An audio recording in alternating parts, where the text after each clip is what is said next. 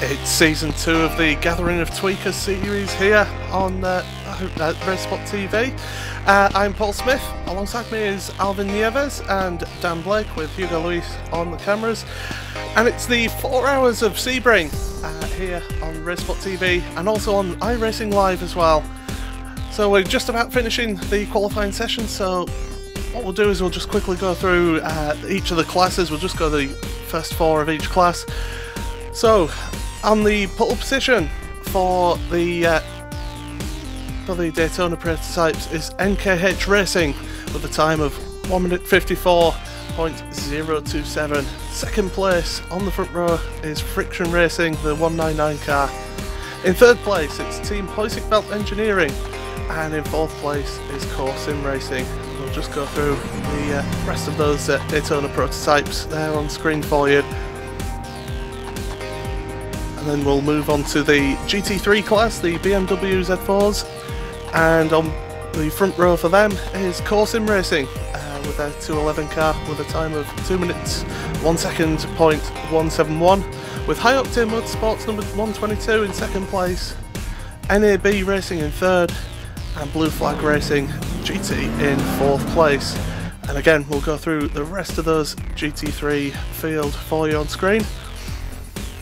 And we have one more class as well started on the grid here. It's the GTS, the Roof C-Spec cars, and on pole position for them is Baguette Racing with a time of 2 minutes 6.213. Second is Sim Racing GTC. Third is the Orange Devils, and in fourth place for them is Torque Freak Racing. And this is the rest of your field. So 41 car grid, and everyone's finished qualifying. And well, as I said before, we've got Alan Nieves and Dan Blake alongside me, and we'll just come to you first of all, Dan. It looks to be a promising race, and it's going to be interesting to see how these Daytona prototypes go through this race. Yeah, very interesting. Well, hello everybody. We see in qualifying the first 12 Daytona prototypes separated by just a second, so very, very close. And then a similar story as well when you go down to the GT3 and also the GTC class, maybe a little bit more spread out, but those top 2 classes, I think we're going to see some fierce, frenetic racing in this 4-hour race. And Alvin, endurance racing, it's always tough, it's always fast and frenetic at the start, but you have to make sure that you get through this first period of the race to be able to just settle down and go on and compete for this race win. Yeah, first of all, good morning, good evening, good afternoon to everyone that's watching us today. Yes, one of the most important aspects of endurance racing is just remembering that the race is not won on the first turn or lap. However, it can be lost in the first turn or lap, so it's very important for every single driver and team to remember that they should be taking it easy and think long term, as this is a 4-hour race. Absolutely, and pit strategy is going to be crucial as well in a race like this. And Dan, you've done many endurance races. How do you work out the pit strategy? Trying to find the optimal, I think it's really trying to find the optimal strategy. Some may, and also fuel conservation, some drivers are better at it than others, and I think really you'll have to, strategy is something that evolves throughout the race. You can't really go in with a set strategy, because obviously it's been endurance racing 4 hours. A lot of things can happen which maybe you're not expecting, a bit of unpredictability, so I think pretty much they'll have a set plan maybe that they think about, but basically they'll be doing it on the fly. So as the cars now just starting on their warm-up lap, just to get some temperature into the tyres and into the brakes, and get a feel for this track after practice and qualifying. And Sebring, it's a classic endurance track, and one that the drivers do enjoy, don't they, Alvin? Yeah, it's, I think, one of the premier endurance racetracks all over the world. Tough track as well, as well, it's pretty much based on an airfield, and one thing that drivers will be battling throughout the whole race is the bumps. There are so many bumps in this track, especially going into the corners right in the middle of the racetrack, that they're gonna be careful when coming back on the throttle, as just these bumps can upset cars, and yeah, they will be having a hard time today.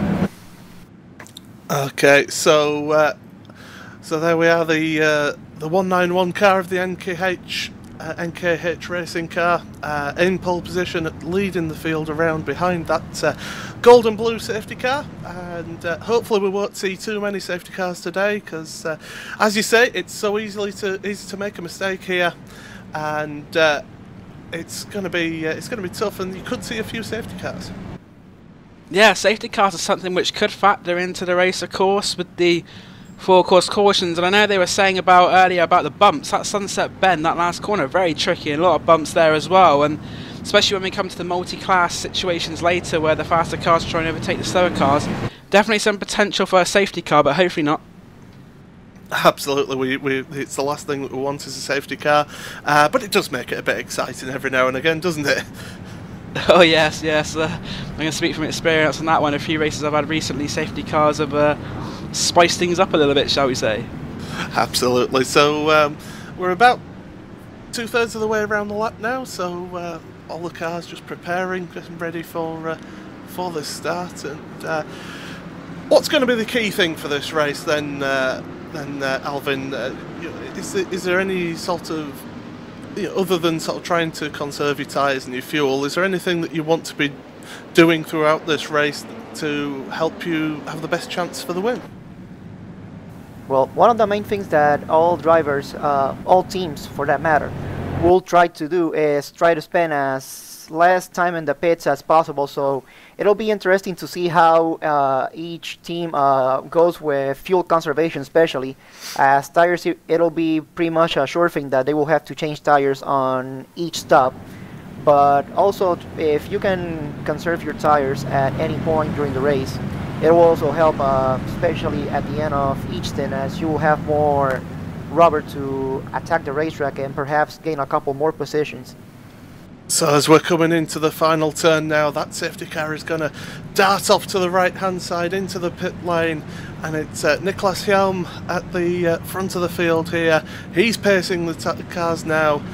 It'll be him who decides when they make the start as they come along, and he's made the break for it already as we go green here at Sebring for 4 hours here on RaceSpot and iRacingLive, and it's been a brilliant start from NKH Racing down into the first corner. Are we going to get any incidents coming into there?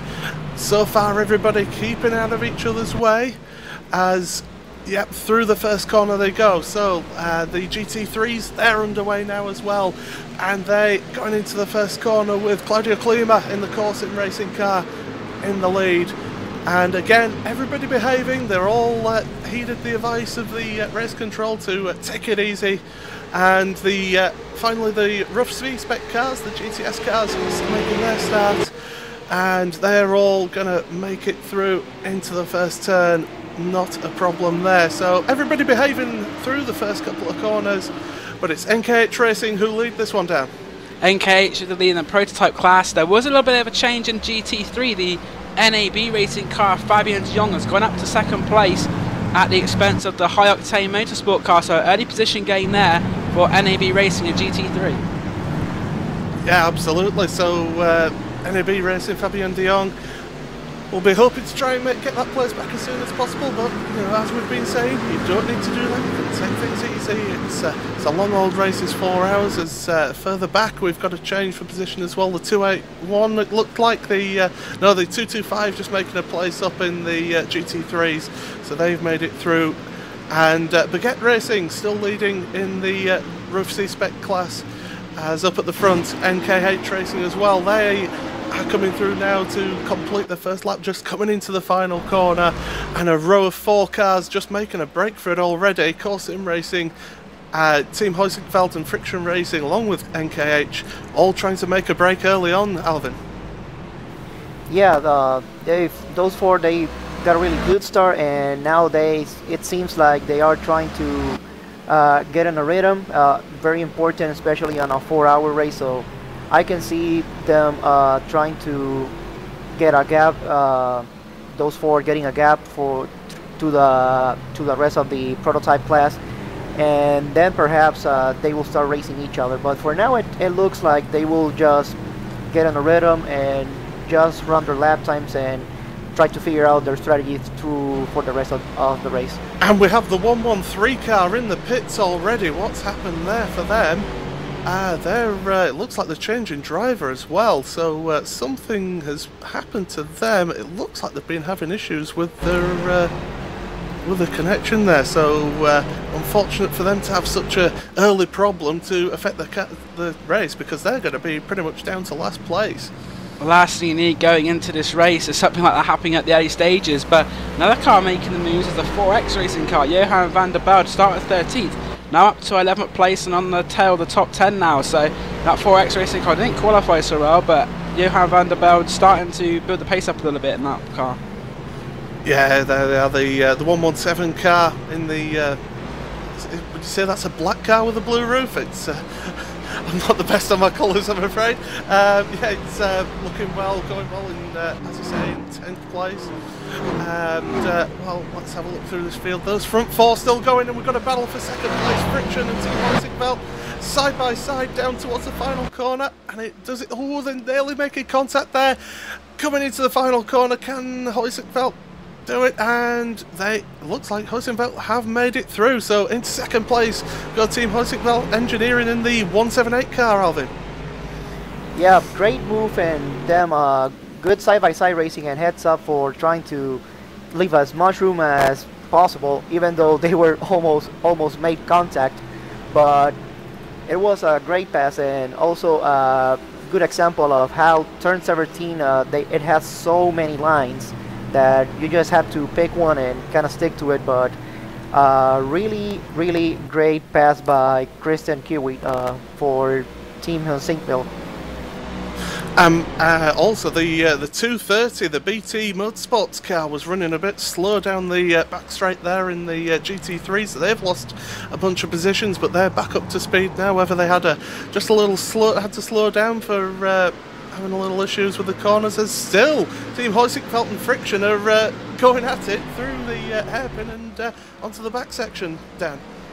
Yeah, it's a very good battle at the start of the race, and Friction trying to get down the inside but not quite getting able to make it stick, and these two drivers have to be a bit mindful at the early stages, and Friction car got a bit sideways there, well held onto by the car of Dean Prescott. The back end seemed to come out there a little bit. He lost him some time controlling it, but more importantly, no incident, he's still in the race. Yeah, absolutely. He's still on the track, he's still running, that's the main thing for him. As we look further down as well, the Core Sim Racing GTC, the 311 car, has got a whole host of queue of cars, of 5 cars there in the rough C-Spec, and they're all battling away for second place in class, as the Baguette Racing have made a glorious start to this race, already up about 4 seconds on the second place rough car. Yeah, Evan Maliar doing a fantastic job in the first few laps here. Evan, a very well-known endurance racer, very quick, and he's showing here they're immediately putting that bolt down, putting the hammer down, and trying to establish a bit of a gap, and he's doing very well because the cars behind, as you say, Paul, are battling hammer and tongue, it looks like, behind. At the front, NKH Racing have, because of that battle in between Friction and Team RaceSpotTV, they've pulled out another second on them, so it's a 2.1 second lead now at the front, as everything is just calming down. Legends Racing and Hawk Sim Racing battling over 4th place overall in this race. As you said earlier, 4X Racing now up to 9th place. They've made a really good go of it at the start, as they're all battling away over that 9th place with Pros Racing Sport and Core Sim Racing P. And in the GT3s, you've got the Core Sim Racing GT3 car of Claudio Klima leading that class. NAB Racing in second, with Madcap Racing Team in third. And, well, it's all just action all the way through the field here, Alvin. It's such a great start, and we've got enough of 3 hours 53 to go yet. Yeah, absolutely. Most of the teams, even though it's an endurance race, they're also realizing that with 7 minutes down, it's also time from time to time that whenever you can pick your spots, you try to go for them, and if you can overtake, then do it, as you never know what could happen later in the race. as we've got just happened a moment ago. David Soranzo lost a couple of places at the hairpin, just outbraked himself by the looks of things, and yeah, as we say, lost a couple of places there, so they've moved down now behind the Core Sim Racing, and the FRT Hawkers are there as well with them. So as lost control behind, who was that? That was also there was Brandon in the Blackadder Motorsport GoT 166 car, lost control of the car down the next straight. So all action going on at the start of this race, but everyone's still up and running, no retirements yet, so that's good to see.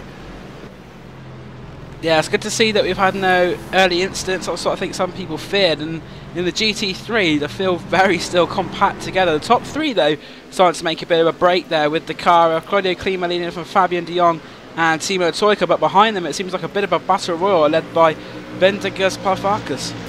I'm glad you said that, Dan. As High Octane Motorsport, the 1-2-2 car in 4th place. As you say, the Blue Flag Racing with Patrick Fleece behind them, and Blackadder Motorsport in the 5th or 6th place, sorry, in the GT3s. And as you say, it's all pretty close between those cars, and it's hard to tell where to look on this field, to be honest with you, Alvin. It's just neck and neck all the way through, as 4th place Legends Racing, the 109 car, battling it out with Hawk Sim Racing. Yeah, since it's early in the race, and pretty much, of course, when you start, everybody is backed up. You will see lots of racing for position early in the race. Now, it'll be interesting in a couple more laps, because these first lap is what I call the calm before the storm, because everyone can race each other for position, but once those prototypes start catching the C-specs, then we will see the patience of all teams in play, as you will have everyone trying to pass lower cars and respect each other, and that's when things start getting really dicey. And the 267 car, Dan, what has anything happened with them?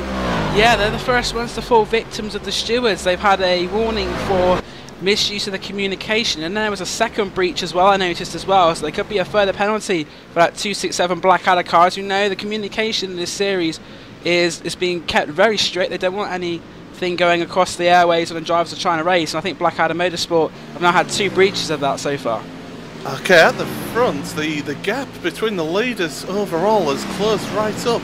Team Heusinkveld really got on the money and have closed up. They're only 6/10 of a second behind over the line. So did anything happen with the leaders, NKH, on the last lap? Because they were a good second slower than Christian Kivit in the Heusinkveld engineering car, Dan. I think it's the case of the Heusinkveld car going quicker. Now I start to come across GTC traffic. The first car to be lapped is going to be Steve Claes in the Orange Devils car. That's the Dutch team, and Nicholas Ham going to try and go down the inside, but he's lost a little bit more time there, and Huskenveld are going to get past at an opportune place there, so they might actually be able to challenge going into Sunset Bend if they can keep this up. Yeah, it's absolutely just close neck and neck stuff between these two. As now down towards the back straight, it's a prime location to overtake into the final corner, because you get a good draft through there, and as they come out there now, just Heusinkveld running a little bit wide though, but NKH feeling the need to try and break the toe of the 178 car, as down into the final corner, just got enough of a gap between them, have any worries, and takes his normal line, does the race leader. But it really is quite a close race, and as you were saying, Dan, there is live stewarding here in this series. So any issues, then people will get penalties during the race for breach of regulations.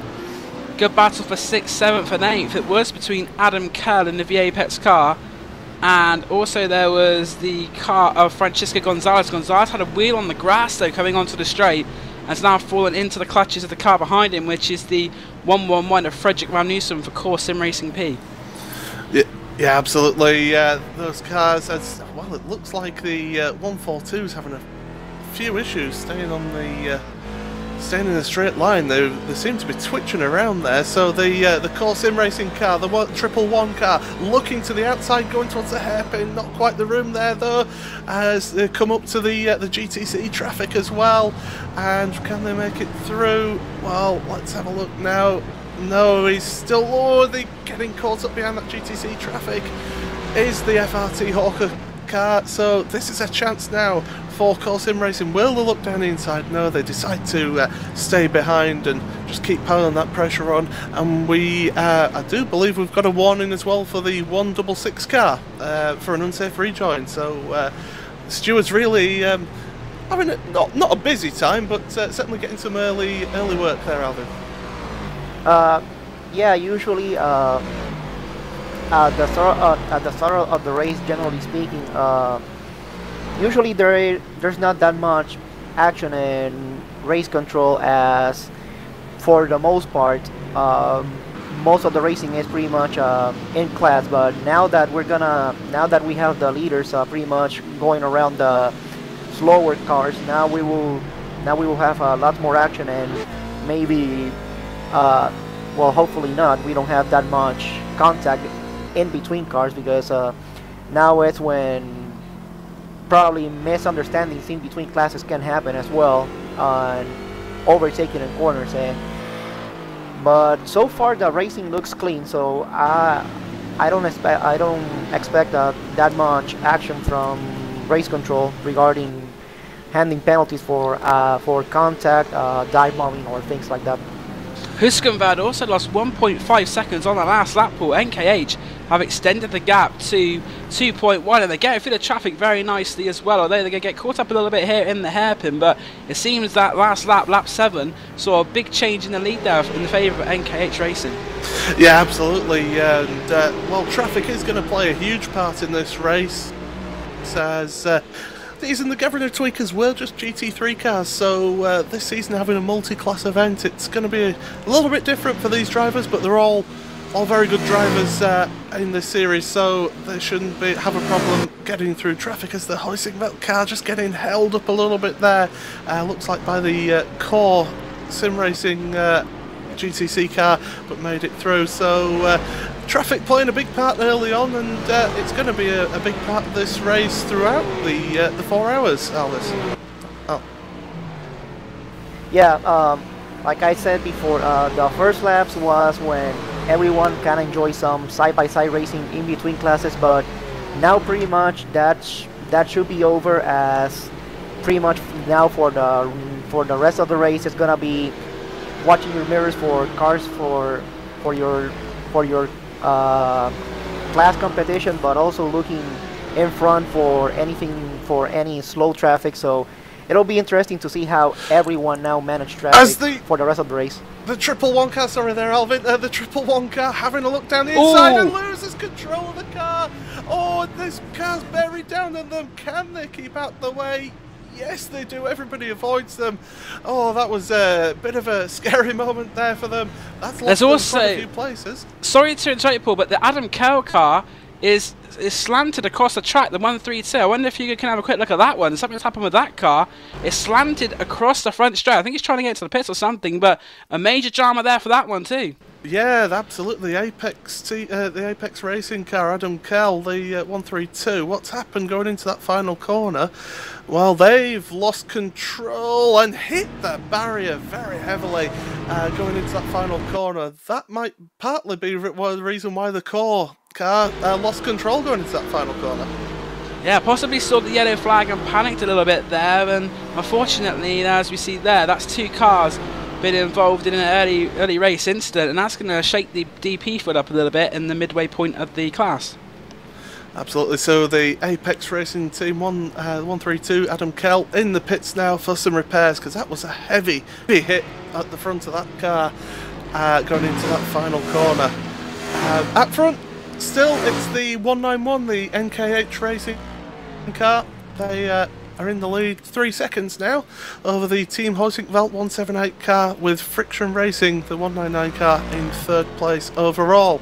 Let's have a look at the GT3 class, because the 211, the Corsim Racing BMW, is in 1st place in class for them, with a nice 3.5 second lead over the NAB racing car of the 208. 3rd place, Madcape Racing, sorry. They're not too far behind them. In fact, they're less than a second between these two. The battle for 2nd place in GT3, with High Octane in 4th place in class, Blue Flag Racing in 5th in class. And in your GTCs, it's still Baguette Racing with the comfortable lead over the Corsim Racing GTC car.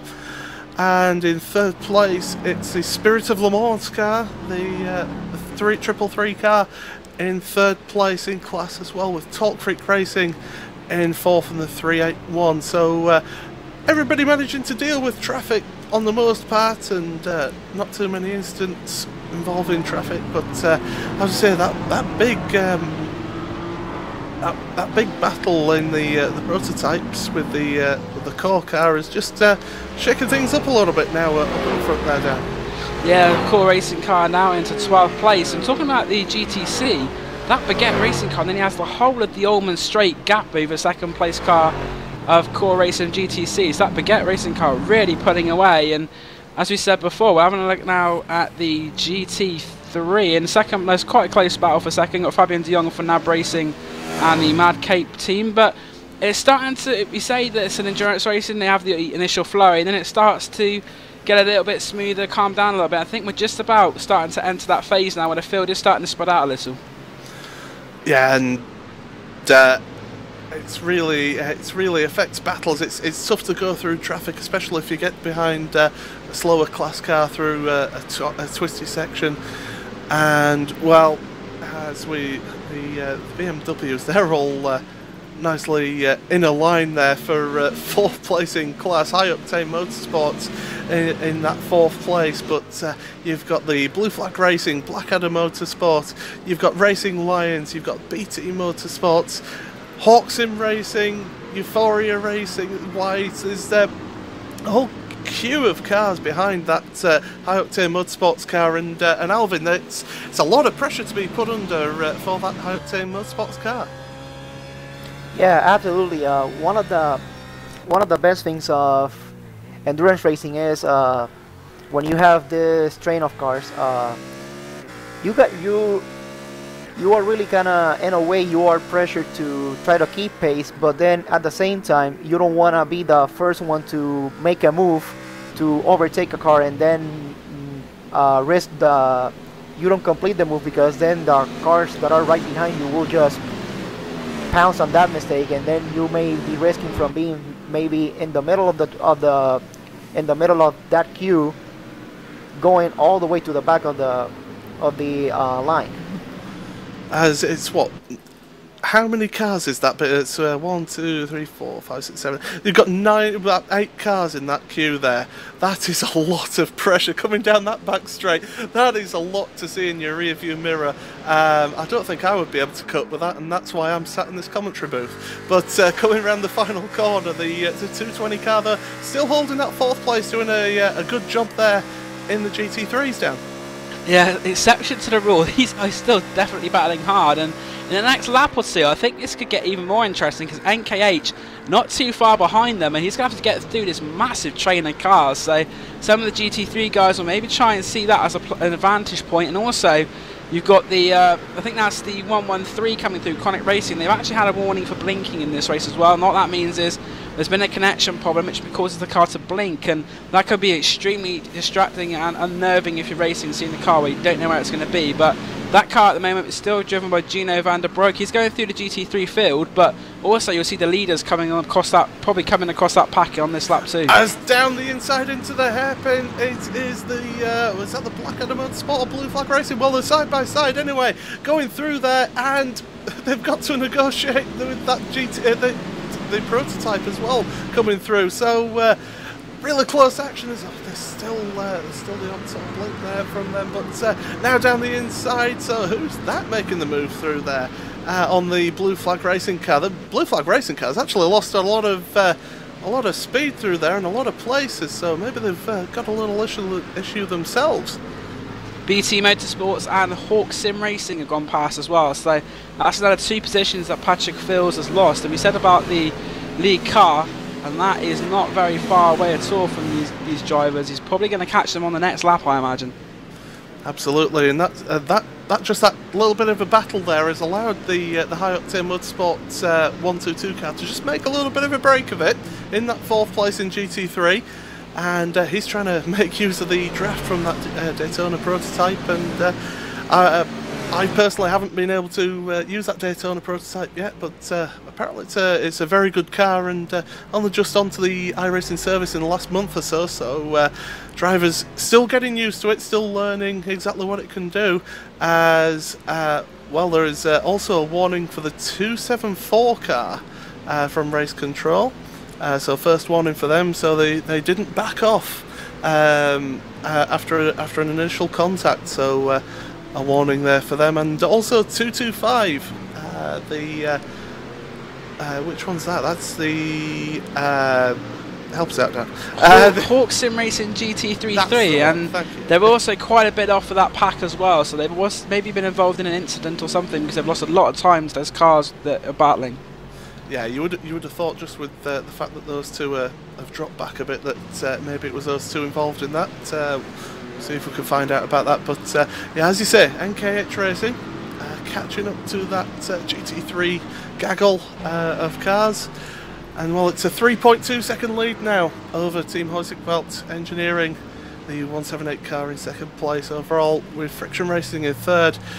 These Daytona prototypes have pretty much settled down now into a rhythm. You've still got a battle though between Blue Flag Racing, the 155, the 4X Racing 117, and the FRT Hawkers, the 140 car. Those 3 are still pretty close together, so not everyone's settled down yet. These Daytona prototypes still battling away for 8th place. Yeah, that FRT Hawkers car of Danny Parfeld trying to find a way past the 4X car of Johan van der Belde, and not quite close enough, but a good little 3-car battle we got there going on between those 3 cars, and I think now the leader is coming up on that traffic. Yeah, and just an interesting point, the 4X Racing car, they started 13th in this race, already made up 5 places, so a very good action there from there at the start. But yeah, as you said, the leader now catching up to the GT3 back markers. Will this affect I see some smoke there, and there's a car that has lost out quite majorly there. And who's that's lost the time? I think it's the BT Motorsports Marco Buhin coming through Sunset. I saw the smoke, and that would cause him to lose a lot of positions. Now down to 26th overall, and that is let's see where that is in class. He's now outside of the top 10. Yeah, so there was an incident ahead of that in that traffic. It was the BT Motorsports car. Just what happened there? Let's have a look into that final corner. I think there was a little bit of contact, and that was with the Hawk Sim Racing, the 223 car. So yeah, I went through the whole thing, and it looks like Spot's just losing out a little bit there. Alvin, have you seen that? And both trying racing hard going into the last corner, and it could be a case of the inside cars getting one of the many bumps going into that turn and upsetting the car, and perhaps that's where the contact happened. Yeah, so unfortunately for the BT Motorsports car, they've dropped down the field a bit, 26th overall at the moment, and well, as we say, the NKH car is the overall BT Motorsports car. So now having to make their way through this GT3 pack, and without leader is catching up to the BT Motorsports car. So now having to make their way through this GT3 pack, and with these GT3 cars, it'll be a lot more difficult to get through this pack, Dan, than the rough C-Spec cars, won't it? It'll be a little bit more difficult, but I think he's caught them at the right place coming down the Tracy Ullman Straight. He's going to have at least 2 of them.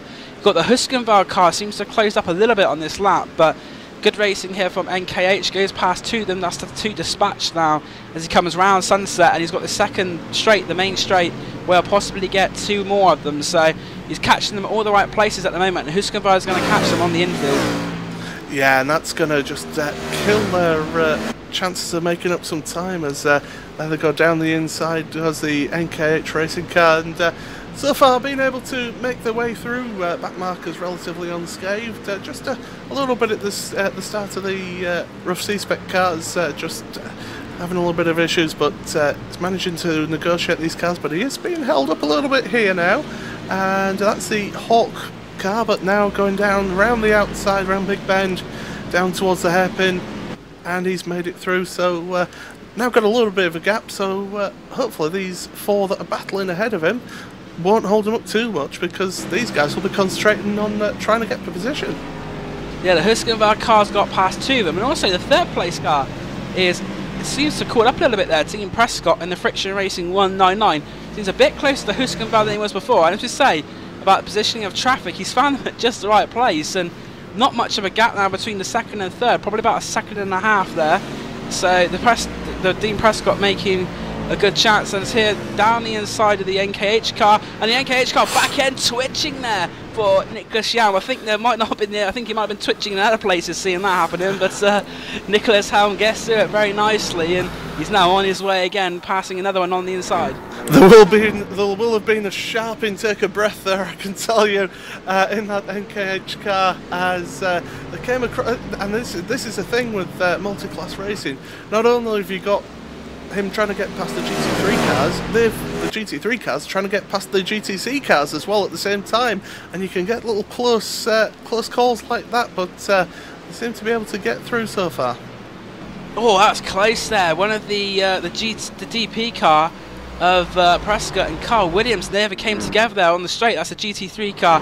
As you say, we've got the 3 classes intertwining together for the first of probably many times, and it's going to be very interesting to see what happens when these 3 classes get together. And there's a car in the pit lane as well, I noticed. That is Gino van der Broek of Avid Chronic Racing. So unfortunately their early problems don't seem to have ended yet. Yeah, it's really unfortunate for them that they're having to pit again, and well, there's no driver change or anything like that, and it was whether it was a stop-go or anything, we haven't had anything from race control about any penalties for them, so as they come back onto the track now. But yeah, it's an interesting dynamic to be able to have these 3 classes, and now they're mixing. We're at this point in the race where they're all mixing, so you as the leader may be coming up to the back of a GT3 car, and you don't realise, because you can't see them, that there's a GTC car right in front of them, and it could end up, if you're not careful, you could end up in disaster, Alvin. Yeah, now is the time that usually the first pass through slower traffic is, in part it's easy, and in part it's hard, because it's only one class that you have to deal with, but they're also still close to each other, battling for position, so you also have to respect those battles. But now you have all classes mixed together, so you as the lead driver have to figure out 2 closing speeds, and it could be hard because you really have to trust the slower traffic in front of you, that they will pick a line and stick to it, and also hope that they don't lose their car while you try to overtake them. So now is when we see the patience of the lead cars pay off. As we've got a fantastic battle here between 3 of the Daytona prototypes. Pros Racing Sport in that 10th place, as they've just run a little bit wide into that corner now before we go onto the back straight. They've got Corsim Racing, the 111, has made it through past them already. You've got Blackadder Motorsport there as well with them, so battle there for 10th, 11th place, and I've just noticed on the 111, the Corsim Racing car, they've got a little bit of damage on the front of that car. Maybe it's from that spin that they had a little bit earlier, as Blackadder Motorsport's looking around the outside, trying to make it past that Pros Racing Sport car, but still 11th place is being held on as looking now towards the inside. Will they have a look? No, they stay behind Blackadder Motorsports. That 166 car staying behind, keeping that place for the time being. And you've not really got any passing places around this little bit of a twisty part. Your next chance is really into the hairpin, isn't it, Dan? Yeah, if you're very, very brave and have cooperation, maybe going through that big bend you could, but as you've seen now, we've got also behind them the recovering Adam Kell, who pitted earlier following that incident. But the Blackadder car, if it was a shorter race, I think he may have gone down the inside there. He's forced a mistake already. So good driving there from the Blackadder car. Brandon Greska has forced David Soranzo to make a mistake. And I think that's the first one he's made either in this stint. I think there's one earlier on as well. So Soranzo, yeah, exactly. So it's not the best of times. And we'll have a look at that now on the replay, Paul. Yeah, David Soranzo just going a little bit late on the brakes and just losing it. Of course, we've got the dynamic tracks here in iRacing, and as soon as you go offline, maybe not so much at this part of the race, but later on, there's all the marbles collect off the racing line, so that will affect your grip for the next sort of half a lap. But yeah, the 176 Pros racing sport car still keeping going though, so they've managed to keep it in the race, keep it out of any walls. Also, the battle for third and fourth. It looks like Hawk Sim Racing and this lap a little bit faster than the Friction Racing car in front of them. The gate was a 156.9 for Hawk, and the car in front was a 158.7. So definitely, that's nearly 2 seconds they've caught there on the car in front of them. So the battle for the final place on the podium to Friction and Hawk starting to heat up a little bit, but I imagine it's traffic, and we'll see that through the race gaps ebbing and flowing due to where cars catch that traffic. Also for P8 overall, the 4X Racing, they're still battling away with the Blue Flag Racing Proto, and also the FRT Hawkers. That's 3 cars together battling it over for 7th place, and they're stuck behind a bit of GT3 traffic, and this could give 4X Racing an opportunity down into the hairpin as they're going now through Big Bend. There's 3 of them together. They're trying to make it past these GT3s. Will they make it past the second one before the hairpin? I don't think they will, so they'll have to just cut in behind, and well, that GT3 car just getting out of the way there, but that's affected the FRT car because they've had to just drop back a little bit, and that allows Core Sim Racing to close up to them as well. So real close battle in between these Daytona prototypes a little bit further down in 7th, 8th and 9th. Yeah, great battle at the bottom end of the top 10. As I said before, 4X Racing made a really good start. Started 13th, now up into 8th place. You've got Johan van der Bellen in that car, and also we have Liam Quinn, who will be stepping into that one later as well. So 4X currently in P8, but they've got a chance to get 7th. He's going to try to go around the outside of that GT3 car, and that was a bit brave, but he's made it work. I don't think the GT3 car saw them to start with, so but managing to get through, a good cooperation between the classes. And well, they're just getting caught up behind that GTC car there, the 4X Racing, the 117, but now onto the straight, able to get past, and well, they're just going to have to make up a bit of the time that they've lost there, because they must have lost about a half second, maybe a second, on the Blue Flag Racing car. Yeah, I've got a couple more warnings that come through as well from Race Control. We have the number 222 car, which is Euphoria Racing White Racing in GT3. They've got a warning for moving over in the brake zone, lap 14, turn 7. And also, we have a dive bombing warning, our first one of the race, for number 178, and that is the car Huskenveld Engineering. So Huskenveld have a warning there for dive bombing. That's lap 14, turn 16. So the first one of our leaders to pick up a strike with the officials. Yeah, and that could be crucial. You know, as the race goes on, you don't want to be picking up too many warnings, because you could end up with a penalty that possibly costs you a race win or even a podium.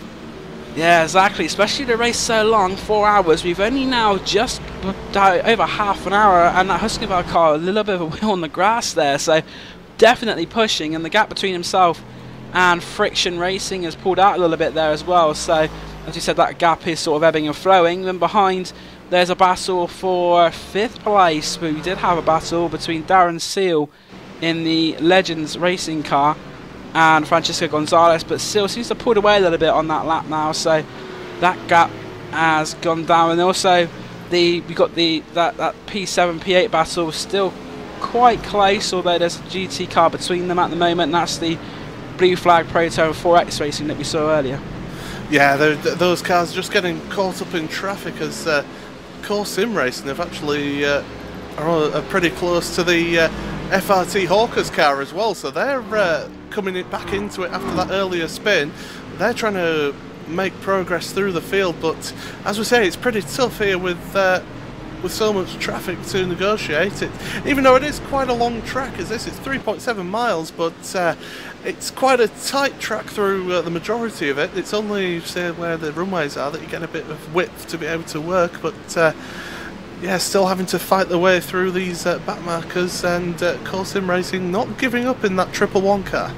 It's also a very busy track as well. We've currently got 40 cars circulating. We've got the 41, in fact, the Apex are back out now, the Adam Kell car, and they're going 3 wide in front of Adam Kell. That's extraordinary. They're all going to make it 3, but that's the sort of racing we're having. But speaking of racing, that Baguette racing car in the GTC class is romping away from the rest of the field. A massive gap back to the Core Sim Racing car. So Evan Malia put in an absolutely fantastic stint there in that eBay Baguette racing car, and that's in the GTC leading car.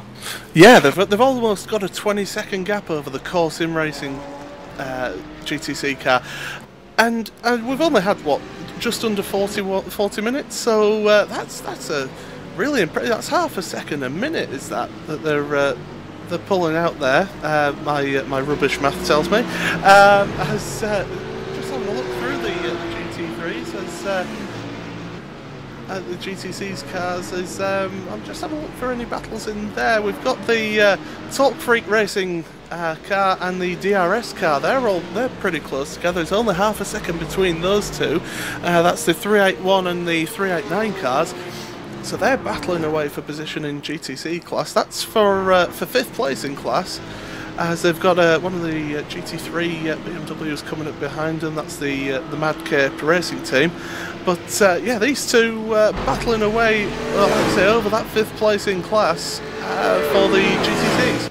Yeah, not so many GTC as the other class, but there's still some battling on, and that is, we see some cones scattering as they go onto that back straight. I think that's going to be a common theme, these cones going like Skittles. But the GTC battle, as we see DRS Racing go at that Mad Cape one through on the outside here, just so he doesn't want to try and lose as little time as possible to the car he's battling, which is the Talk Freak Racing car.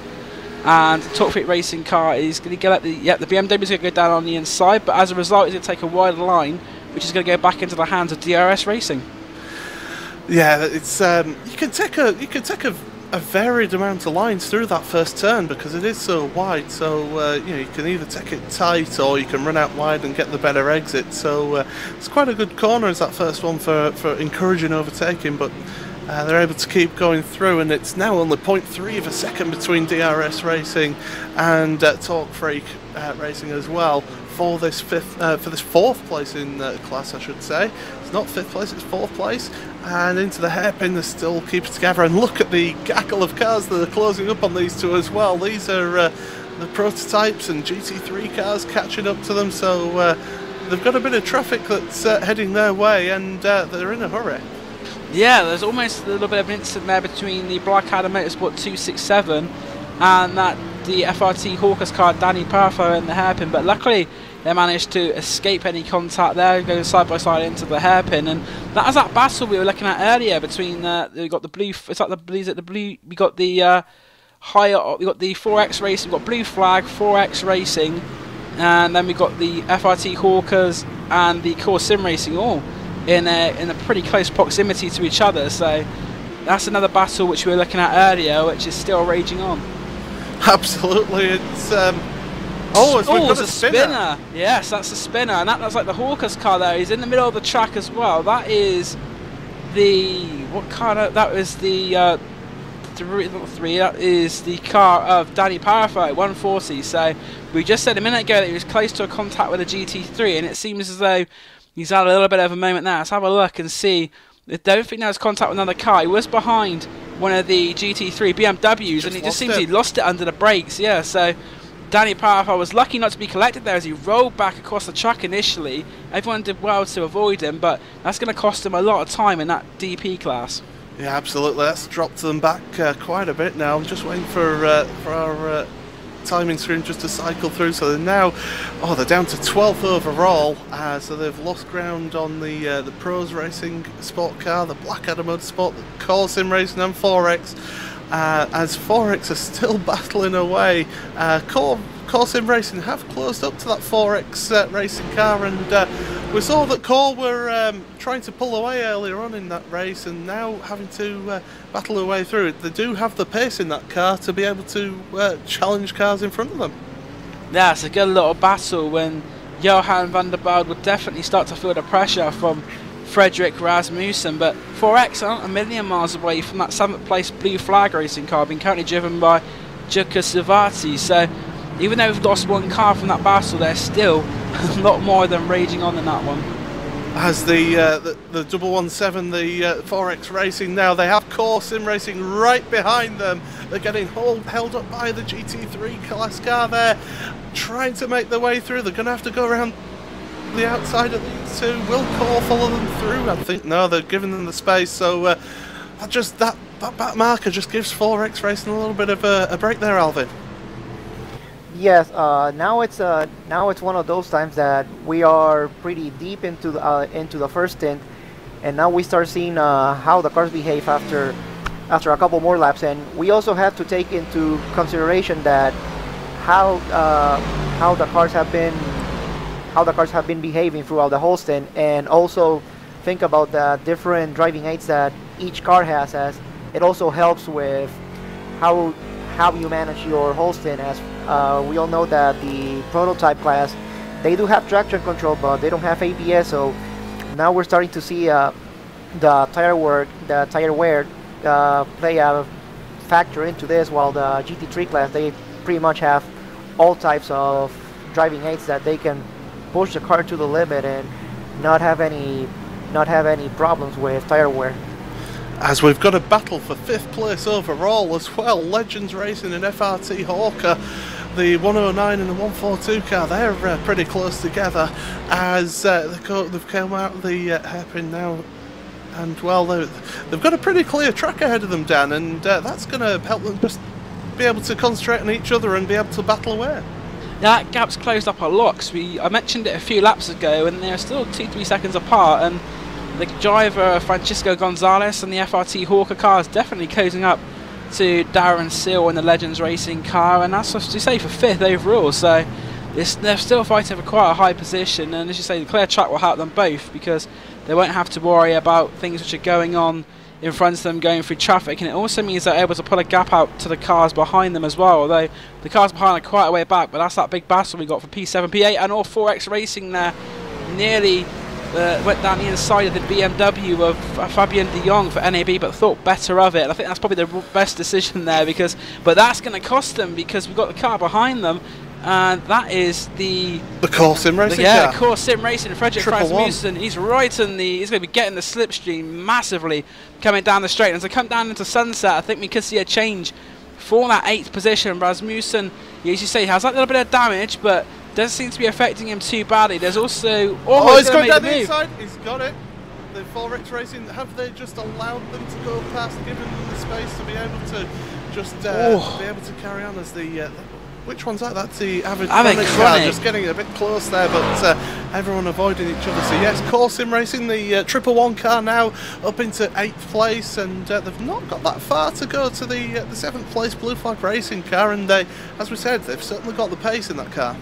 It looks like Rasmussen's catching up quite quickly already to Savati, but that was a move which Rasmussen had been planning for a few laps. I think now just picking his opportunity. The 4X car was going to make a move down inside of BMW, was hesitant. I think that's what has actually cost him that position in the end, a bit of hesitancy, but then looking at it on the other side, a bit of hesitancy and losing one position is better than having a moment and losing a lot more positions. So 4X currently down to 9th, but Rasmussen is definitely catching up on the car in front of him at a rapid rate of knots. And this battle for 5th overall as well, this is very intense still. There's only about 0.2 of a second between them. You can see the gap on your screen in front of you. That is how close the racing is between these two. They've had a clear track for the last couple of laps, and they're able to just go at it and try and battle each other. and it's a case of the FRT Hawker car is just lining them up. They're just biding the time, making sure that when they do that move that they get to keep that place. Yeah, the Legends Racing car there goes a little bit defensively, but as you see there, the Hawker's car will get a slipstream, but I don't think at the moment he's not making any, I say, rash moves at the moment. He's not really I don't think he's shown a nose yet to Darren Seal in the Legends Racing car. I think he's quite content at this early stage in the race to stick behind him if he's running a reasonable pace. We still have about 3¼ hours left of this race to go. There's plenty of time to make that move, but you might hear me saying that. I think he needs to make it now. Absolutely. Well, you'd think if he's got the pace over the car in front that he'd want to get ahead and just try and build a gap, and so when it comes to the pit stops that they're able to have that place come the end of the pit stops, because that 109 Legends Racing car might be a little, you know, they might have brimmed it, whereas the FRT Hawker car may be either a little bit lighter or maybe using a little bit more fuel. So a pit strategy, as we said earlier, it can play a massive part in this race, and this is where this FRT Hawker car seems to be faster. It's through the twistier stuff. They're able to keep behind you, even though these cars do depend on the aerodynamics quite a bit. That FRT Hawker car is able to keep right behind the Legends Racing car and to keep in that slipstream. Can they make a move? Well, we'll have to wait and see. The gap at the front is extended. NKH have got a 6-second lead now over Huskenveld, so that's slowly dragging out, and the Friction Racing car is closer now to Huskenveld than Huskenveld is to NKH. That gap was just under 3 seconds at the line, so when they come across to complete the next lap, it'll be interesting to see if that one's come down a little bit. There is a GTC car between them, but it looks like for the top three at least, the lead battle now 5.1 seconds, so NKH had a bit of a slow lap there. I saw them going through traffic. That was a 1:58.0, whilst the Huskenveld car 57.2 and Friction Racing a 56.5. So Friction Racing currently the fastest of the three leaders. Yeah, you know how I said that the FRT car was faster through the tight and twisty stuff? Yeah, they just lost out about ½ a second in that lap through the twisty section, so what shows what I know about racing. But it's still 0.6 of a second between those two for 5th place overall. But yeah, that's interesting. Friction Racing slowly making the way towards Heusinkveld, as again the 178 car being held up, just catching traffic at the wrong time. It just seems to be that Heusinkveld engineering car seems to be catching traffic at the most inopportune times possible. Yeah, at the moment, I think it's got a very long race. It could even itself out. The GT3 battle, Core Sim Racing are not too far in front of the NAB Racing car, but so the battle between first and second in that class. The 241. Oh, the 241 is having a look around the outside. That's the Racing Lions car looking around the outside of High Octane Mud Spot into the final corner. That's for P4 in GT3, and right behind them you've got, again, it's a 4-car battle. Blackadder Motorsports are in there with the 267 and the Hawk Sim Racing 223 car in the back of that pack. Will they can just sit back and just watch each other, those cars in front, just battle away, as well as we've got a spinner, and it's a 140 car, the FRT Hawkers. Not their first rotation either. We saw the one earlier on, and it looks like they've now had a second spin. And that GT3 battle we're talking about, that's the one which had about 8 or 9 cars at the beginning. It seems to split off now into 2 groups, but High Octane Motorsport are doing very well. They've been under pressure since the green flag. I could tell you now that the 140 has got a very slight bit of damage on the front of that car, as we have the leader, the 191 NKH car, into the pits. And all the Daytonas are coming in. So and we've got a driver change as well. I believe Hayden Burns now jumping into that 191 car as well. I didn't expect these prototypes to pit so early, but the FRT Hawker car has actually stayed out, so they now take over the overall lead for this race. FRT going a little bit longer, and there's no change for the team Huskenveld, so they're going to take the lead out of that little group. It's Christian Kuit staying in that car. Dean Prescott also staying in the Friction car, so the NKH car is the only one there who's actually made a driver change, and they come out, I think, just behind Huskenveld. So it's now Huskenveld ahead of NKH, ahead of Friction, but obviously that's not the top 3 in the race, with them not making, some of the cars in front have not made a pit stop, and I think the first car which didn't make a pit stop was the FRT Hawker car. Well, well, I can tell you that the 2 cars in front of the Heusing team, they're 2nd and 3rd overall at the moment. Core Sim Racing have caught right up to that blue flag racing car as they run wide. The 155 car runs wide at the hairpin, not the first prototype to lose it at the, just outbrake themselves at the hairpin. And now we've got Core Sim Racing, they're under pressure from the Heusing car. The Heusing car, you would have thought they'd have taken on tyres at that pit stop, and so they'll have the fresher rubber, so maybe they can just make, either do they hold behind and wait for the core to pit, or do they go for it now? I think that if they can get them on the straight, that's what they'll do. But the Core Racing car there has gone past the blue flag car, because Rasmussen was actually behind Savati last time we checked in with them, but they've obviously made that move, and now I think the Team Huskenveld car is going to possibly, I think he will make that move on the back straight. If he has taken tyres, he's going to have a lot more grip.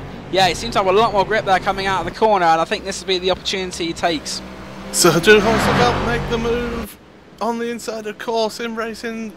You would have thought that Core would have been making a pit stop shortly, as no, they just decide to stay behind, maybe look round the outside and get the cut back, but Core positioning the car on the inside, they're going to head to pit road. So Heusingfeld now effectively, I would say that they're in the lead, because FRT Hawker are in the pit. So yes, the 178 car of Heusingfeld Engineering, they're into the lead, and I can tell you that they actually had a pit stop that was about 5 seconds faster than the 191 car, the NKH racing car. And NKH just been overtaken by Dean Prescott in the Friction Racing car. We said that, oh, a little bit of a lunge there by NKH, got on the brakes at Hayden and Burns there, but Dean Prescott got past there going into turn 1. So Friction Racing, we said that they were making a bit of an impression towards the end of that stint. They've taken 2nd overall, and they're the closest to the leaders that they've been in this entire race.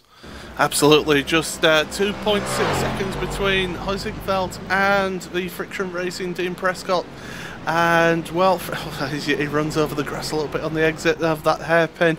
It's easily done there, and it doesn't lose you too much time, but yeah, absolutely, 2nd place for Friction Racing, and they're really putting on a good showing with Dean Prescott, really pushing forward through the field there, Dan. Yeah, Friction Racing, they did start the race in 2nd place on the grid, so Friction Racing had actually lost out a little bit in that opening stint, but pulling it back, as we can see, they're up to 2nd place now on the road, past the NKH. So NKH, there's a bit of a gap back though to the next car, so I think really the top 3 have started to pull away from the rest of the field, well, what will be the top 3 when they cross the line. But Huskenveld have got the lead, and NKH have gone from leading before the pit stops now to be down 3rd place. Absolutely, so your top 3 overall at the moment after those pit stops. You've got the 178 car of Team Heusingfeld Engineering. In 2nd place, it's the 199 car of Friction Racing. In 3rd, the 191 of NKH Racing, with Hayden Burns now at the wheel.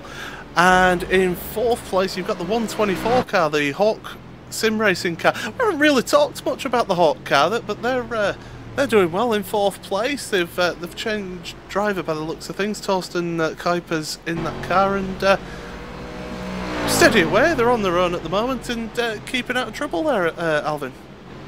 Yeah, they seems like even though they started in 8th position, they've been doing a steady race, and now they're in 4th position, just 16 seconds behind the leader. So we could expect to see them eventually fighting for the lead as things have been going so far, with so many lead changes in the front with pit stops and all the stuff.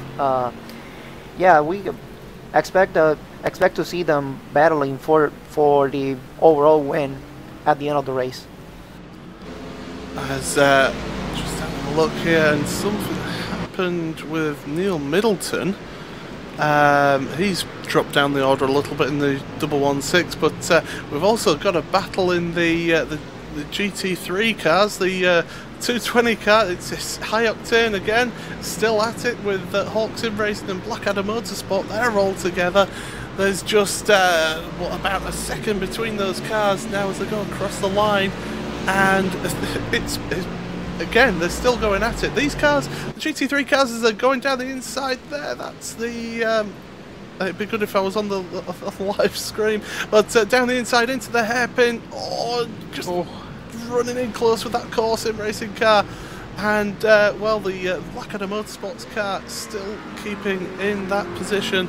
21st overall for Blackadder Motorsports. Also, that core sim racing car being driven by a well-known YouTube personality, Juha Pekalami, who's probably known for Grip TV. He's also done a few races recently in the British Sim Racers touring cars, very quick in those as well. So, Juha Pekalami and out on that core sim racing P car, taking over the 8th place car.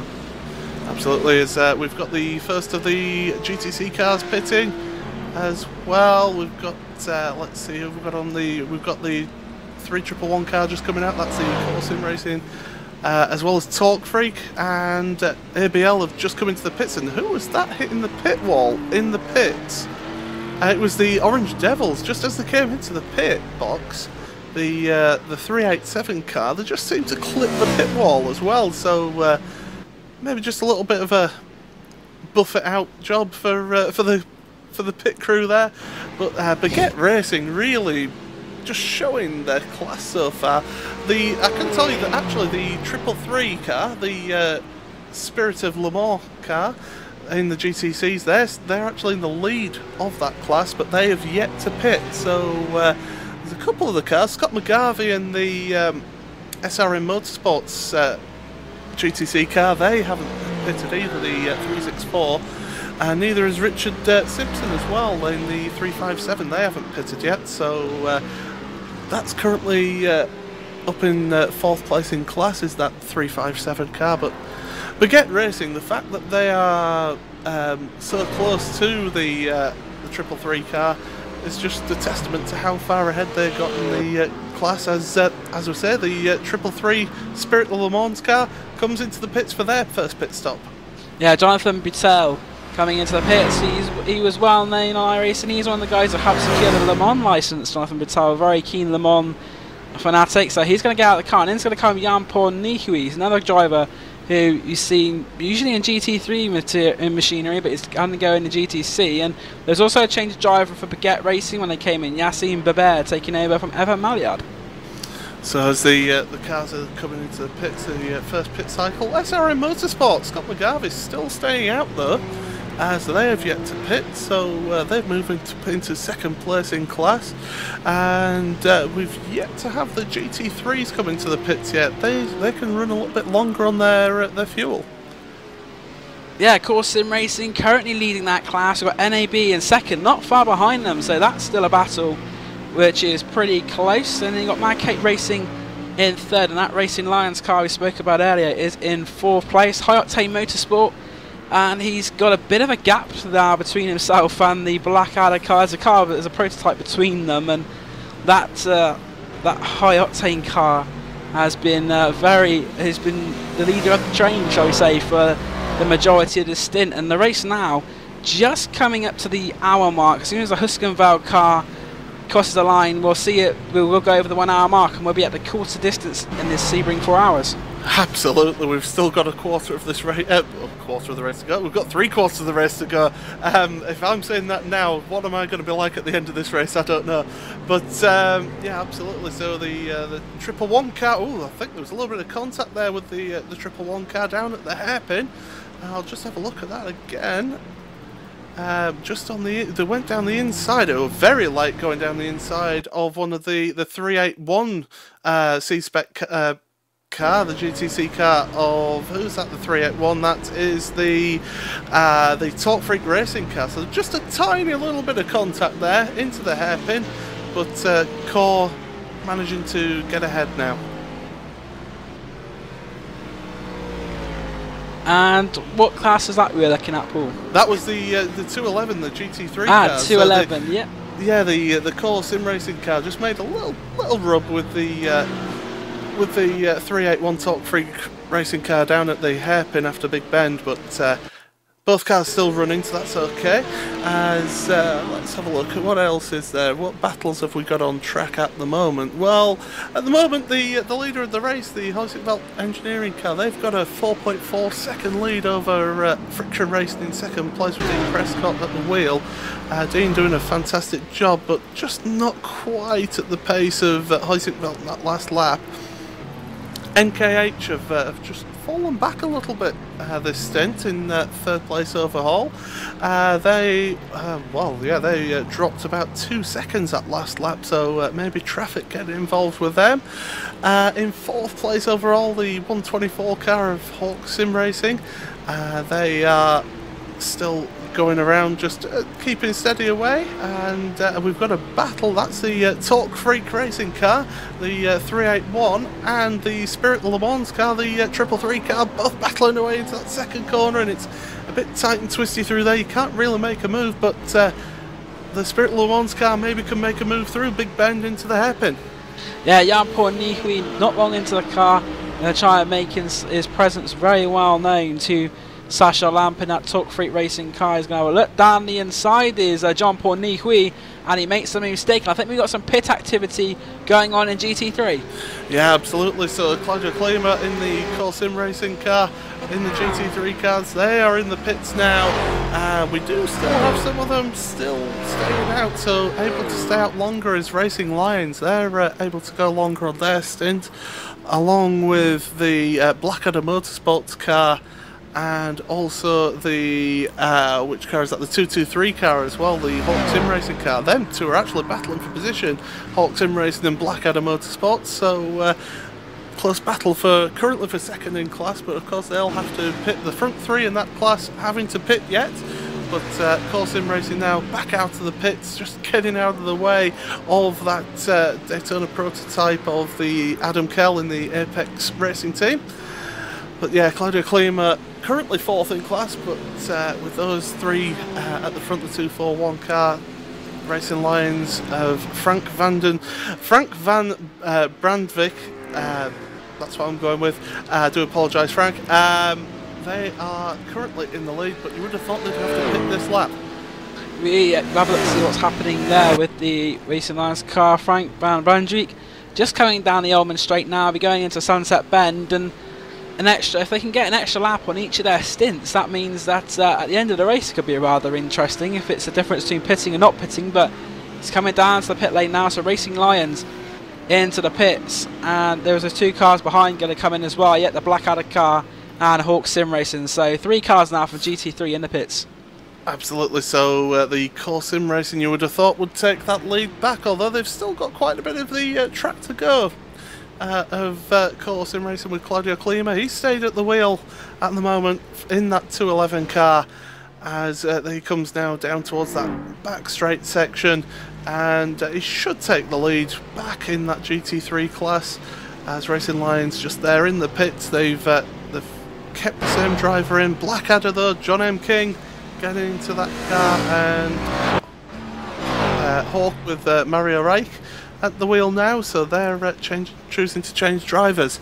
As now into the final corner comes Claudio Klima in the core car. Can he come out in the lead? That Racing Lions car still in the pits, so you would think that the 211 of Core Sim Racing will take that GT3 lead back. Yeah, I also noticed that Core pulled out a little bit to NAB Racing. They were a lot closer than this before the pit sequence. There wasn't much between them at all, and it seems as if Core maybe pulled out a couple of seconds there over the pit sequence.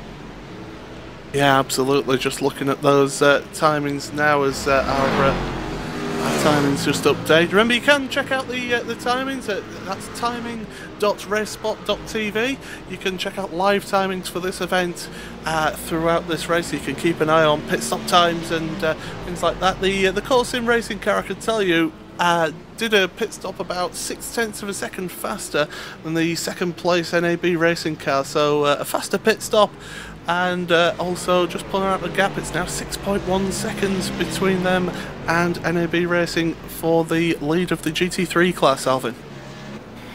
Yeah, now that pretty much the pit cycle for every class is done, now we can see the different strategies that each team is getting. The most interesting pit strategy, I'll say, is in the GT3 class, because the BMW C4s have so many adjustments in terms of fuel consumption that it's a good thing to see how each team manage their fuel consumption, either by they can either lift up the throttle earlier, or they can just adjust the fuel mixture in the car, and that may give you a lap or two more over the competition. But you also have to take into consideration the less fuel you use, the slower you go. So it's kind of like a cat and mouse game into determining how much fuel you want to use or conserve. Absolutely. The 288 car, Torrent Motorsports, in what position is that? 23rd overall. They're battling away with the Blue Flag Racing 255 car in the GT3 class, and we have got a warning for the 241 car. That's the Racing Lions car, for just talking over the public communication system. So actually, race control not having too much to do so far, Dan. No, I think that's something they are keen to eradicate, is the public talking, and it's just not the first time we've seen a penalty for that today, or a warning at least, shall I say. So Racing Lions are the next victims, and I think all the other teams now have to just be careful with to check what channels they're on before they press that button, because as we know, iRacing has different channels. You've got the team spectators, you've got the all teams, and they're very keen to keep the all teams one clear of any drivers going on there. 4X Racing and also Pros Racing battling for that position, 10th place overall, going into the first corner. Pros Racing going down the inside of 4X Racing, so 4X Racing just losing that position to the Pros Racing team, and that's a good clean move down the start finish straight into that first corner. Liam Quinn in the 4X Racing car just having to concede position, but Pros Racing Sports, they now are up into 10th place overall. Yeah, two driver changes there. Got Jason Marshall in for Pros Racing Sport, and the next car isn't too far up the road for them. They got there's a Mad Cape GT3 and then the Yuka Savati. So Savati going to do a second stint in that Blue Flag Racing car. It'll be interesting to see if that Pros Racing Sport car is going to be a little bit quicker than the previous driver in, and see if that can make a bit more of an impression on getting into the top 10. Well, it's already in the top 10, shall I say, further into the top 10. Absolutely. So yeah, these two are actually the last of the cars on the lead lap at the moment. FRT Hawkers just having gone down a lap now on the leaders. So the top 10 still on the lead lap. That's not bad after an hour and 10 minutes. So what we're going to do now is just take a moment to step away from the action, but we'll be right back here on RaceSpotTV and iRacingLive for more of the 4 hours of Sebring.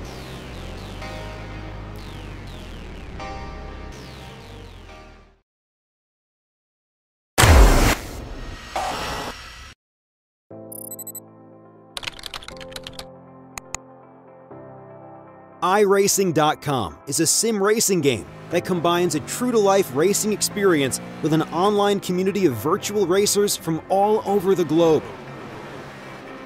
iRacing offers a multitude of officially licensed cars and tracks, laser scanned with millimeter accuracy. Their car models and mechanical systems are based on real-world physics and engineered in cooperation with manufacturers and race teams. iRacing's web-based interface allows members to compare stats and test drive any combination of car and track instantly. Their skill license system ranges from rookie to pro, ensuring members are always pitted against those with similar skill sets. Members are able to sign up for a weekly race series, compete in time trials, host a private race with friends, and participate in racing leagues created and run by the community. With over 60,000 members, iRacing works in partnership with renowned motorsport organizations like SRO Motorsports Group to deliver virtual races based on the real-life Blancpain GT series. iRacing's Blancpain Endurance Series features team racing, giving members the ability to build a team and participate in races ranging from 3 hours to 24 hours. Additional partners include NASCAR, IMSA, V8 Supercars, IndyCar, allowing members to race in their very own 24 hours of Spa, Bathurst 1000, Daytona 500, and many more. iRacing.com, delivering the most authentic racing experience short of getting into a real race car.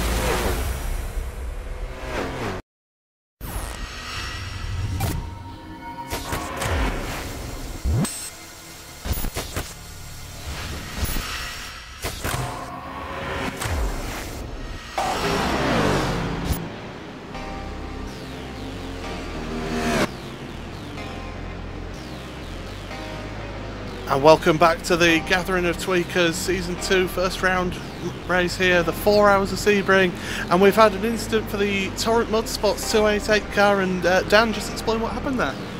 Yeah, it looked like the car of Simon Mallow actually was racing with the car in front of him. I mean, it just seems as if something went a little bit wrong there for him. He sped off to the left hard into the barrier, and that's going to cost him a lot of time in repairs, I fear.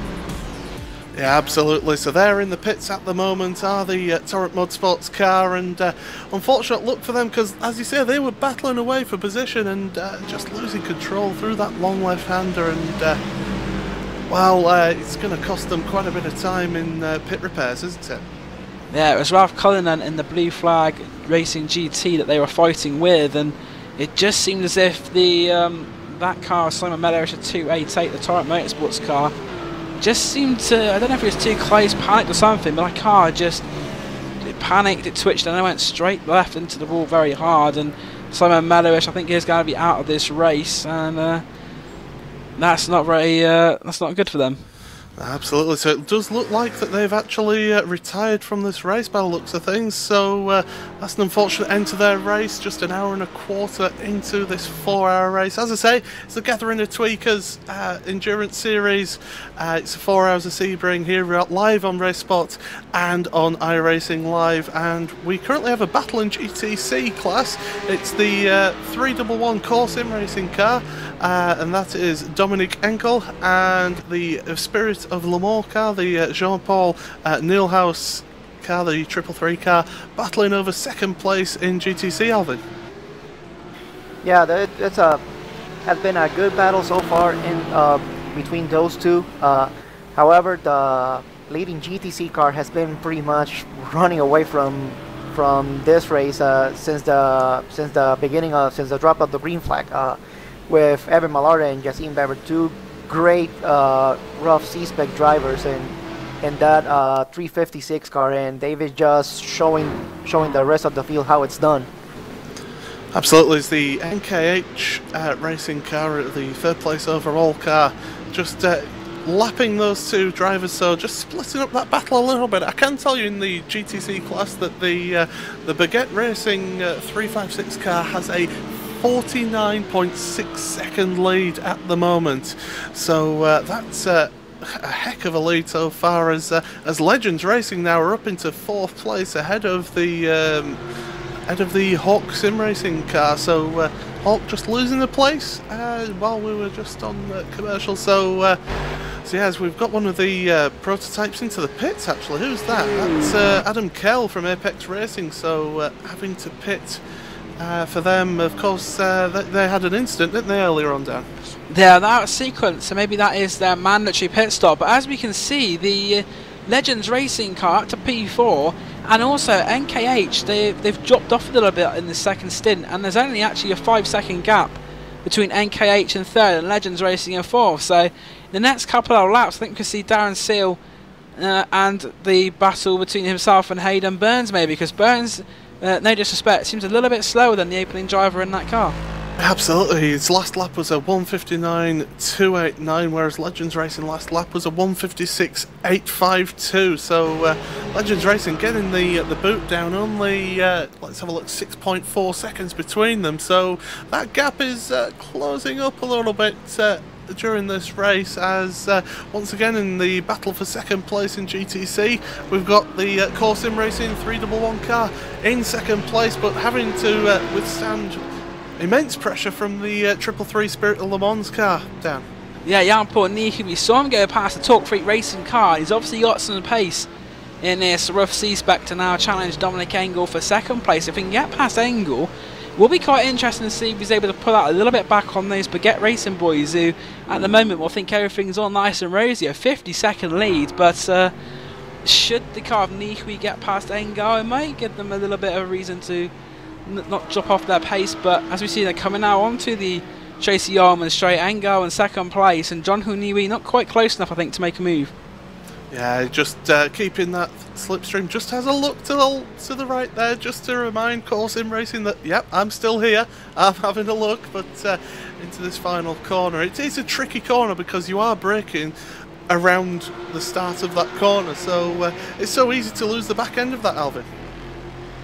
Yeah, usually being in a battle kind of amps you up and kind of makes you do things a little bit earlier, or trying to, you know, get on the throttle earlier, brake earlier, turn in earlier, you know, trying to surprise the car in front or in the back. But also when that happens, you may get caught up in a situation that you did not practice into, and that's when mistakes happen. But it's always a good thing to see how cars can battle and keep their composure as well. Oh, and this is it now. He's going to have a look down the inside as the Spirit of Le Mans car down into that hairpin. It's a good overtaking spot there, and has made it through. And the Core Sim Racing car, will they get the better exit out of the hairpin though?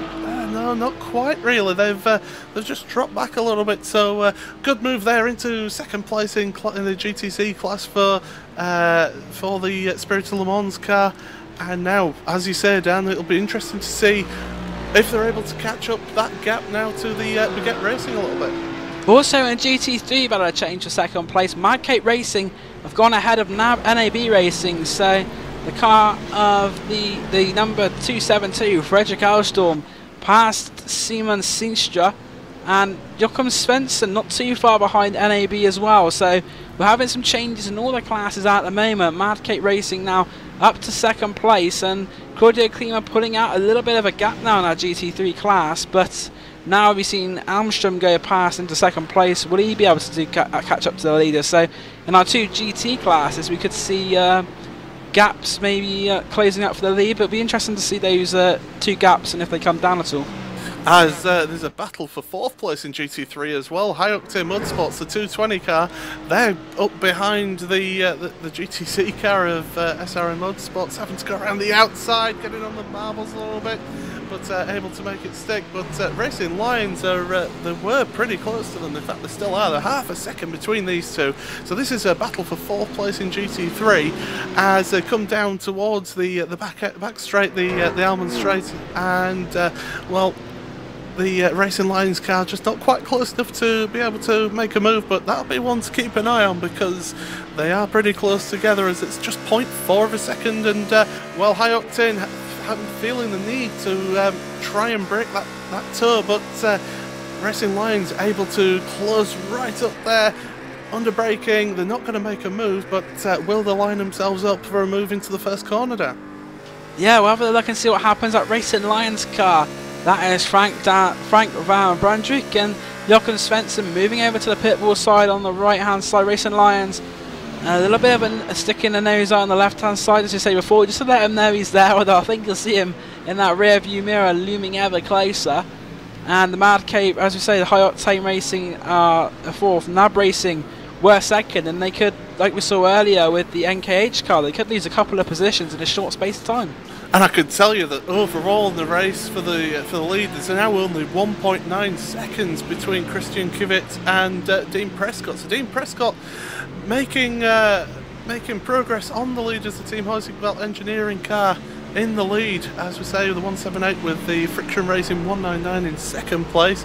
So Dean Prescott doing a good job there. Hayden Burns in 3rd, and well, the gap now between 3rd and 4th overall is now just down to 3 seconds. So Legends Racing still closing that gap on NKH Racing. So some interesting battles developing now through this early to mid part of the race. Certainly, Paul, and also the gap between 3rd and 5th is less than 10 seconds as well. Hawk Sim Racing, along with Legends, catching up with that NKH car, and NKH Racing, they started the day in the lead. The second stint, they are dropping back a little bit, but I think they'll have, later on in the race, we will see the driver of Nicholas Helm go back in, and Helm's pace was very good earlier. Hayden Burns doing a good job, although he's a little bit slower. He's being sensible, he's keeping the car on track, and he's going to be giving Helm a fighting chance to maybe pull back some of that time lost when he comes in to change for that last driver change.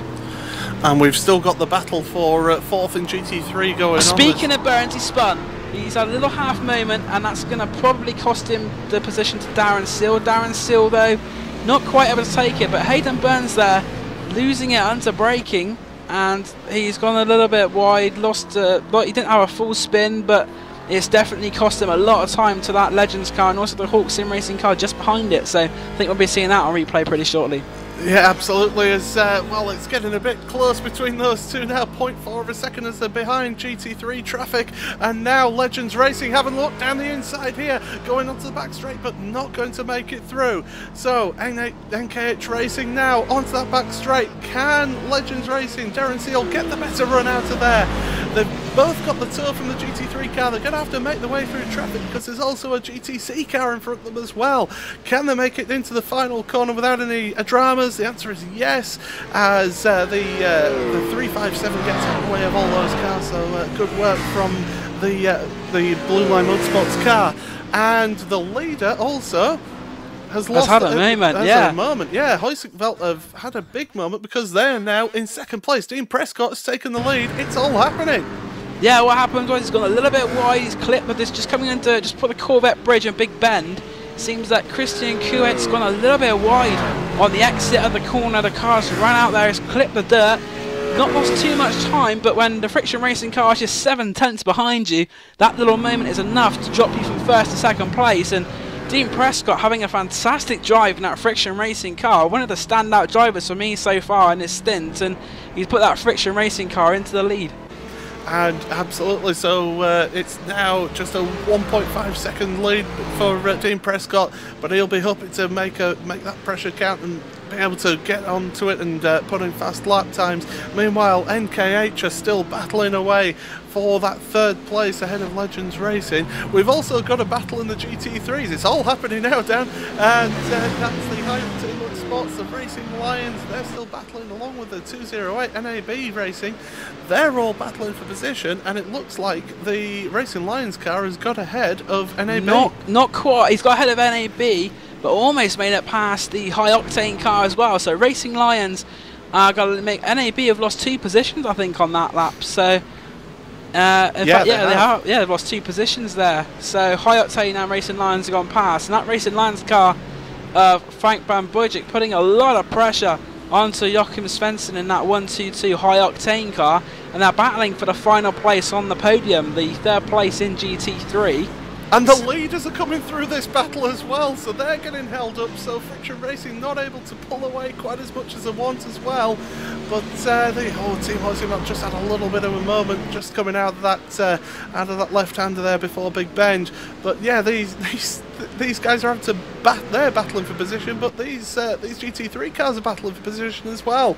That's the great thing about endurance racing, Paul, is that everyone's racing their own race. So the leaders may approach them, but they got to remember these guys are racing just as hard as they are, so they're not entitled to move straight out of the way. And it's just the beauty of endurance racing, that there's races going on within races and they interlope each other occasionally. Absolutely. We've got a battle for 3rd place overall as well between 3 cars now. So you've got NKH Racing in that 3rd place in the 191 car, Legends Racing in 4th in the 109, and Hawk Sim Racing from apparently out of nowhere is the eBay car. The GTC car almost goes into the side of the Hawk Sim Racing car. They're in 5th place, but they're battling away for 3rd place, so it's a 3-way battle for 3rd place overall. Yeah, we said that Hawk Racing car was getting in the mix, and he's certainly well in it now. So we got the NKH car, Hawk Legends Racing and Hawk, and it's a 3-car battle, as you say, for 3rd place. And we had a bit of a quiet spell, but now it's all action aplenty here at Sebring.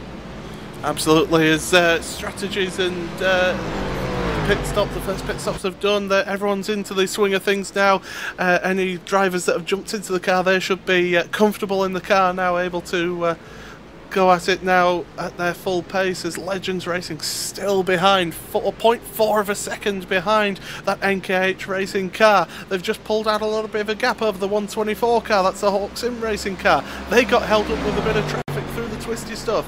So now, down into the final corner, Legends Racing just having a little look, making sure that NKH know that they're there, and very, very slow that final corner. It's important to get a good exit out of there to have the run down the start finish straight, and just 0.3 of a second between them now over the line. And well, Legends having a look there, but not close enough yet to make that move down. No, but Legends Racing, they've seen that the mistakes that NKH have made, and I think you'll know that if you can put him under enough pressure, he may be able to force a mistake from the car driver of Hayden Burns. So Darren Seal will be pushing as hard as he can. If he can't get past himself, he'll be hoping maybe to get that mistake. But that, as we say, it's now a 3-car battle with the Hawk Sim Racing car. Though the Hawk car seems to be blinking a little bit, so that's something they have to watch. As Legends Racing now, they go to the outside, so the NKH car of Hayden Burns feels he has to defend going into the hairpin. And Darren Seal seems to get a bit of a better exit there instead of NKH. And Darren Seal, we've seen him race in other series before, and a very quick driver, very consistent driver, and he's going to try and now have a look at that NKH car, I think, very shortly. But Hayden Burns is doing a fantastic job keeping the Legends Racing car behind, because as you said, Darren Seal, as we've seen in other series as well, is a very competent, very good driver, and is able to make his way forward. As the Hawk Sim Racing car just has a moment going through that corner there, they've lost a little bit of ground again. But Hayden Burns doing a fantastic job keeping that 3rd place for the time being. But you do think, as they catch up to more traffic again, that it's a matter of time, unfortunately. Darren Seal made a little mistake there, but it's not going to be, he's not dropped too far back. And at the moment, the NKH car, Hayden Burns, defending well, but as you say, it may just be a matter of time before the car of Darren Seal finds his way through. Also, you got Thorsten Kuipers in there as well, and so that's a 3-car battle, and now they're just closing up onto the next of the GTC runners that's in front of them. That is the car of Ruud Molders. Molders gets out of the way wisely, but as they cross the line this time, we're going to have the same order as before. It's NKH 3rd, Legends 4th, and Hawk Sim Racing in 5th. Also, FRT Hawker may be coming onto this train pretty quickly as well. 8 seconds separate Hawk Sim Racing from FRT Hawker. So if these guys battle it out, Ruben Suarez Gutierrez may find himself a factor in this as well. This is fantastic racing.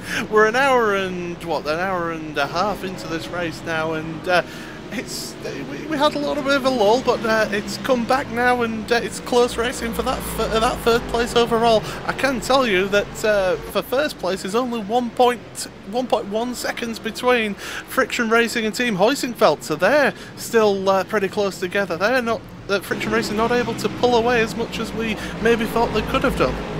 No, but Heusingfeld and Friction Racing have proved they're the class of this prototype field at the moment. They pulled out 40-second gap to NKH, who they're racing at the start of the stint, and really I think at the moment, unless anything happens drastically between these two leaders, so they keep pulling out at this rate, it's going to be a battle between Friction Racing and Team Heusingfeld. But then as we say, we're only an hour and a half into this race, there's still 2.5 hours to go, plenty of time for that to change. The 191 car just went a little bit wide there through the right-hander as they catch up to some GT3 traffic. There's less than a second covering, 3rd, 4th and 5th overall. And, well, you just think Hayden Burns is just trying to get a little bit desperate, trying to get past these GT3 cars, trying to make their way through this field. And, well, Hayden Burns, again, stuck up behind that GT3 car. And is this a move for Legends Racing? Darren Seal having a look, he's right in the toe now. Can he make the move down into the final corner? He's going to the outside. Can he outbrake him around the outside? The answer is no. He's going to back off. Contact behind. Contact. Hawksim Racing just getting into the GT3 car as they're coming through some GTC cars as well, and that's just allowing this field just to spread out a little bit. But third place still under battle with Legends Racing and NKH Racing still holding on to that third place. Yeah, great racing, but it's going to be interesting to see if there's going to be any repercussions for the Hawksim Racing car there for hitting that blue flag GT3 car of Ralph Cullinan. And it'd be unfortunate to see this battle separated, but he did hit that GT3 car, so there may be a warning coming up. Oh, Hayden Burns just making a light move down the inside of that GTC car as now they're able to go around the outside of Big Bend down towards the hairpin, and well, Hawksim Racing, they lost a little bit of time there with that instant, but now once again there is a second covering these third, 4th and 5th place cars. Fantastic racing so far. I can tell you that the battle for third place in GT3 as well, between the 220 and the 241, there's less than half a second between those two as well. So there's battles all the way down through this field, but we're going to concentrate on this one for the time being because it's between the three cars for battling for the overall podium. NKH with Hayden Burns doing, as I said, doing a fantastic job to keep Darren Seal behind. It looks like Darren Seal see that Hawksim Racing car right behind. And also we have a car stopped. It's a 4X Racing car of Liam Quinn. 2 cars stopped. Yeah, they were stopping. They stopped in turn 1. So 4X Racing had a good start. Oh. It looks like they've come unstuck, Paul. And unfortunately, we'll have to see what happens there to the 4X Racing car of Liam Quinn. So what happens is it looks like they're coming down into the first corner, and he gets caught. Oh, that's not good. Looked like a GTC car there. That's not the 4X. Yeah, that's the Blue Line Motorsports car. 2 of the GTC cars have come together. It looks like there's one that just hit the wall and is crabbing. So, and that's caused another GTC car. Oh, it's unfortunate. 4X Racing, the innocent victims there. That's a real shame. They've been caught up in another car's incident. I think that will be a penalty for that GTC car. Yeah, Blue Line just caught the pit wall. They were running very close to the pit wall, and it just comes out a little bit, does that pit wall towards the end, and they've caught that pit wall. That's caused the damage. They've tried to get out of the way. Very lucky from the Spirit of Le Mans car to get out of the way of that incident, but unfortunately 4X Racing collecting that car. So at the front though, we've still got NKH Racing still in that third place, doing a fantastic job to stay out the way of Darren Seal. And well, we haven't got time to have a breath here. It's fantastic racing in the Gathering of Tweakers Endurance Series here live on RaceSpotTV and iRacingLive as we go now down the back straight towards the final corner. These three just together, there's 0.6 of a second between the three of them. It's absolutely neck and neck. And they're stacking up now as well. There's a GT3 car in front of Hayden Burns. That is a car of Marco Buin, BT Motorsports, and now the 3 cars are really stacked up together, and Hayden Burns is going to have to see if he can get around this car. If he can get around it now, I don't know. He's making the move. Legends Racing down the inside. Can they make it into the first corner? He's going down the inside is the 109 car. But Hayden Burns is keeping it round the outside, keeping his boot in. He's going to keep that third place. Fantastic.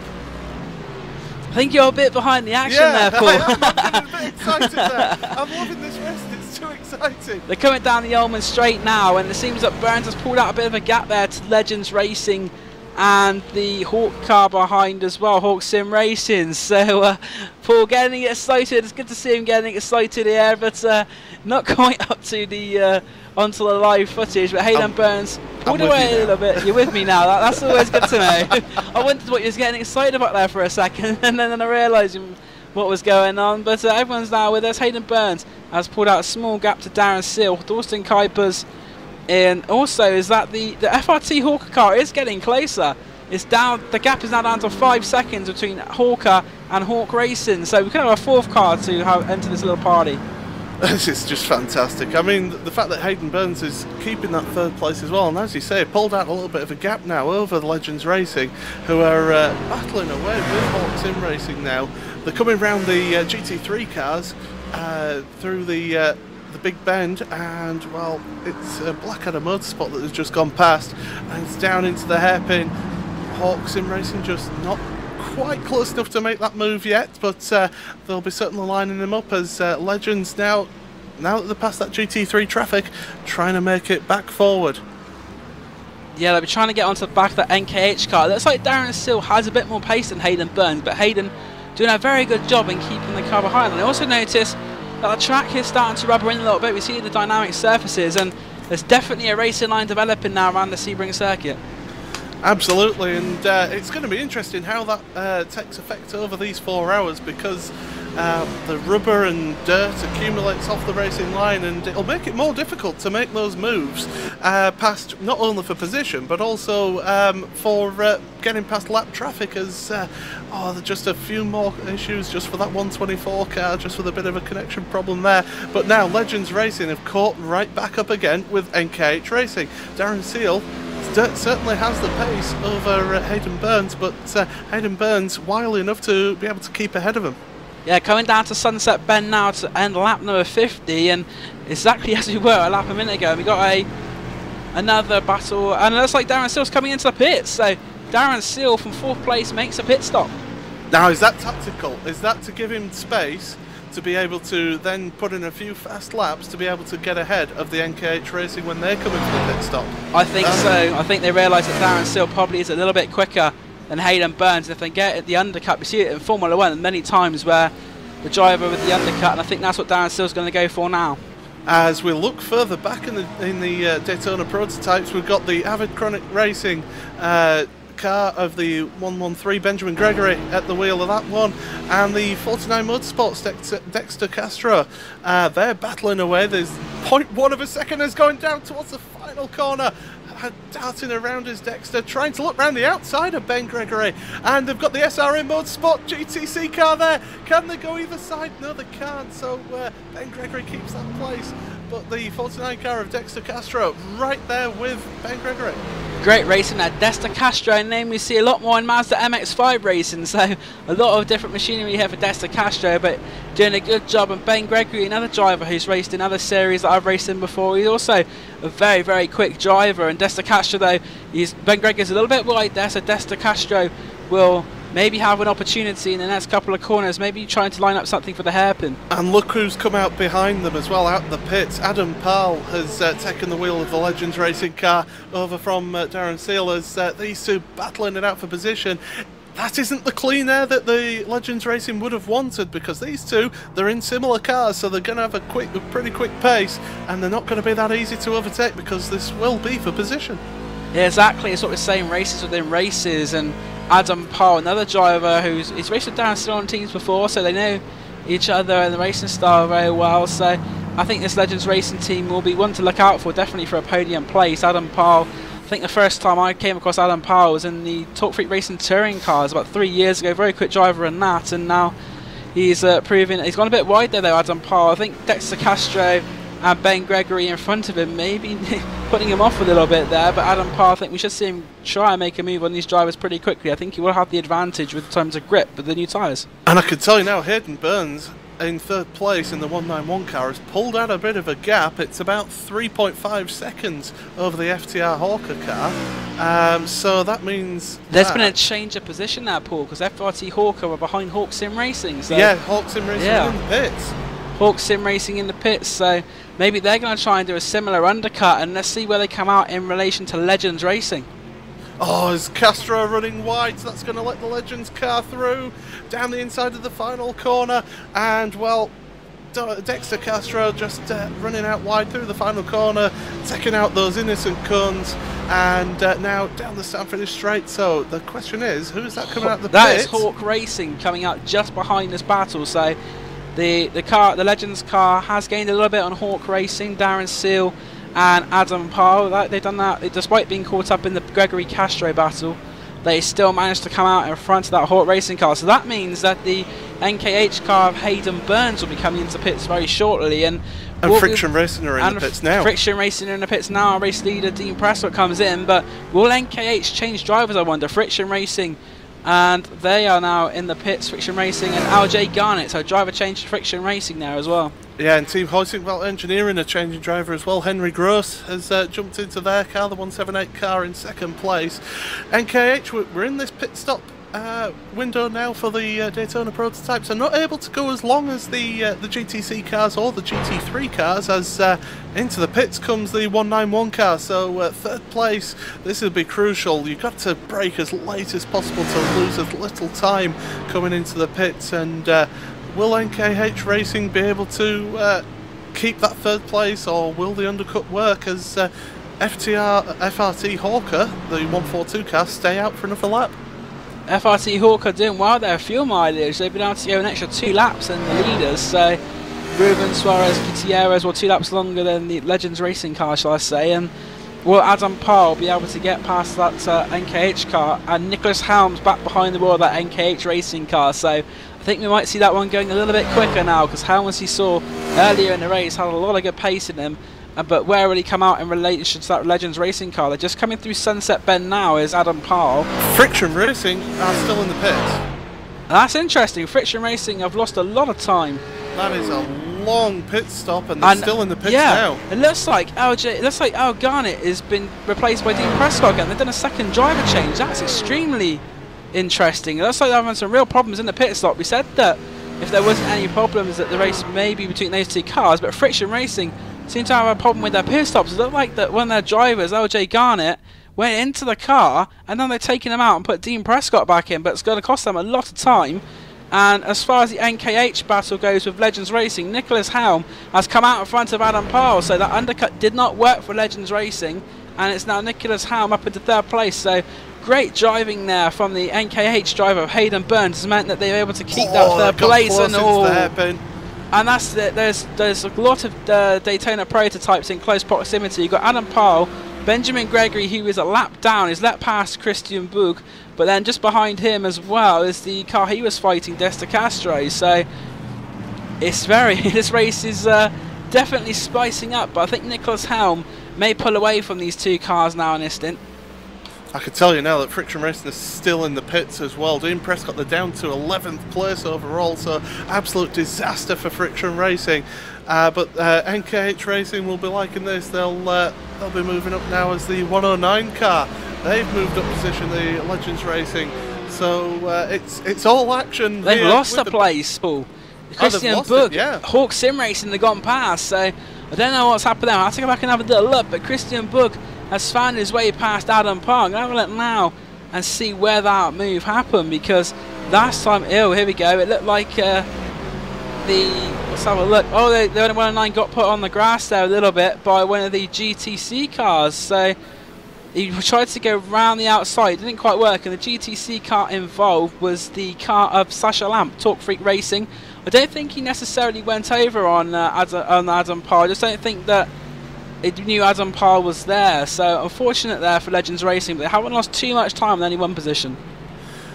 Well, I mean, we're still in this pit stop phase, but I can tell you that at the moment Henry Gross is currently got a 42.6 second lead over the second place driver in the 155. That's a Blue Flag Racing car of Yuka Savati.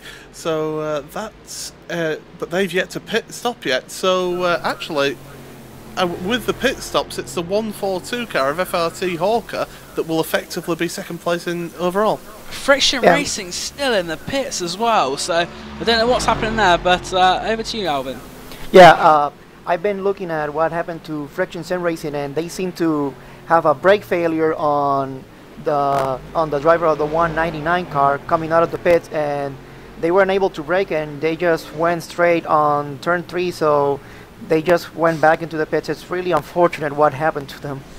Looks like a technical problem then with LJ Garnett, who got into that car. Unfortunately, looks like he's had an equipment failure maybe or something if the car has just gone straight, and that's very unfortunate for Friction Racing. Thank you for that report, Alvin, and it's a real shame as well that Friction Racing have done so well, but unfortunately they've lost a lot of time due to that. Yeah, absolutely. So Dean Prescott's back out on track though for Friction Racing, so they have got going again. So at least they're still in this race, but not in the position that they wanted to be in, unfortunately. As everything's sort of calming down. We've still got the 155 cars just coming onto pit lane now. So they were running second before their second pit stop, but they've now will lose those places. So it's Team Hoisickwell Engineering in first place overall, FRT Hawker in second, but they're over 49 seconds behind the leaders now. So that's really cost us an exciting race at the front. But in third place, NKH Racing. They're still in third place, and they're still battling for that position. And fourth place will be the Blue Hawk Sim Racing car of Christian Bug. I can tell you that in the GT3 car class we have got the 230 car, so that is the BT Motorsports car.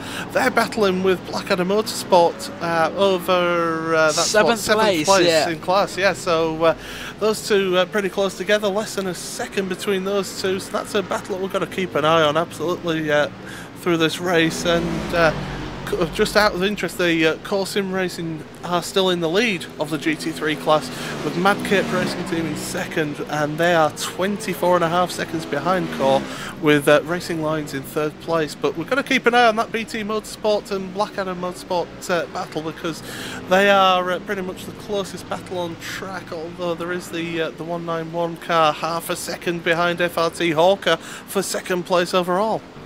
Also in GT3, the Mad Cape Racing in second, Racing Lions in third, and High Octane in fourth.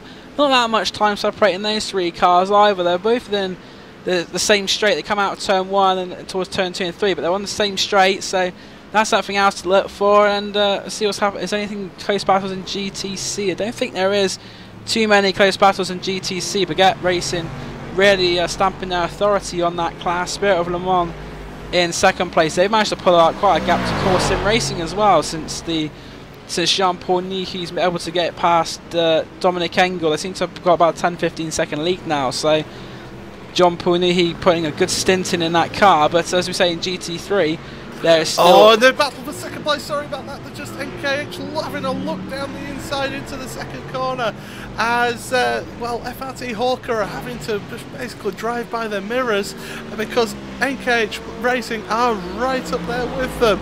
And coming down through Big Bend, they've got a GTC car there, but they'll get past the Core Sim Racing car into that hairpin, but that does deny an overtaking opportunity at this moment. But NKH with Nicholas Helm in charge is back on the pace. Hayden Burns did a fantastic job in holding back cars, but now Nicholas is on the attack.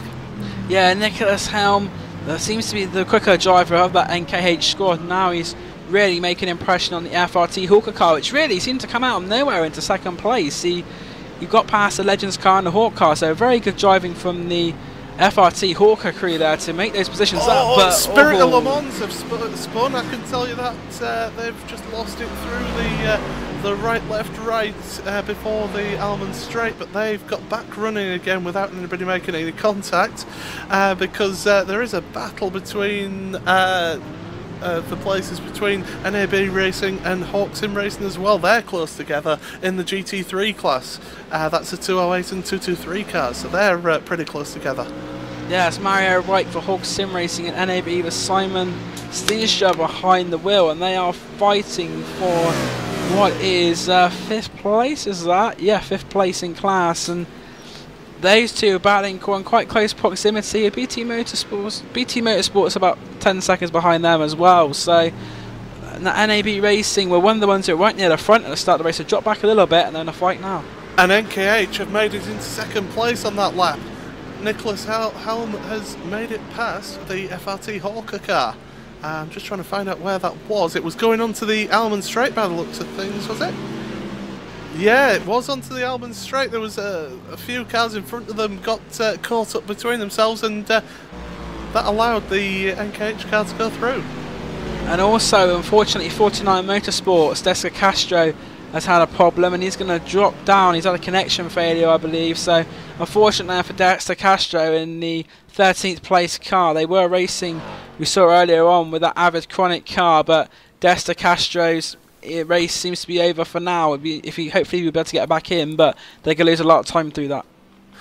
And also, just for now 3rd place overall, is Christian Bug has caught up in the Hawk Sim Racing car on the FRT Hawker car. So it's battles all the way through for those top 3 and 4 positions.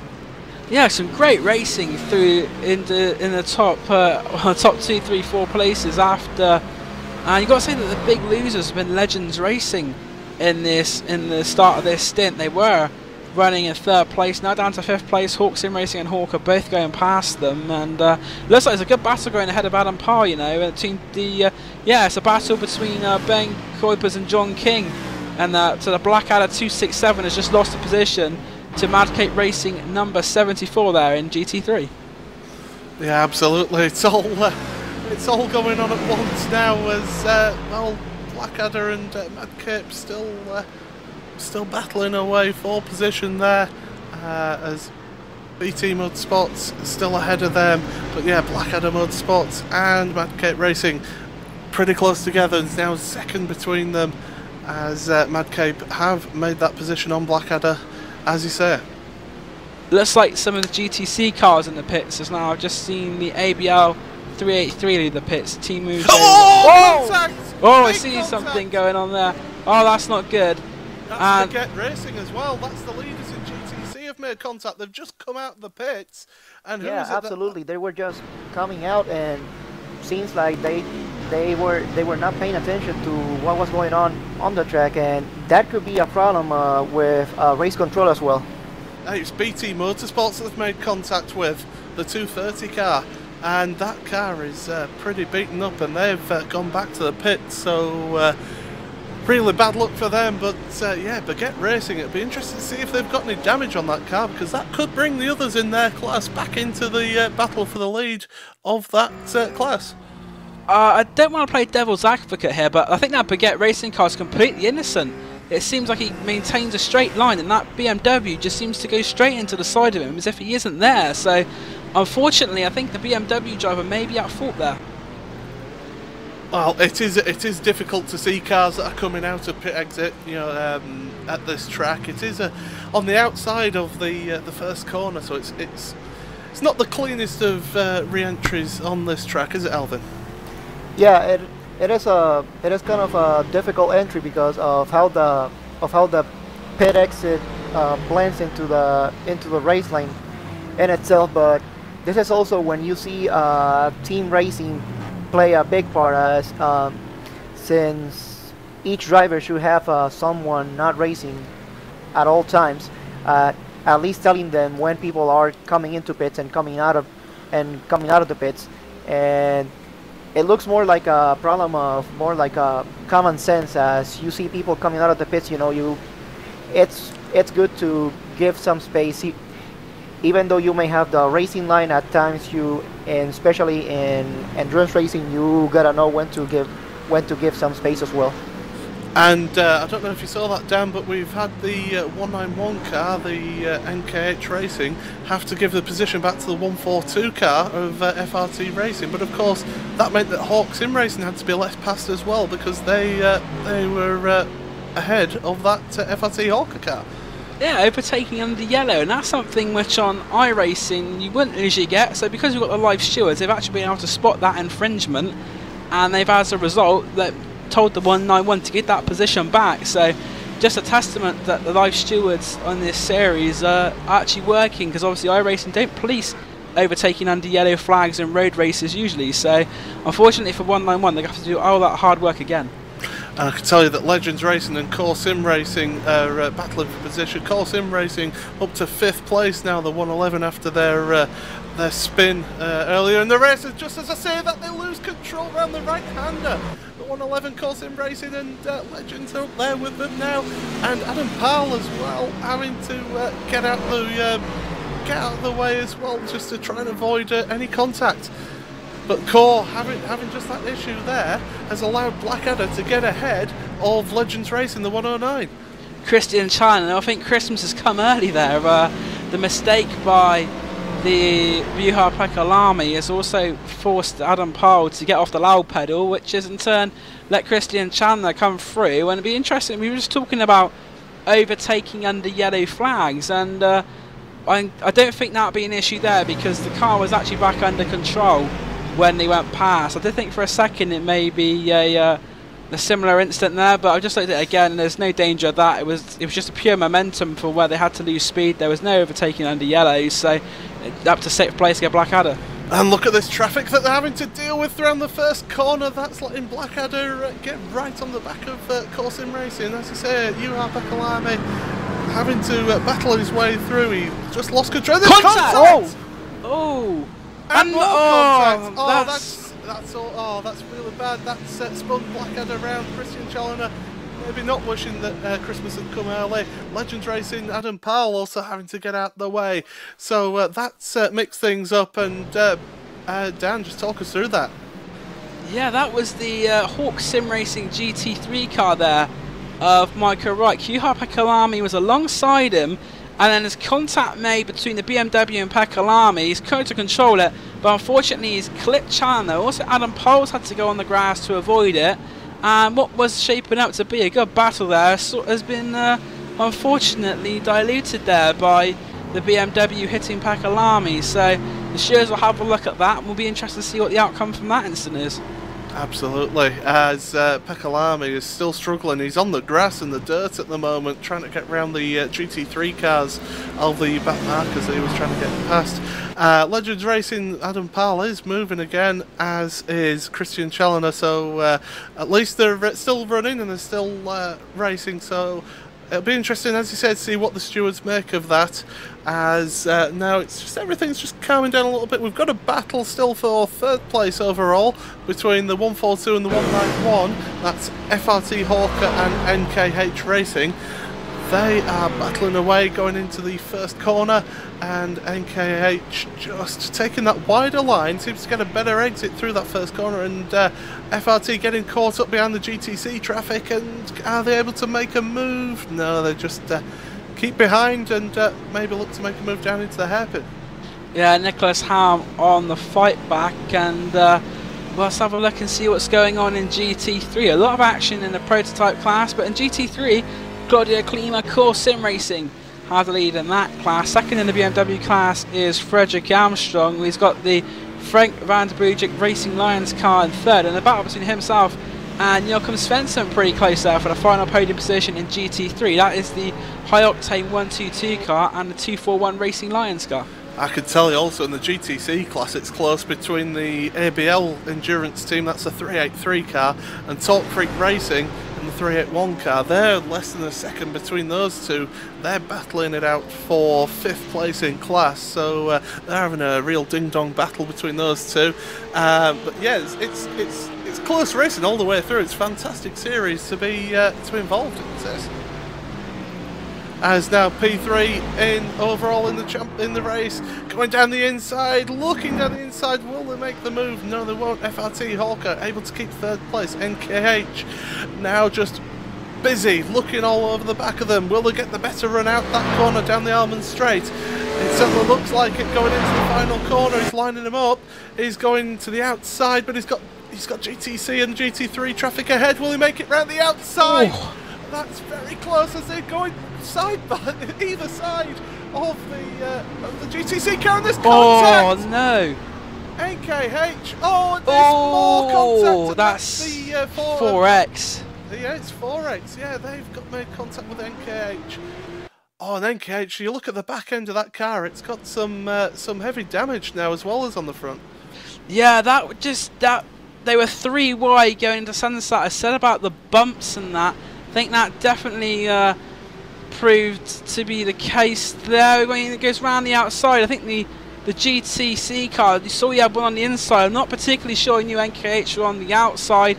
NKH go a little bit, and it's the fact it's the GTC car there which seems to lose it a little bit on the exit of the corner and slides out. And that is the car who is that GTC car? It's the Orange Devils car of Alessandro Longoni, and that sent the NKH car around. The GT3 BMW was very unlucky. Well, he was very lucky to miss him, in fact, shall I say. That was the GT3 BMW of Joachim Svensson, I think. No, it wasn't Svensson.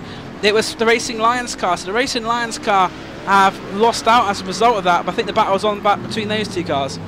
Absolutely. It's the High Octane Motorsports GT3 car, the 220, and Racing Lions. They're battling for third place in class.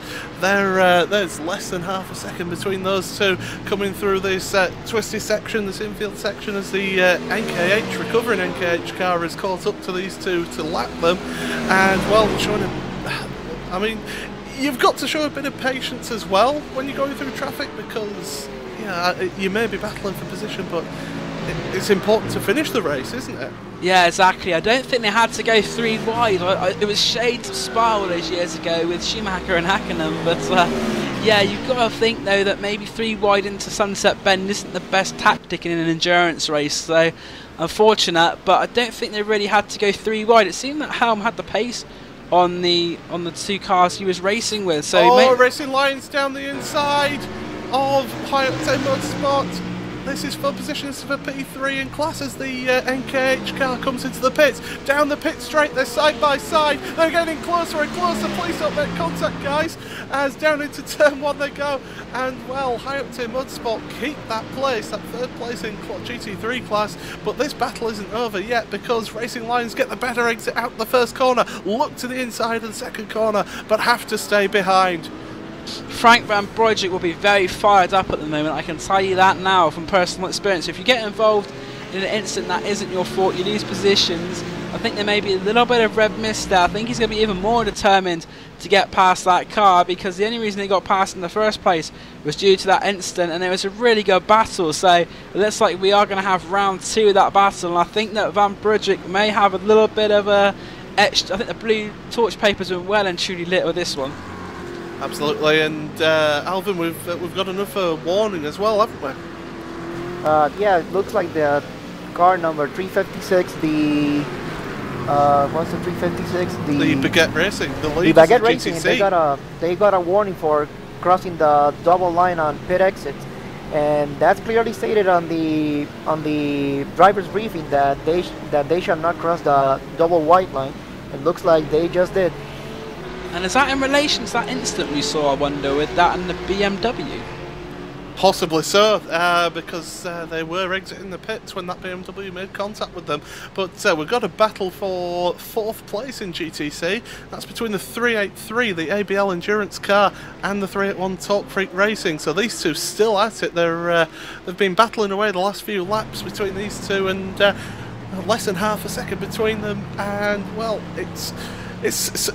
we've got lively action all the way through this race. This is fantastic, isn't it, Dan?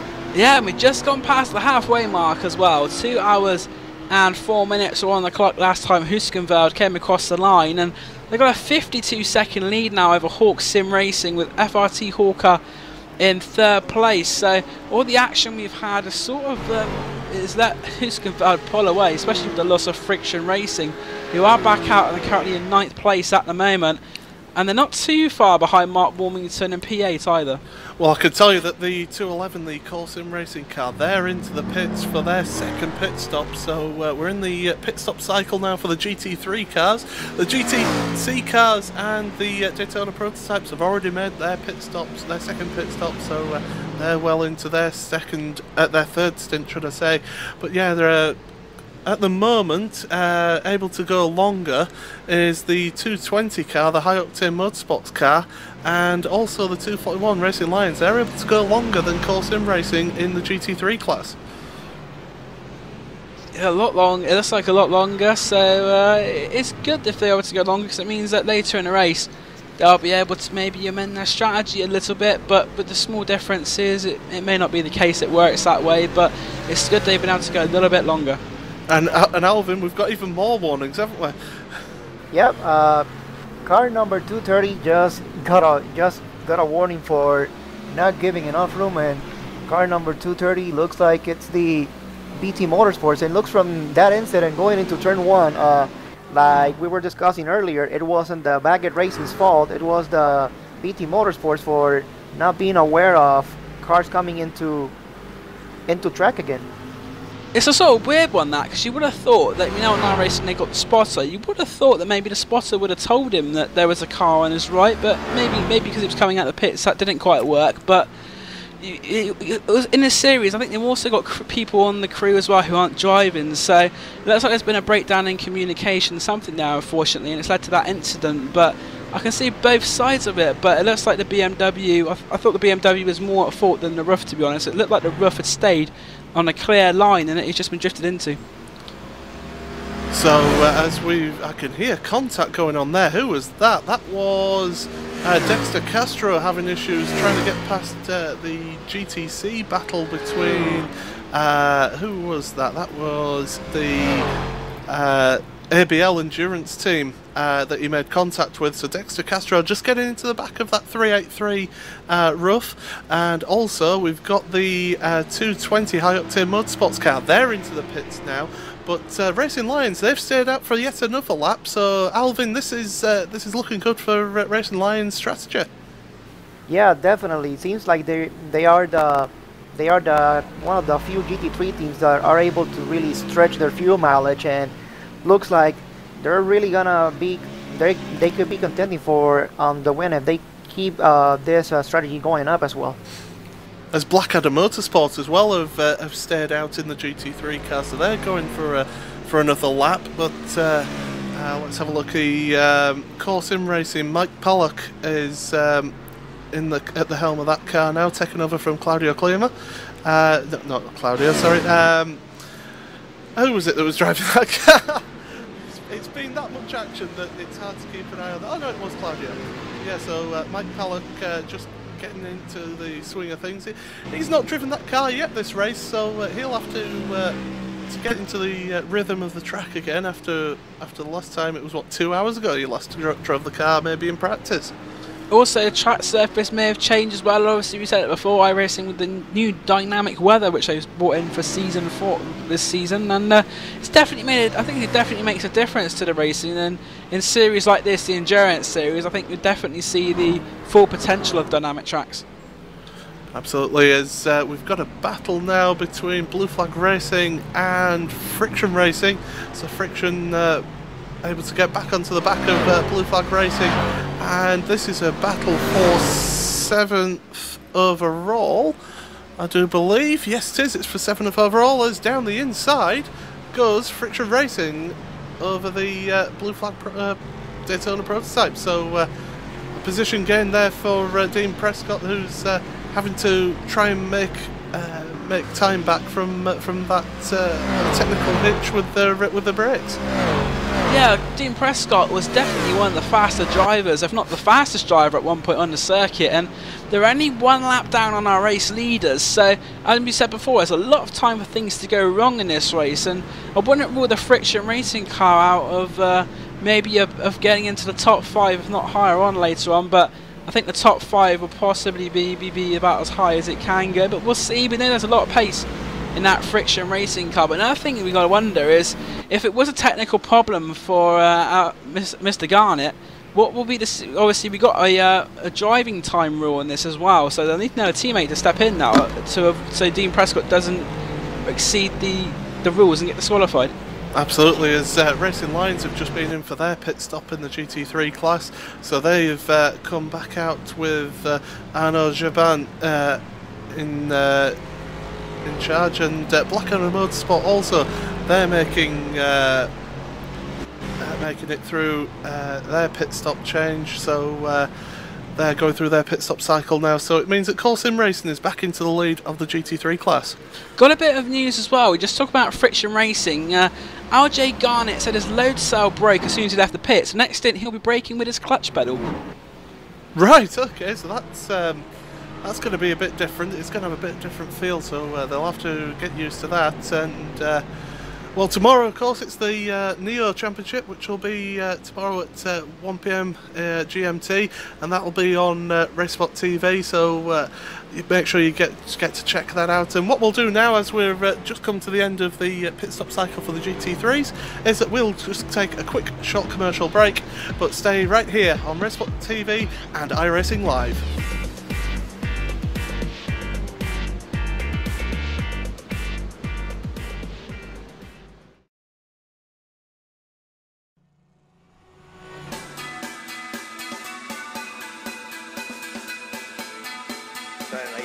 Welcome to the Endurance Series here on RaceSpotTV, the biggest endurance event.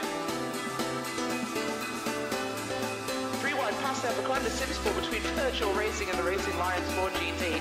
That was very, very brave there.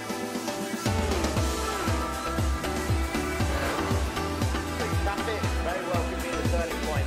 Looking to the outside first, now starting it down to the inside.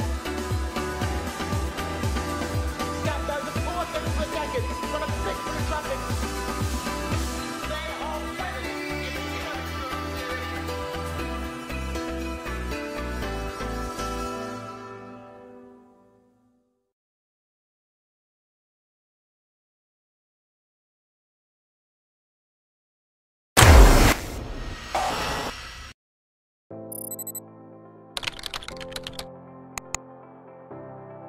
iRacing.com is a sim racing game that combines a true-to-life racing experience with an online community of virtual racers from all over the globe.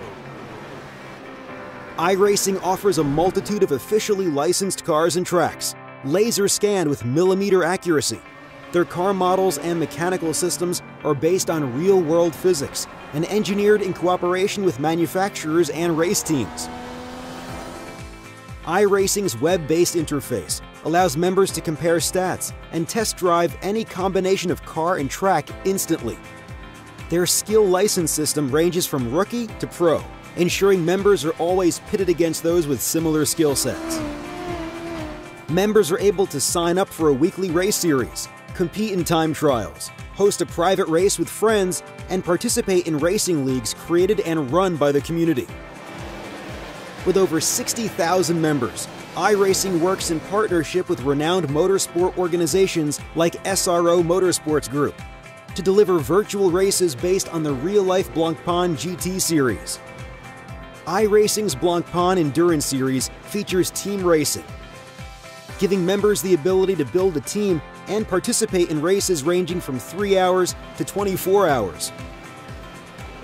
Additional partners include NASCAR, IMSA, V8 Supercars, IndyCar, allowing members to race in their very own 24 hours of Spa, Bathurst 1000, Daytona 500, and many more. iRacing.com, delivering the most authentic racing experience short of getting into a real race car.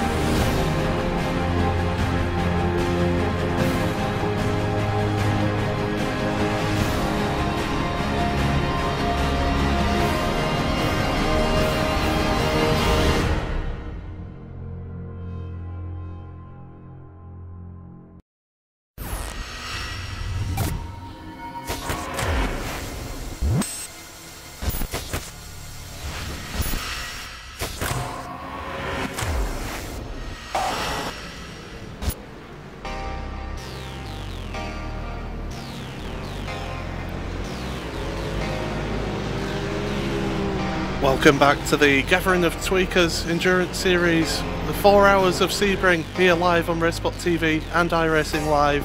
I'm Paul Smith, alongside me Dan Blake and Alvin Nieves, and remember the incident that we had a little bit earlier with NKH Racing, just having that 3-wide moment into the final corner. I believe Alvin has some news about that. Yeah, after the race control has definitely reviewed the whole incident, and looks like there is no further action. They just ruled it a racing incident. So, which it pretty much looked like anyway, didn't it, Alvin? It wasn't. There was nothing sort of malicious or anything like that involved in that incident. Didn't think. Yeah, definitely. It looked like both P cars were just battling for position, and they just decided to split the roof, and the roof was also aware of what was going on, and it was just an unfortunate thing that I think I discussed this earlier. The bumps in the track really play a huge role in this incident, because definitely there was enough space between the three of them. The three were aware of each other. It was just that the roof got a bump at the wrong place at the wrong time, and that's where all the contact happened. And of course, this is the feeder series as well for the Neo Championship, which is tomorrow, as we say, at 1 PM GMT on live on RaceSpotTV, and that should be a good race tomorrow, shouldn't it? Yeah, definitely. Qualifying just happened earlier before the Gathering of Tweakers Endurance Series race just started, and it's gonna be an interesting one. GT2 pole, it's Phoenix Motorsports. They are the defending champions from last season. Even though it was New World Sinsport that won the championship, but during the off season, New World Sinsport. Oh, I'll just cut across there. We've had an incident here with the one of the prototype cars. I'm just trying to find out who that was. I believe that was the 140 car. And that's the FRT Hawkers car, just losing it going into the hairpin. Or did they lose? Yeah, they just lost it going down the inside of one of the BMWs. One of the GT3 cars just lost control of that car, just a little bit too fast, and there was just a little bit of contact going on there as well behind them as cars trying to avoid that incident. So, is that a case of going offline and getting a bit of marbles and not being able to stop down? Possibly. It looks like also there's along with the marble, there's also a bad bump right where the asphalt makes the transition into concrete, and if you catch that bump at the wrong spot, you will also pay the price, and it looks like that's what happened to them. And FRT Hawkers, no 140 car, just having a little issue going through the penultimate corner onto the Almond Straight, so just having a few issues with their car there. Just having a look through the field, and at the moment it's just all sort of calmed down a little bit, hasn't it, really? Battle for 4th place, of course, Sim Racing and Blackadder Motorsports. So Christian Chandler on the back now of Juha Pekalami. We saw that battle earlier on before it got disrupted by the incident, but Chandler now onto the back of Pekalami. Yeah, absolutely. So 4th overall, this is the battle for us. They're trying to get round the GT3 traffic, which it looks like both of them do. Yes, they do. So they're able to battle it out now towards the Almond Straight. And I mean, this track, as we say, it's a classic endurance race track, is this? But there's quite a few overtaking opportunities as well, isn't there, Dan? Yeah, there's quite some of them you have to be a bit more brave than others in order to do them, but as you say, there are quite a few clear-cut overtaking opportunities, which is good, because you would think with a circuit like this, there wouldn't be so many opportunities. Oh, Pekalami's just run wide around the last corner, and that's allowed Christian Chandler to make it through down the inside. Just got to enter into that final corner a little bit too fast, got onto the marbles, and that loses you all sorts of grip and ends up losing the place as Juha Pekalami just still trying to come back, but it looks like Christian Chandler's got that position sewn up there. A great effort from Christian Chandler and Blackadder. They started this race in 14th position, now find themselves in 4th, so some great progression as this race has gone on, and Christian Chandler taking full advantage of that mistake from Pekalami to take 4th. And we just to quickly go through the leaders of of each class, we've got the Team Hoisingveld Engineering, the 178 car. They're in the lead by over 50 seconds from Hawk Sim Racing, the 124 car. FRT Hawker are in 3rd place overall, and then there's that battle between Blackadder and Core Sim Racing for 4th and 5th. In the GT3 cars class, we've got Core Sim Racing in the lead of that, with Mike Pallock in charge of that car. Just going on to the Almond Straight now. In 2nd place you've got Mad Cape Racing. They're 34 seconds behind the leader, but right behind them is the high octane motorsport car, the 220 car. They're in 3rd place in GT3.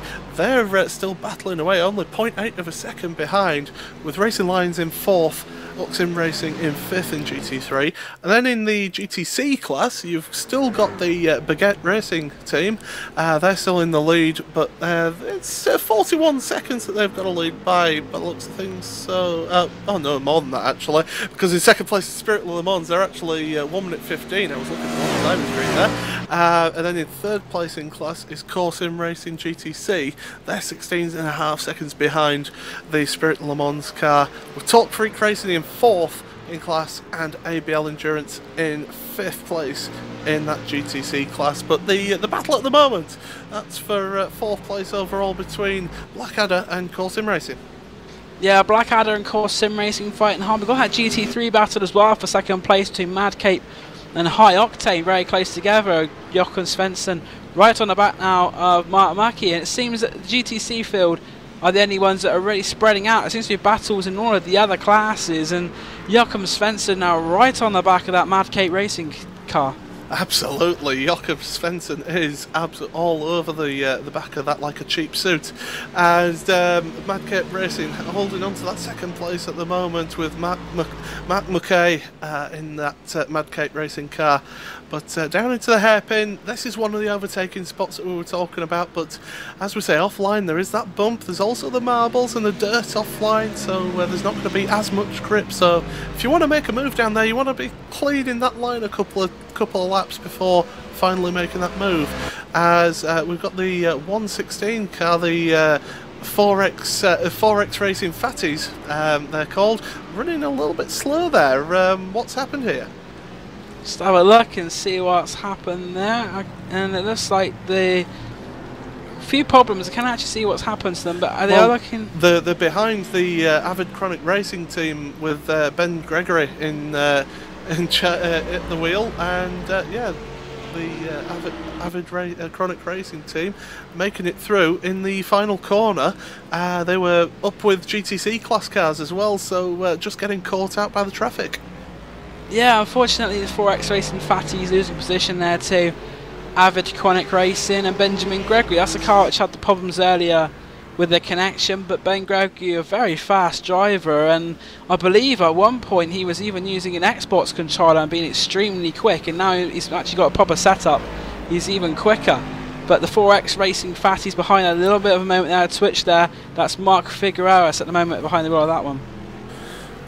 So yeah, so that is true, by the way. Ben Gregory was using for quite a long time an Xbox controller to drive against, and he beat people as well. He beat me driving, but then again, that doesn't say a lot. So the battle for 4th place is still ongoing, though. The Blackadder Motorsport car of Christian Challoner and the Core Sim Racing car of UR Pekalame, they're still battling away for 4th place overall, as Jochen Svensson is just a little bit, just a second behind now in the GT3 class, so we'll just keep an eye on that as well, just to make sure we don't miss anything for you here on RaceSpotTV and iRacingLive. Tonight it's Paul Smith, Dan Blake and Alvin Nieves here in the commentary booth, with Hugo Louis on the cameras for you tonight. And well, is there a bit of a moment from UR Pekalame through the right hander there, just went in a little bit too hot. Yeah, Pekalame a little bit too hot, as you say, and unfortunately the car there has he lost the position earlier on. He's trying very, very hard though, as we can tell, to get it back, and he's dropped back a little bit, but I think Pekalame will hopefully be back on the back of that Tristan Chandler car. Let's see a nice little battle here in the P class, but as we say before, Christian Challoner done a great job. They qualified 14th in that car, and they're up to 4th place, and they're only actually 10 seconds off the podium. So I think Blackadder will be absolutely delighted with how this race is going for them so far. Yeah, they'll be pleased with that performance so far. Just a little bit further back in the P class, it's Mark Warmington in the Blue Flag Racing, the 155 car. He's about 2 seconds ahead of the Pros Racing Sport car of David Soranzo, so they're battling it out as well for position. That's for 8th place overall, and still we've got Joachim Svensson still just able to hang on with Matt McKay in the Mad Cape Racing car. Yeah, that battle for 2nd place in the GT3 class, one of the closest ones we have at the moment. Mad Cape Racing Team and High Octane mates. And away from this race, I noticed that this week there was an announcement for iRacing that they're adding more free content for the new members. They've over 50% more added content now if you get an iRacing subscription. It's fantastic news, is that? And you know, if you're a racing fan and you like sim racing, then it's well worth having a look, because iRacing is a fantastic service, and the fact that you get even more free content is just brilliant news for all new people, and also those that didn't purchase that content. It's also free content for those that didn't have that. Exactly. Amongst it is the old truck. We've got the Dallara Indy car, and also as far as tracks goes, we've got Daytona circa 2007, the old Phoenix layout, and also Concord Speedway. So a lot of new content, and there's also some series being run to celebrate this as well, I noticed. So a good excuse to get those cars out and have a little play without worrying about your iRating and safety rating. Absolutely. So yeah, if you're not an iRacing member yet, I really do encourage it. I mean, we're all iRacing members here on this commentary booth, and we absolutely love it. It's certainly the best thing out there at the moment, in my opinion, as far as sim racing goes. Still got about a second between the Blackadder Motorsport and the Core Sim Racing car, so they're pretty much settled at the moment, and that battle for 2nd place in GT3 as well, Mad Cape Racing and High Octane, they're pretty much settled at about a second. There's a few other battles. David Soranzo in the 176 car, he's right up behind the Blue Flag Racing car, and that is Mark Warmington. That's a battle for 8th place overall as they're coming down the Almond Straight, and Soranzo having a look there, but deciding not to make that move yet. No, not quite making that move yet, David Soranzo. We've seen him have a few moments during the course of the race, but that Pros Racing Sport car in 9th place, putting the pressure on Mark Warmington for 8th place as it gets the slipstream. He may try, he pulls out now to go into turn 1, and Soranzo will try and brake a little bit later. Mark Warmington gives him a lot of room there, fair play to Mark, and that makes the move a little bit easier for David Soranzo, and he makes the position stick. So up to 8th place now for Pros Racing. Yeah, Pros Racing started this race in 11th place, so they've made up 3 places on this race, and Blue Flag Racing, they've made up places as well, started 10th, they're currently 9th, so 1 place, but yeah, that could always change. They could get in more places if there's any further incidents ahead of them.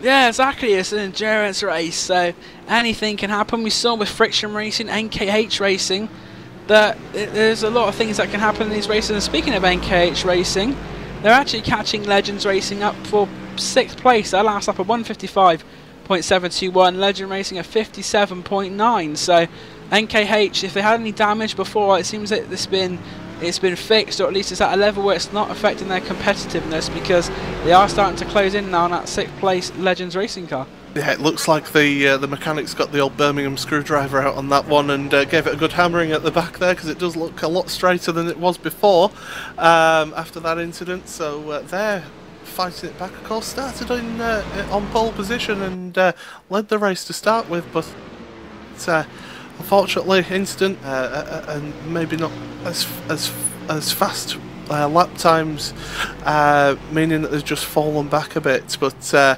certainly making the fight back for that 5th place. Yeah, NKH, we saw that Nicholas Halm was very quick in that first stint, and his last lap of 55.4, and now He's in fact he's gone past the Legends Racing car. So the Legends Racing are in the pits. That's why Adam Powell bringing that Legends Racing car into the pit. So it looks like we're coming towards the end of another stint, because we saw Adam Powell and that Legends Racing car, Darren Seal, were one of the first ones to come in at the last stint, and it'll be interesting to see if Powell's going to stay in the car, if he's going to hand it over to Darren Seal. But it looks like it's going to be Adam Powell to stay in at the moment. Yeah, it is. He pulls away now, so that's a pit stop done for Adam Powell. He's just exiting the pit lane now.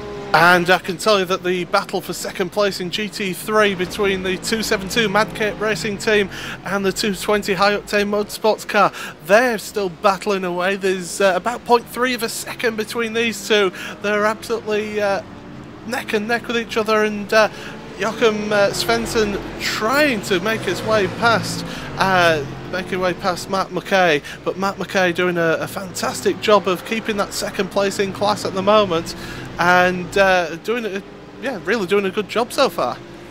Yeah, good little battle there. Mad Cape Racing and High Octane. I think were they the ones that we saw.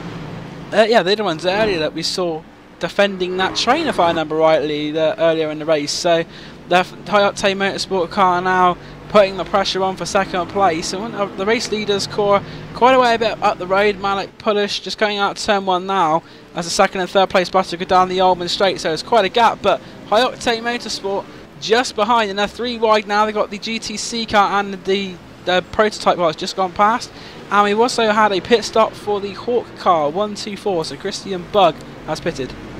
Yep, so they've been in the pits for their third pit stop now. Christian Bugg staying in the car as this battle still continues between Mad Cape and High Octane Motorsports. And as we say, the prototype's just going through their pit stop cycle. So an hour and 26 left. So there's still going to be another pit stop for those Daytona prototypes.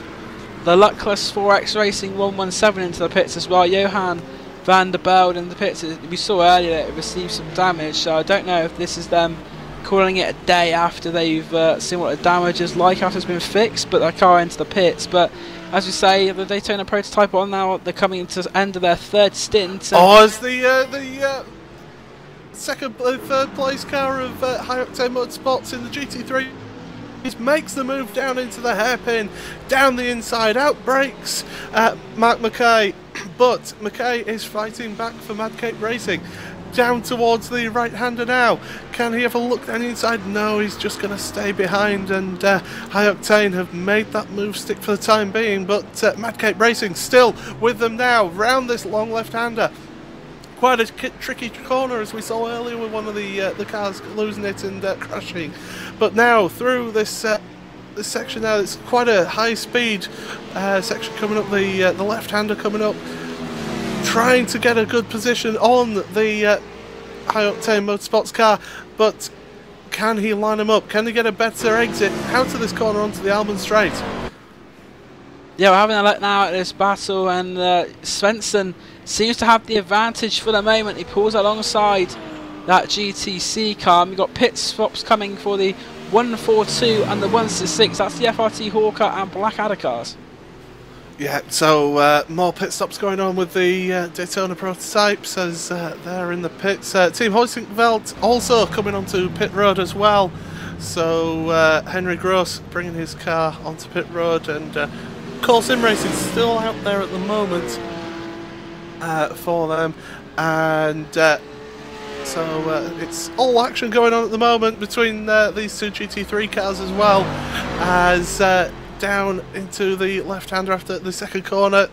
It's just still not going to quite happen. Joachim Svensson just seems to have that position, and I do believe we've actually got Dean Prescott for the 199 Friction Racing car waiting for us, so we'll just have a quick word with him. So hello there, Dean. Nice to have you join us in the commentary booth here in the Friction Racing car. And how's your race gone so far?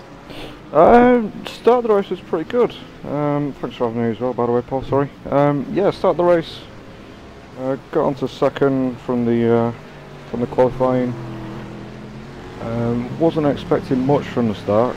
Seen a couple of guys practicing at the start of the week, so it's race was good.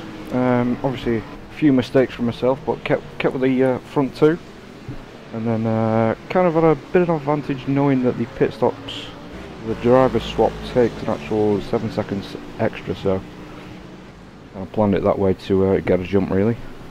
And you look to have some really good pace out there, Dean.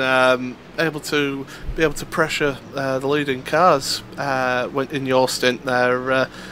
You certainly seem to be on the pace with this track. Yeah, well, it's a bit of a dodgy setup that we've got actually this week. It's a Watkins Glen setup with a rear wing change for myself. But yeah, pace has been really good. Yeah, coming out of the pits after that first stint, like I said, the driver change, extra 7 seconds helped us get right onto what was the leader. And then not too sure what happened to, I'm not sure who was leading at the time, but they kind of really slowed down through turn 1 and turn 2 and got the jump and then started to pull away really. And as we've just had, the Core Sim Racing car has just left the pits as well, the 111 car.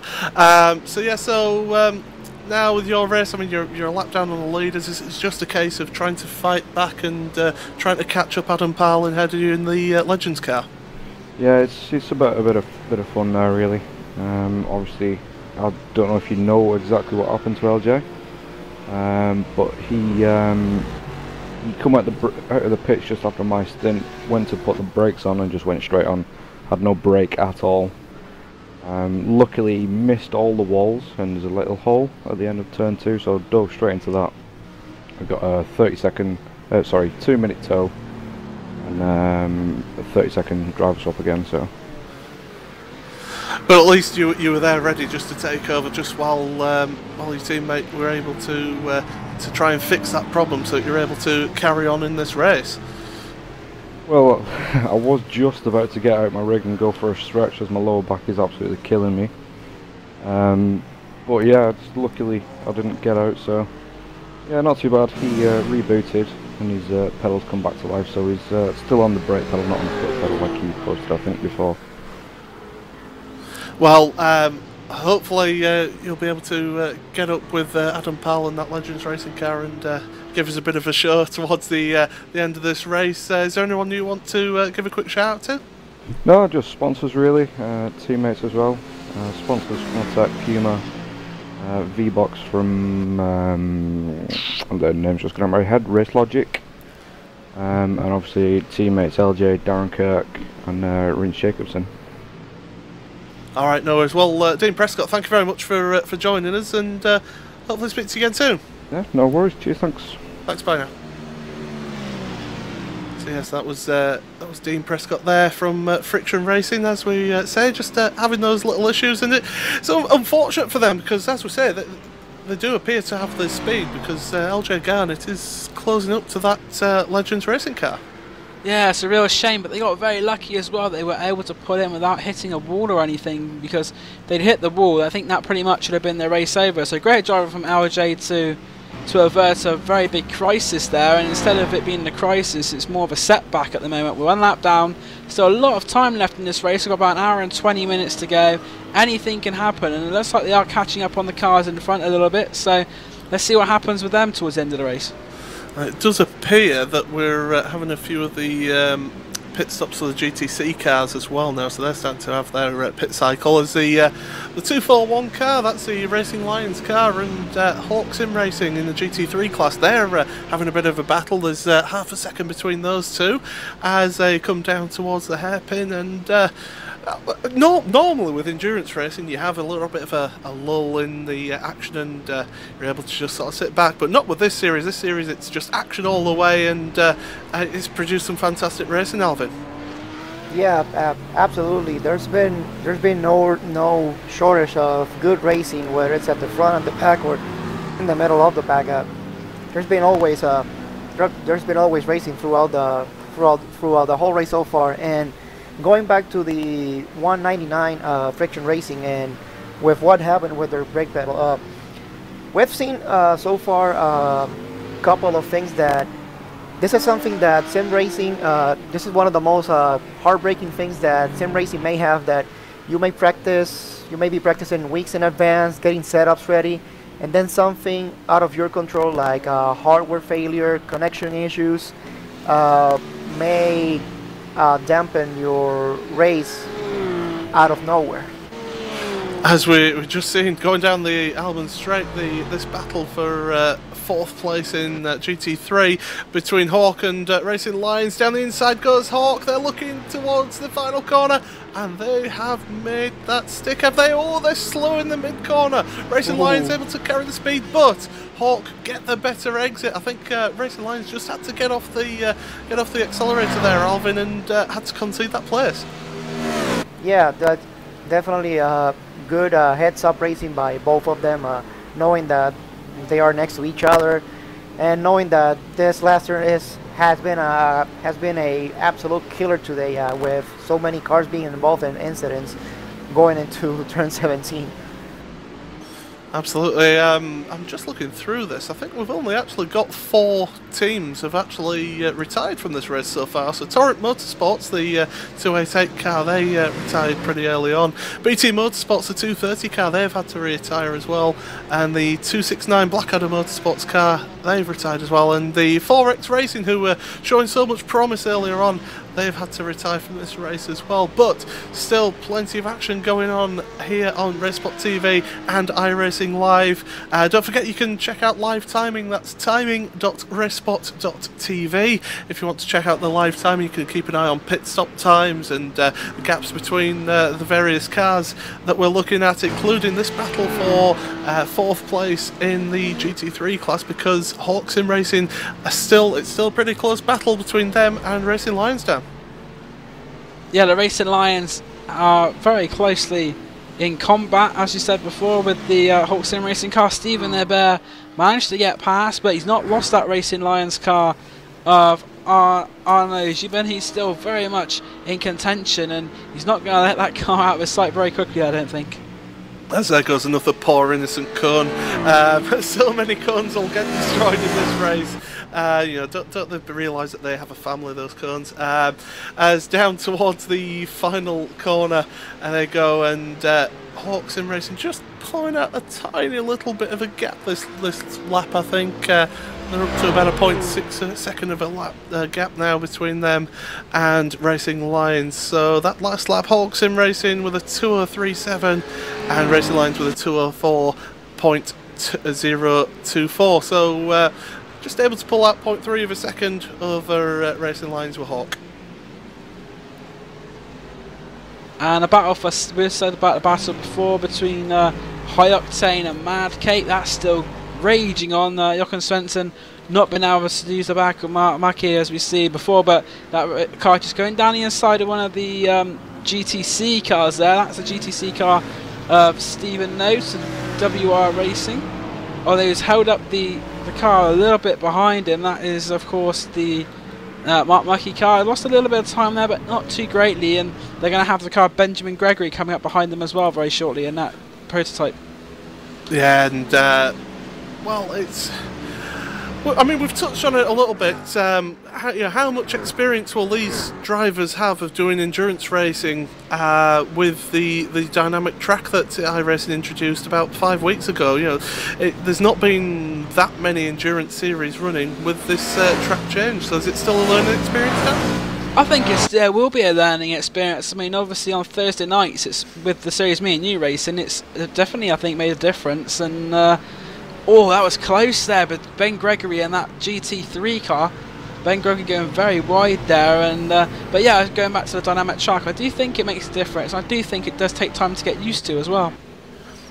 Yeah, it certainly is. It's added a new dimension to the racing that me and you do on a Thursday night. But this is Saturday night. This is gathering the tweakers in the endurance series here at Sebring International Raceway, and we're currently looking at the battle for second place in GT3. High Octane and Mad Cape Racing battling over that second place in GT3, and it's all been a bit close with the back markers trying to the leading cars trying to make their way through these back markers. Yeah, definitely, but I think we've had a couple of little incidents, but I think everyone's been rather well behaved. So good credit to the drivers at the moment. They're doing a fantastic job. Obviously, there's a lot of difference in speed in this sort of racing, and some of you may know it's something that I race in real life. It's something I'm going to have to do next weekend when I take part in the Burkitt 6-hour endurance at Silverstone Grand Prix. So I'm taking notes on this as well, just to make sure I'm up to speed for next weekend. Absolutely, best of luck with that, Dan. And as this battle is still ongoing, as is now, this is going to be interesting. High Octane are being held up by one of the backmarking GT3 cars, and they're not exactly getting out of the way either. And well, this is letting Mad Cape Racing get right onto the back of them, but they've got the prototype cars there as well. Yes, like we said before, the three classes, almost there's two classes there coming together. It's the GT3 cars and the prototype cars, Adam and Paul.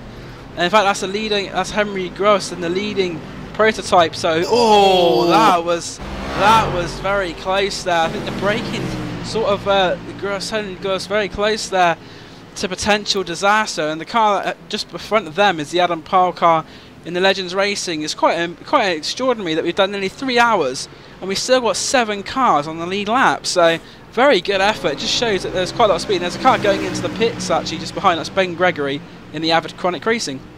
Yeah, so they were a bit out of sync, weren't they, with their pit stop? So maybe their particular pit stop is enough a prototype car in pit road as well.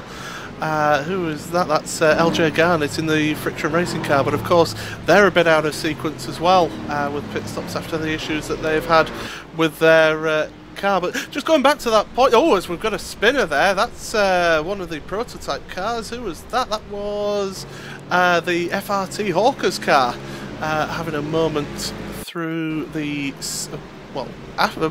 after the second corner. Just looked like got on the power a little bit to it. Oh no, just went and clipped the curb, managed to keep it out the wall, and just lost control onto the grass, and is back up and running, and just came onto the track in front of those GT3 cars that are battling for second place in class.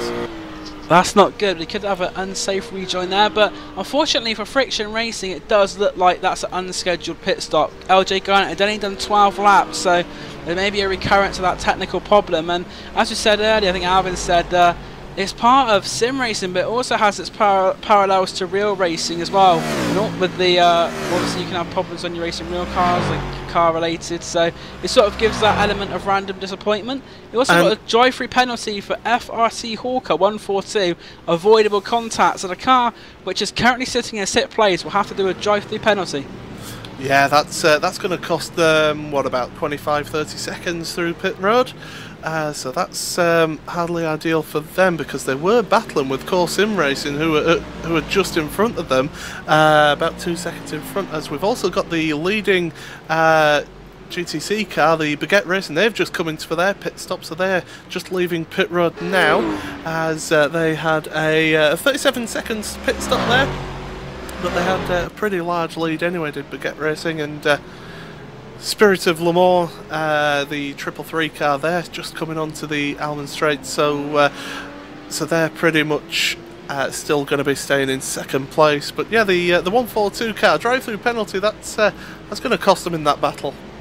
Yeah, they're going to lose out also maybe to Legends Racing as well. That 109 car is not too far behind, about 30 seconds, so it's going to be quite close between the FRT Hawker car and Adam and Paul in Legends Racing, but it is going to break up that battle, as we say, for 5th place, because Fredrik Rasmussen's about to be unleashed here, because the FRT Hawker car will be coming in for that drive-through, and I imagine it'll probably be on this lap. If you're in that Legends Racing car, you must see that message saying that there's a drive-through for the car that's in front of you. You must get right. Okay, we've got a chance here, and get your head down and really pump in some fast laps. Yeah, the Legends car's just been lapped as well by Henry Gross, so the 7th place car has gone a lap down. So if an FRT Hawker come out from their drive-through, they may find themselves a lap down. They're going to come and take it now. Yeah, you take it as soon as possible. Try and minimise the lost time there as they come through the pit lane at pit lane speed limit. It's about 44-45 miles an hour, or 70 kilometres an hour if you're in the rest of the world that doesn't that uses metric, as they come down pit road, and it's quite a long pit road here at Sebring, and as now they come off the pit limiter down the straight, and where's Legends? They're just coming into the final corner, so it brings them into a possible battle later on, but they'll have to get some good lap times in now for the rest of the race. Yeah, I don't think they lost as much time in the pits as we thought they were going to lose the FRT Hawker crew. It seems as if they may have only lost about 15-20 seconds, I think, taking that drive through. Absolutely. So as we're about an hour and 8 minutes away from the end of this race, we're looking at the battles through the race. It's battle for third place overall between NKH and Blackadder Motorsport. There's about 2 seconds between those, but we've also got the 267 Blackadder Motorsport and Mad Cape Racing are back at it again. They're battling it out for now. That's the Mad Cape Racing 274 car, which is down in what 8th place in class. So they're battling for 7th with Blackadder Motorsport. Yeah, that's the second of the Mad Cape Racing team, and that's been driven currently by Kevin Rankin. And the car he's closing up on is the Fokker Antonidis Blackadder Motorsport car. And you said earlier about NKH, they have found themselves back up into third place. So we said that Nicholas Helm was quick, but he's managed to find his way up into third place as well, and down in the 5th, 6th position, I think, earlier in the stint. So a very spirited drive there from Nicholas Helm. Absolutely, it's just a question of driver time now. You know, will they have to make another driver swap to get his teammate Hayden Burns? Will they have to get him back into the car? Just having a look now, maximum driver time for the Proto class 92 laps. So he can run for 92 laps, and we're only on lap 88 now. So see how many laps he's done. We can have a look on our time. He's had 61 laps as Nicholas in the car at the moment, so he's still got about another 31, 32 laps left. Yeah, he might be able to do the bulk of the remaining distance of this race, and then hand over to Hayden Burns. We saw he was very good defending, Hayden Burns, so if Nicholas Helm can get them the space, then maybe very close there though with the GT3 cars, but if Nicholas Helm can pull out a lead, then maybe Hayden Burns will be able to do his trademark in this race and be able to hold the rest of them back. And that's that battle for in the GT3 class as well, between Blackadder Motorsports and the Mad Cape Racing 274 car.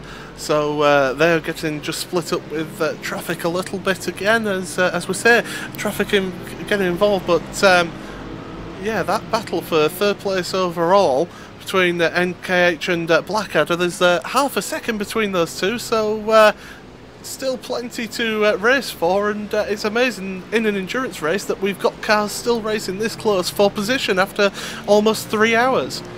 Yeah, definitely. It's something that never ceases to amaze me, really, how you can get drivers from different parts of the world, it's just all sorts of different connections, all sorts of different variables, and everyone can be so close still, and I think it really is a testament to the skill levels of the drivers involved. We've got some very, very good drivers on display here, and very, very close and consistent with each other as well. Christian Challoner just getting his way through the GT3 traffic there, trying to keep on the back of Nicholas Helm for that third place overall, but Nicholas doing a very good job in that car to recover from quite an incident really in that final corner, and took a bit of damage, so to recover to get it back up to third is quite an achievement for NKH. Yeah, definitely. It's definitely a creditable fight back, and unfortunately we have had combination, which we said earlier, 4X Racing are definitely out of the race. They dropped too far behind following that earlier incident, which are unfortunate victims really. So they've lost out, which is a great shame. But their sister team, the 4X Racing Fatties, currently running in 11th place, and they are 2 laps down off the leaders. It's one thing about sim racing. Sim racing drivers and sim racing team owners have a good imagination for team names, don't they? I've noticed that in quite a few series that we cover, that there's quite a few imaginative names, and certainly there's been a few on the show on RaceSpotTV over the last few years. Not naming the team that I drive for in the VLN, but never mind. This is the Gathering of Tweakers Endurance Series. I'm determined not to say that name, by the way. The Gathering of Tweakers Series, Endurance Series here at Sebring International Raceway.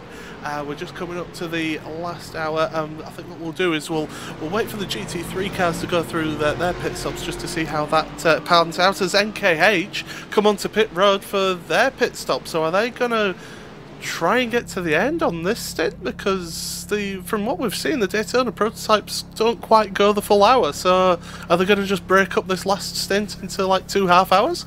Interesting, but I don't think they won't be able to go the whole distance. I wouldn't have thought. They seem to be able to go 45-50 minutes on a stint, so they'll definitely have but what it does mean is that for their last stint they will be able to put a lot less fuel in the car, so they'll be in the pit lane for less, but unfortunately it will be...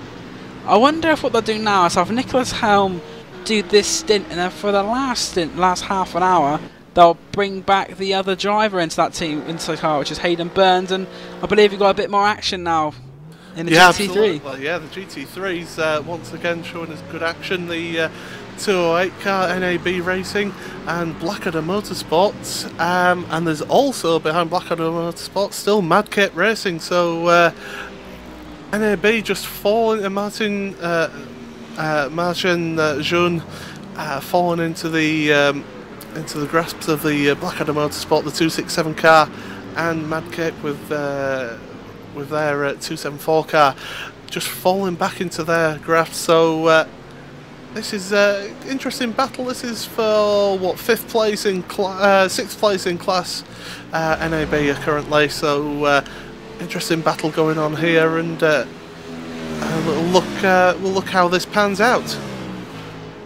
Also, we've got another penalty notice coming through, I see, for one of the other cars in the prototype. That is FRT Hawkers International, avoidable contact, and they've got a drive-through penalty as well. So that's another one of the cars for the Hawkers team, FRT Hawkers International 140, I see from Race Control, have been awarded a penalty, which is a drive-through. So they're 6 laps down, so they were one of the teams that had issues. As down the inside goes Blackadder Motorsport. Will they take that place back? He's got the run on the outside as NAB, but he's got the inside for the next corner, the first corner, as they're going to go past the GTC car. Oh, they're cutting across the nose of that NAB racing car, but Blackadder Motorsport make that position stick. Can NAB come back though? Now through into turn 2, he's looking down the inside, but you can't really go through there. It's not quite wide enough to throw the car down there. The next opportunity really is down into the hairpin. Can he stay with that Blackadder Motorsports car, because Blackadder have had a bit more pace than NAB this stint?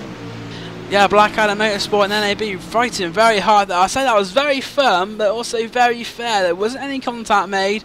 It was a good old exciting racing. It certainly got me and you off of our seats a little bit there, and there was no contact, no damage done, but definitely probably a heart-stopping moment for the two drivers. Absolutely. I mean, you've come 3 hours in this race. You don't want to throw it away. This late on as well. NAB just late on the brakes and overshooting, lucky not to collect the Blackadder car as well, with that outbraking themselves, but that's lost them a good bit of time. They're now 2 seconds behind Blackadder Motorsport's 267 car, so Blackadder now trying to make hay while the sun shines, and Mad Cape Racing now trying to take advantage of that little error and to catch up to the NAB racing car. Yeah, he was lucky not to lose a position. There was the car of Martin June. He managed to just about save it from going any further. I thought he'd properly overshot it then, but managed to get it slowed down and into the corner. I dragged it round the corner belatedly, but he still got it round there. And although he's lost the space, he's lost the time to the car in front of him, that Blackadder number 267. He is still in the position he was. He could have very easily lost out there to Kevin Rankin. Absolutely, and he's lucky that there is a runoff road there as well, so you utilise that rather than it being just grass on the outside of that corner. So able to keep going and keep the place that he'd lost. We've got a couple of cars on pit road as well. The prototypes, we've got let's see, Adam Kell is coming out with the Apex Racing car, but of course they were a bit out of sequence because of issues with their car, and FRT Hawkers are in the FRT Hawkers International are in the pits, and they've been in the pits for quite a long time. So I mean, they were the ones that got the drive-through penalty, but they're parked up, and it looks like they're retiring from the race. Yeah, looks like that they parked up, got another penalty or another investigation. 288 NAB Racing blocking, no further action. So the NAB team were being investigated against, and that is a team that are fighting hard with Black Adder Motorsport and Mad Cape. So along with that overshot, they've had a investigation as well to deal with. Race control haven't really had anything to do for the last 40-50 minutes, and then in the last 10 minutes they've had 3 things to look at as well. So suddenly the drivers are just giving them a little bit of work there at race control, making sure they're still awake. But overall, the driving stance in this series is just absolutely top class. Just maybe just the odd incident here and there, but nothing malicious or careless. Now, as I said before, it's absolutely great demonstration. This is a feeder series for the Neo Endurance Championship we've got tomorrow, so if you think this is good, wait until Neo tomorrow. We got an incident as well on track for the 225 car, which is the Hawk sim racing car. We're going to see a replay of it now. It's Marshall not behind the wheel, and it looks like he's into turn 2. Into turn 2, yeah, it looks like he's had a bit of an incident there, Paul. Yeah, I'm just having a look at that. Did he get his wheels onto the grass there, into braking, or onto the white line, surely, and just lost control of the car and just backs it up into the tyre barrier, then carries on for a little bit until the next corner, when obviously got a little bit of damage on that car from that tap with the wall, and just runs off over the grass at turn 3, but then is able to carry on through Big Bend. And they're still running in that car, but looks like a bit of damage at the rear. Yeah, a lot of damage. You know, the only cars which are the leading, well, the last running cars in that GT3 class as well. But going into GTC, we've got a little battle here. Jan-Paul Nihui is going up against Dominic Engel. We saw it earlier in the race. There's also a prototype car amongst them, which is going to go past now. That's that friction racing car of LJ Garnett. So LJ Garnett back out. We saw him have a pit stop after 12 laps of a stint, so I don't know what's happened with that. It seemed like it was a little bit off a sequence, but now Christian Chana goes past in the prototype. But in this GTC battle, it is the car of Dominic Engel versus the Spirit of Le Mans car of Jan-Paul Nihui, and the Core Sim Racing car has actually got ahead of that Spirit of Le Mans car on this lap. So Core Sim Racing up to 2nd place in the GTC class. Yeah, absolutely. Good work there from Core Sim Racing, but the Spirit of Le Mans car is not giving up. They're fighting back. They're only 0.3 of a second behind as they cross the line there into the first corner, as other cars are coming out the pits. I believe that was a GT3 car coming out the pits there. So we're getting closer towards the GT3s making their pit stops now, because we've only got about 55-56 minutes left of this race, and these two GTC cars are battling it out for 2nd place in GTC class. That's easy for me to say after 3 hours of racing. But now down through Big Bend, and that Spirit Le Mans car has got a bit of a run there. Will they be able to look on the inside? They've got a prototype coming up behind them, but that prototype decides to just stay behind. It's the core car. That core car could disrupt things for their team colleague in the GTC car, but no, just round the outside, gets out they get out the way of them. So this battle's still able to carry on between these two cars.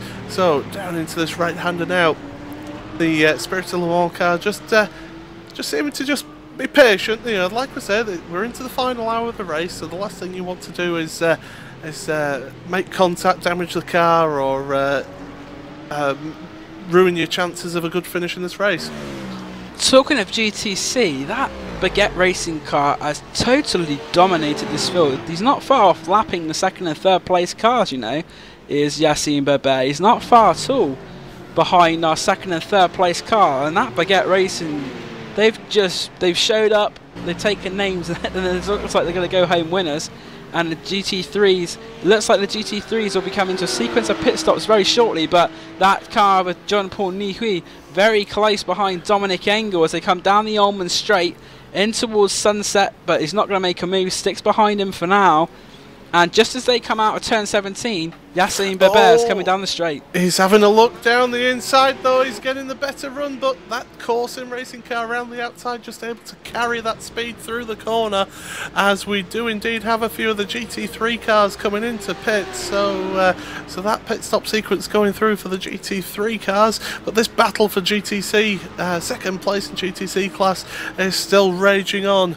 And Nihui is certainly all over the back of that core sim racing car of Dominic Engel. Yeah, very, very close racing between these two, and it's not the first time these two teams have come into combat this afternoon. We saw it earlier in the race, and on that occasion Jean-Paul Nihui was able to take the position, but it looks like this time Dominic Engel definitely putting up a fight. And that battle for second place is probably the biggest battle we're going to have in that class, because the leader Yacine Berbet is actually nearly a whole lap, I said before, but he is nearly a whole lap in front of the second place battle, and that is truly astonishing.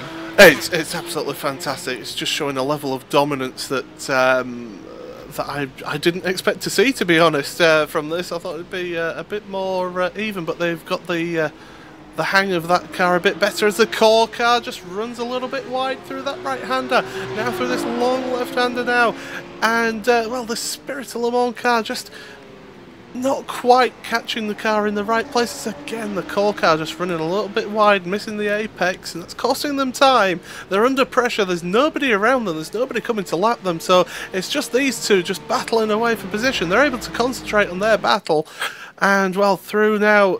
Will there be a move into the final corner, Dan? We'll see what happens coming out of here, because this is going to be quite crucial. And he's got a better run, you know, Jean-Paul Nihui. He got a very good exit there, and the core motorsport car under pressure. Nihui has gone alongside, and I think Nihui will have the advantage as they go into Sunset. He's definitely got a better exit there. Fantastic drive from Jean-Paul Nihui, and he's going to take that second place back. Yeah, Nihui, fantastic, down the inside into the final corner. It's a tricky corner, as we've been saying all race. It's got a lot of bumps, but he's made that position stick, although he had a little bit of a twitch mid-corner, but he's through. Just to keep you abreast, the leader of the GT3 Core Sim Racing, they are into the pits. Mike Paluk staying at the wheel. They're in for their final pit stop. But I can tell you, High Octane Motorsport, Joachim Svensson is still out there, and they are in first place in class at the moment, but they have got let's see who's second in class. Stephen Ebert is in second in class, but they are a bit further behind. Core Sim Racing just coming out the pits now with a 55.5 second pit stop. So, but as we say, this will be their final pit stop now, so it'll be interesting to point that out. To get out and hopefully be able to get back into the lead for their race. Yeah, it's the last pit stop for these GT3 cars. So as we're seeing now, we got the GT3, the car of Manik Pulic, who's on that final run now, and with the GT3s, they will be able to go, so say, right to the end of this race. But up front, the Hawk Sim Racing car catching up a little bit to Team Huskenveld, although Huskenveld, I've got a massive gap. It has come down. It was a minute at one point, now down to 40.2 seconds. I think it's too little too late for Hawk Sim Racing, but that gap does seem to be going down a little bit. Yeah, absolutely. It's quite a dominating position that Team Huskenveld find themselves in overall in this race. As you say, 40 seconds ahead of Hawk Sim Racing, who are in second place in that 1-2-4 car, just making their way through back markers. Blackadder Motorsport in third place overall in that Daytona prototype class, with Core Sim Racing in fourth in the 111 car, and FRT Hawker in fifth place. We've got the NKH car actually off track at the moment on the Almond Straight. Yeah, it looks like he took a little bit of grass and spat him out, and he did hit the wall. I don't think he did hit the wall. Or if he did hit the wall, it was a very, very slow speed glance. And I was just about to say to you that the FRT Hawker car just in front of it may be feeling the pressure, but it seems as if Nicholas Halm, he hadn't made any mistakes until then. He has made a small mistake. I don't think he did hit the wall, but he's going to lose a few seconds there. He manages to join the track. I think he joined it pretty safely in the circumstance, considering it's a weird place to go off, to be fair. He had the initial instant just coming off the corner, hit the grass, but when he actually had the spin, he was halfway down the straight near enough. So the cars would have been gathering quite a bit of speed coming down the straight. I'm just going to look at this rejoin now. It seemed the cars behind would have seen that he was slow on that side, so I don't think there's any question of an unsafe rejoin there. But a very close moment there for that NKH car, and he's lucky not to hit anything. Okay, so as we're coming into the final stretch of this race, it's about just under 50 minutes to go in this race in the 4 hours of Sebring in the Gathering of Tweakers Endurance Series, and we're here live on RaceSpotTV and iRacingLive. Join us after these short commercials when we will have the conclusion of this fantastic race.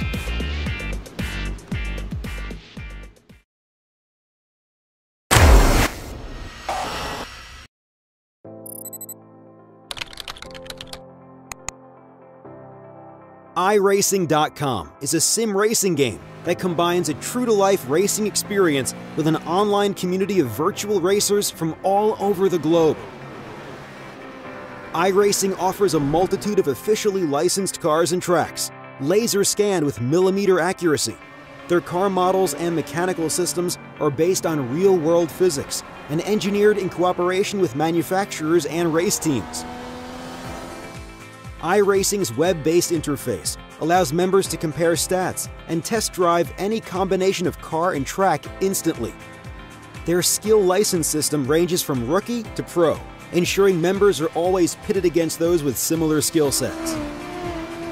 Members are able to sign up for a weekly race series, compete in time trials, host a private race with friends, and participate in racing leagues created and run by the community. With over 60,000 members, iRacing works in partnership with renowned motorsport organizations like SRO Motorsports Group to deliver virtual races based on the real-life Blancpain GT series.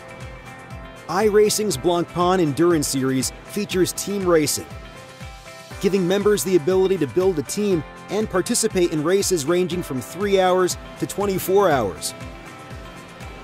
Additional partners include NASCAR, IMSA, V8 Supercars, IndyCar, allowing members to race in their very own 24 hours of Spa, Bathurst 1000, Daytona 500, and many more. iRacing.com, delivering the most authentic racing experience short of getting into a real race car.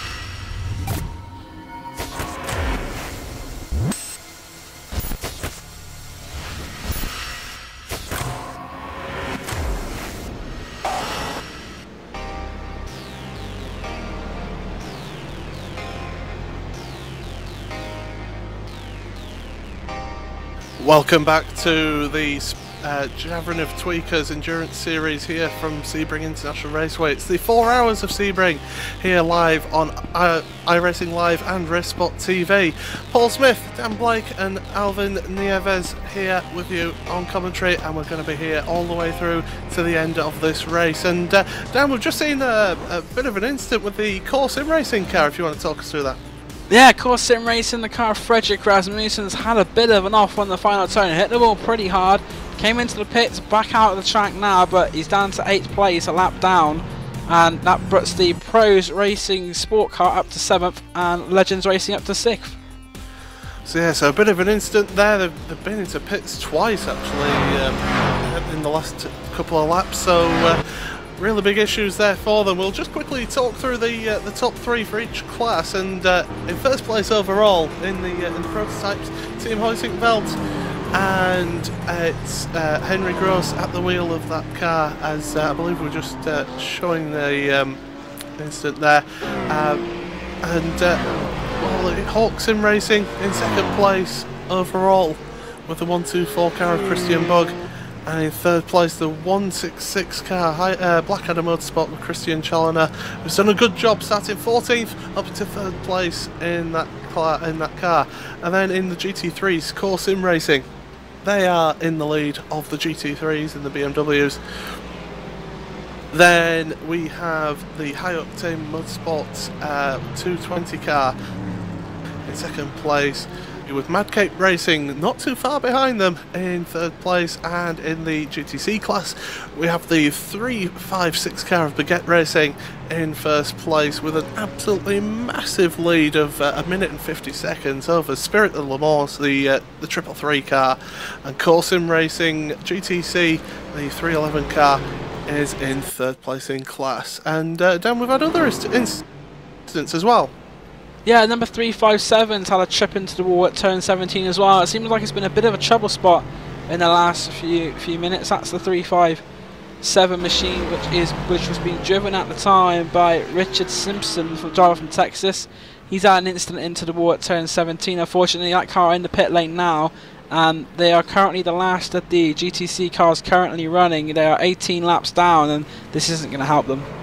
A bit of an incident is an understatement. They've ended up rolling the car into the wall, and yeah, that's a big incident, but they were able to get back on the wheels and get into the car, get into the pits, as we've also seen the 111 Core Sim Racing prototype crash as well with their incident. So it's all happening towards the end of this race. Drivers getting a bit tired, and you know, just as in real life, you know, the tiredness affects the driving. Also, though, the 111 car on a fight back, it's Mark Wilmington under pressure from the core car of Fredrik Rasmussen. They're going down to turn 17. At the moment, there's no move being made, but Mark Wilmington in that blue flag car will certainly be feeling the pressure from the damaged Core Sim Racing car of Fredrik Rasmussen. There's a little bit of damage to the front end of that car from its wall strike, but it's not affecting him too badly because he's right on the back now, this blue flag car. Yeah, absolutely. So there's only about 1/10 of a second between them by the looks of things. Down through the first corner, and well, Blue Flag Racing able to just keep ahead at the moment of that course sim racing car, but Matt Warmington under immense pressure because that Core Sim Racing car, it is a quick car. They look to the outside through turn 2. Can't quite make the move through there, but now through Big Bend you've got a GT3 car there. They're having to go around the outside off, but will he make the move down into the hairpin? We'll soon see. Going down towards that hairpin, he darts out to the right, has a look, but decides against it, darts back in behind that Blue Flag Racing car. Yeah, so position 8 for Mark Wilmington, 9th place currently for Fredrik Rasmussen. And it looks like when I was having a look at on the chat on the YouTube, and it looked like that there was the car being driven by Juha Pakalami. They seem to think they might be able to go for the full stint, so no more pit stops. I don't think for that car. Well, it'd be interesting to see if that happens. And Alvin, we've got yet more news from Race Control. Yeah, the incident that involved car 357 going into into turn 17. It was Torque Freak Racing. They had contact, and race control has go over it, and they decided that's gonna be a stop and go for avoidable contact. Sorry, a drive-through. Drive-through for the 281 car. So yeah, the Torque Freak Racing BMW having to serve a penalty there, and it's I mean they're about 18 seconds behind the Madcape Racing car, so that's going to cost them, because the 255 Blue Flag Racing GT car, they're only 3.5 seconds behind that Torque Freak car, so definitely going to lose one place with that drive-through.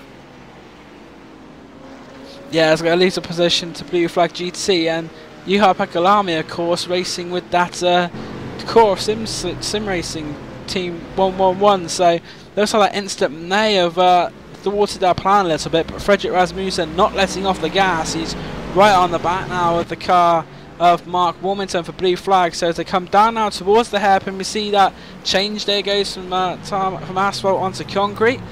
Warmington takes the line, but it looks like it's got a bit of a... didn't get such a good run off as Fredrik Rasmussen. It seemed to catch him up a little bit there on the exit of the corner, but it's just about finding a position where he'd be able to maybe get past. And they got the LJ Garnett car behind as well, Friction Racing, with that as a lap behind them. In fact, it's 2 laps behind them in that 199 car. But the car that they're fighting is Mark Figueroa, so 4X Racing Fatties, and they might be able to catch them before the end of the race, but I think that's about as far as they're going to go, unfortunately. Absolutely, it's that core sim racing car of Fredrik Rasmussen is all over the back of the Blue Flag Racing Matt Warmington. But as we saw earlier on in the race, Matt Warmington, another one of these drivers who looks to be really good at defending a place and holding on to that spot, although Core really onto the back of that car now, through that corner onto the Elman Straight now. Can Core get into that draft? They're in that draft. Can they make the most of it down this straight? Is it long enough for them to maybe look down the inside? Core just staying behind though. They're not going to make that move at the moment. Remember, they have got a bit of damage from a couple of incidents, have Core. But through the last corner, Warmington just runs a little bit wide. That gives Core the better exit. They're going to look down to the left. They're getting into the slipstream once again.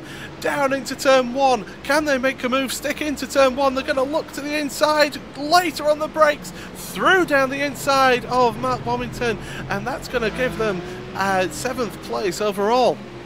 Yeah, great move there from Fredrik Rasmussen to overtake the car of Mark Warmington. He defended for a little bit, but he wasn't able to hold on. And Legends Racing, I notice, aren't too far behind either. They must have had a pit stop, because Darren Seal right behind those 2 cars. Absolutely, so Darren Seal now with a bit between his teeth. He's only 1.1 seconds behind Mark Warmington, but Mark is still with that core sim racing car.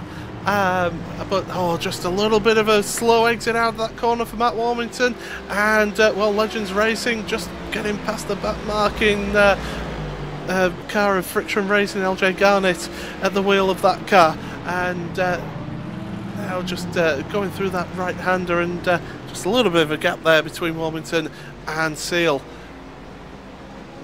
Yeah, Darren Seal, we saw earlier in the race, he was very quick. He handed over the car to Adam Parley, he's now got it back. So Darren Seal, we see those 2 positions in front, and I think they are definitely ones he'll be able to take. And the car, and that's a very close, that was a loss of time there by the Warmington car, Blue Flag Racing, and that's allowed Darren Seal to get down the inside. A bit of hesitancy there, but that is the move which has put Darren Seal up a position. And it seemed that Warmington was very hesitant to get past that GTC car, which is the car of that is Yassine Baber, our GTC leader, so that may be why he's been a bit hesitant. But Yassine Baber is about to lap the 2nd and 3rd place cars in that class as well. But again, we got another move being made. That was in fact Warmington going past the lapped car of LJ Garnett. LJ Garnett doing well there to let him through, but Yassine Baber and GTC about to lap all of his fellow competitors, it looks like.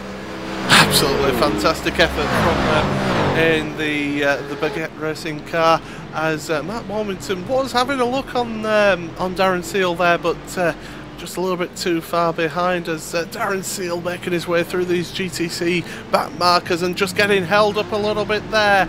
and that's going to allow Warmington to close back up to the back of Darren Seal. Darren Seal, of course, has had a pit stop, whereas Warmington, I believe, has got to yet make his final pit stop. So fresher tyres for Seal, and it will show going into the brakes now to the acceleration zones as well.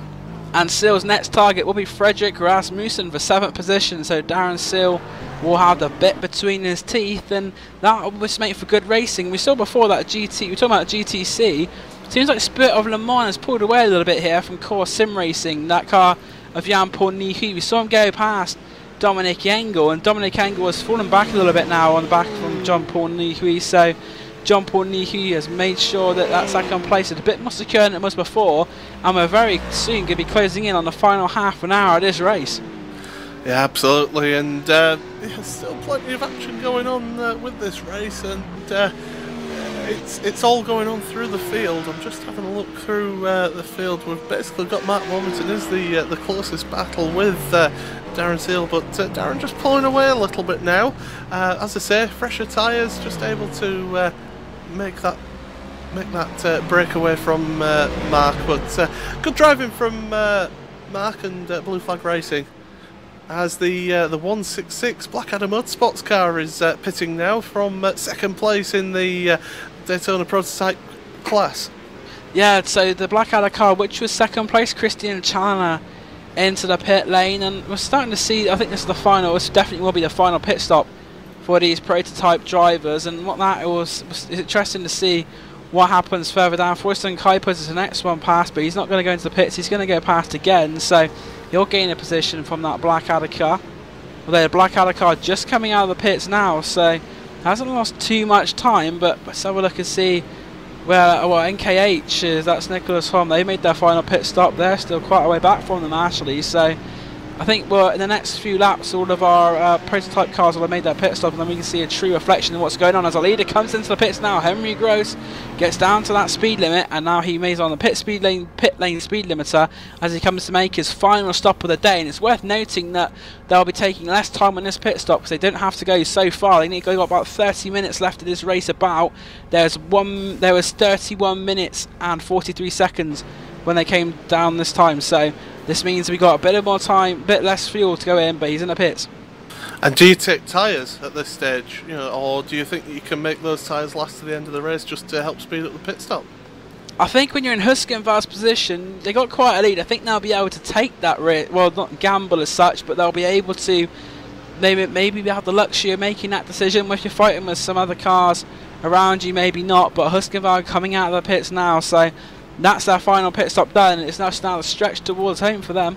Only 23-second pit stop as well for them in that pit stop, so I don't think they did take tyres, I think they just took fuel, as out they come still in the lead.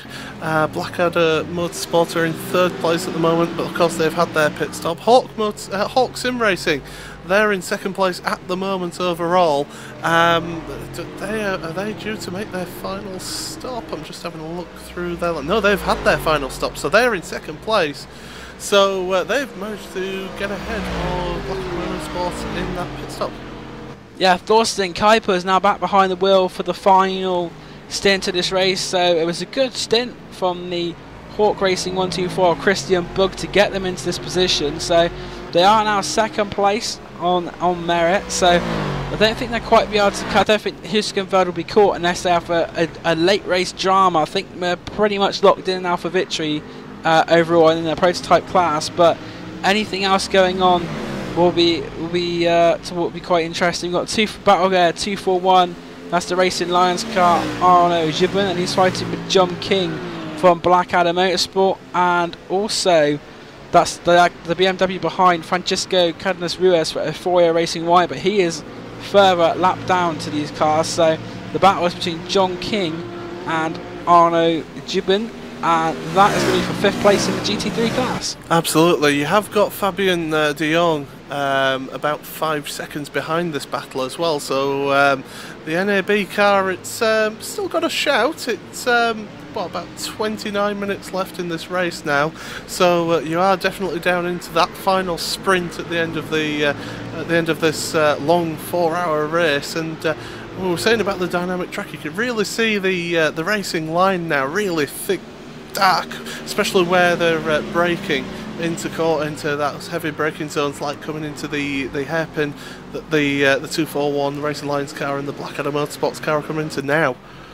Yeah, certainly, and also coming into turn 2 as well, you can see it very noticeably. But this dynamic track, I can't see many marbles, to be honest. I don't know what's happening with the marbles, but we've got the Racing Lions. Obviously the track is now properly rubbered in. Racing Lions car and the Blackadder one fighting hard for 5th position, but I think now NAB Racing car will be trying to get himself involved. He had a 2 minute and 2.6.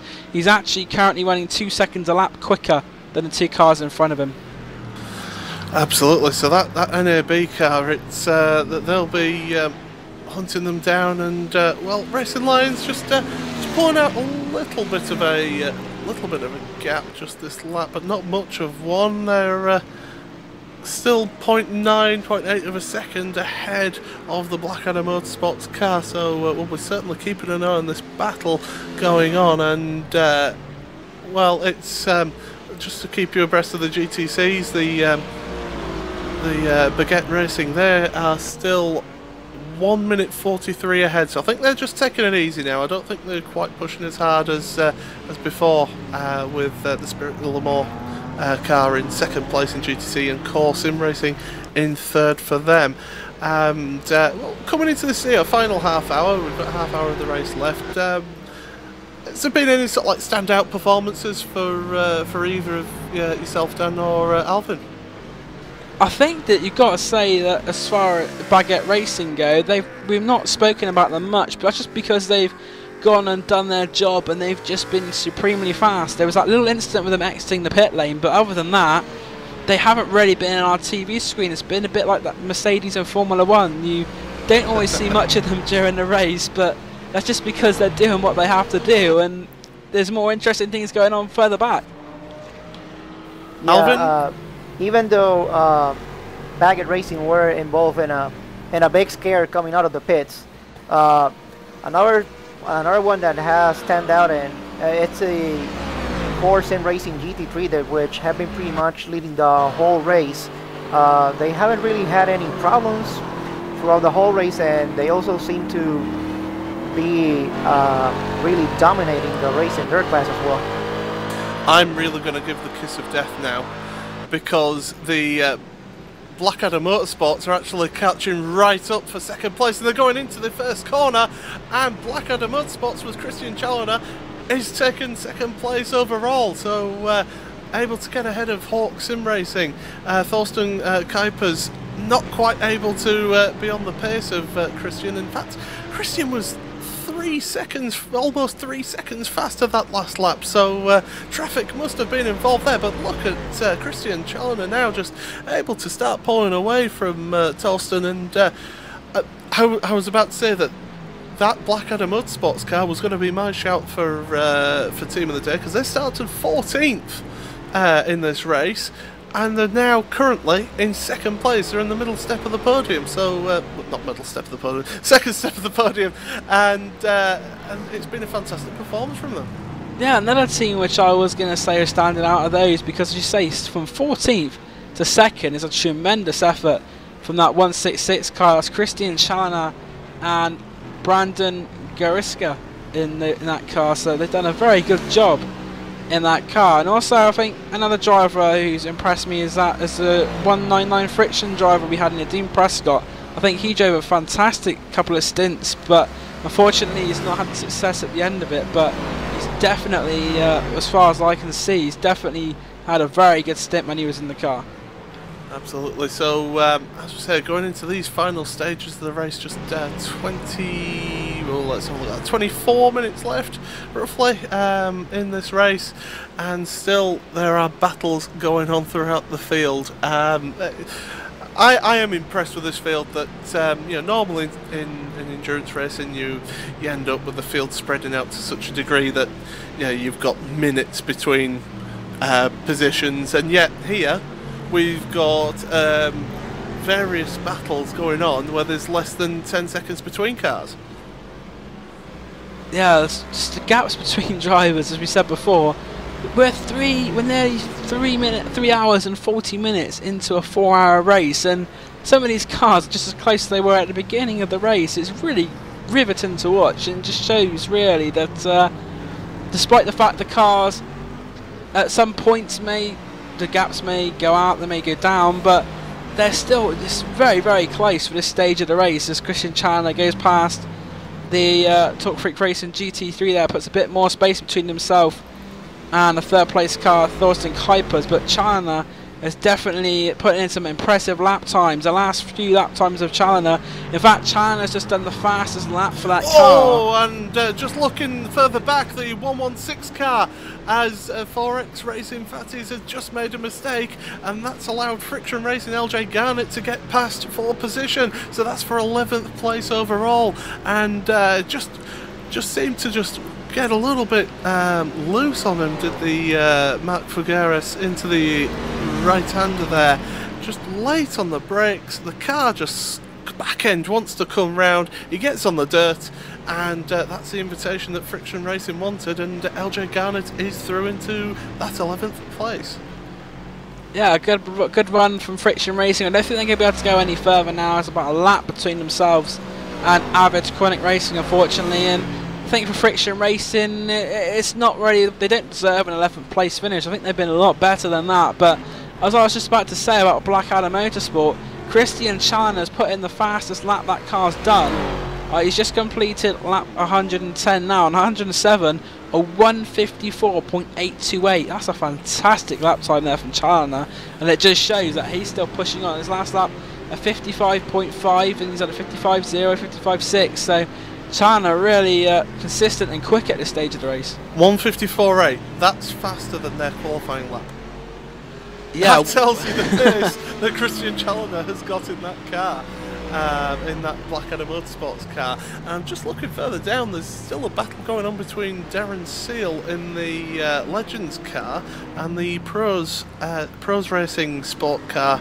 That's Jason Marchal. There's only 1.3 seconds between them, and there's also a battle going on between Racing Lions and Blackadder Motorsports again. And this is, well, as you can see, it's almost side by side going into the final corner.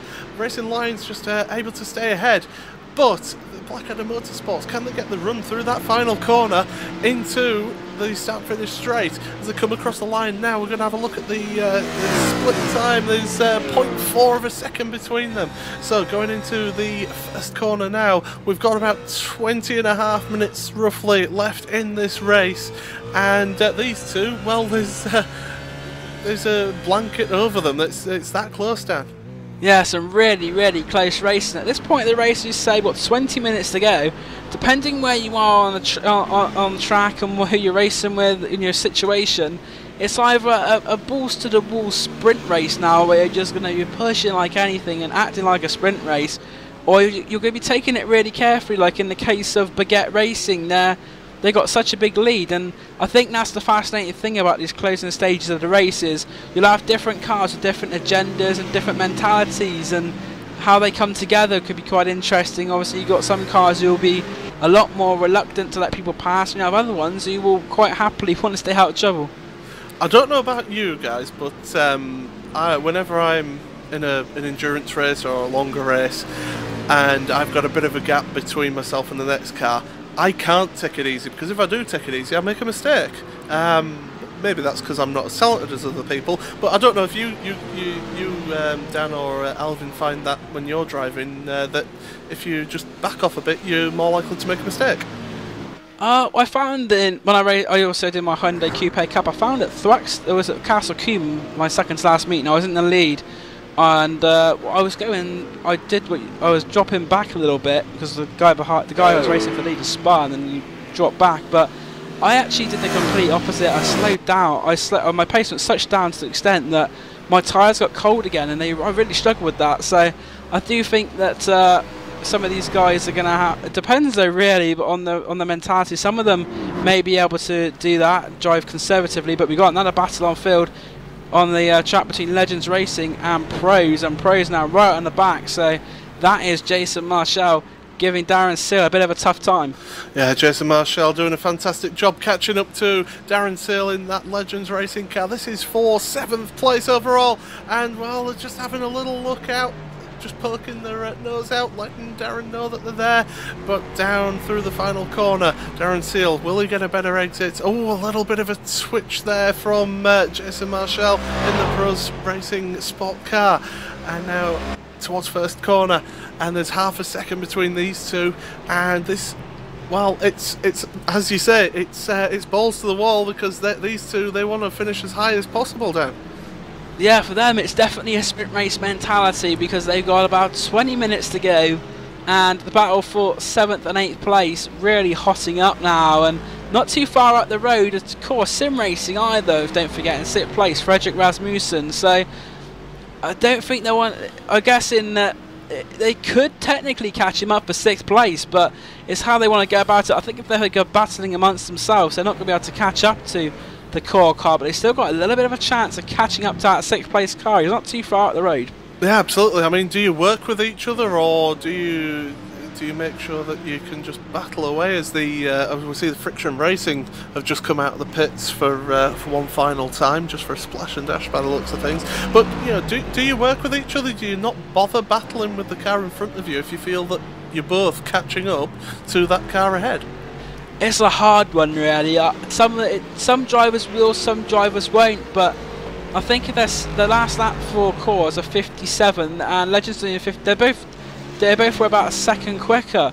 So maybe if they give it a couple of laps, maybe of working together, just to see what happens with that gap. Obviously traffic and that it plays a big part on these gaps lap on lap, but if they genuinely are catching up at a bit of speed, then maybe it's something that they should be looking at. We've got another battle as well, Hawk Sim Racing in 3rd place in NKH, that final podium space, and Nicholas Helm is behind the wheel. How many laps has Nicholas Helm done? We know we were looking before 86. 86, so I think they're going to have to make a late pit stop, you know, because I don't think they'll be able, I think they're going to go over that maximum driver limit. Well, it's making for a fascinating battle anyway, because there's less than a second between 3rd place and 4th place in this battle. There's also the battle with Darren Seal and also Jason Marshall as well. That's a really close battle. All of a sudden we're getting these close battles right towards the end, as all the different pit strategies have worked out, and it's all just this final push towards the end of the race. Some cars with bit better tyres than others, bit more fuel than others, but across the line there, and Hawk still staying ahead of NKH Racing. Hawk still ahead of NKH, and if NKH do have to make a pit stop, they may lose a position to FRT Hawker as well, but I don't think they will. I think they'll still stay in 4th position. But how long we got left? We've got 18 minutes of this race left, and Helm has only got, he's on his 88th lap now. I think he's going to run out of time, you know, because obviously 92 is the limit of when they can stay at one driver. He's making a move down the inside of the car there, and through he goes past Hawker. He's gone past. Yeah, great move there, past Thorsten Kuipers at the hairpin. Fantastic stuff there from the NKH car, but it would be a bit of a shame if that was to mean nothing if he has to pit, and I think now unfortunately that might be the case. Car goes off in front of him though. That's another one of the prototypes. Is that the that is the car of Dexter Castro, which is 4 laps down. Yeah, so yeah, just that move down into the NKH Racing, the 191 car into 3rd place overall, and well, it'd be interesting to see if they do a pit. Because we've got, as you say, we've 14 minutes left in this race, so plus of course if the leader goes across the line just before the end, you've got that extra lap as well, so it's going to be tight, that's for sure. And as you say, possibly they'll have to do a driver change and lose that 3rd place.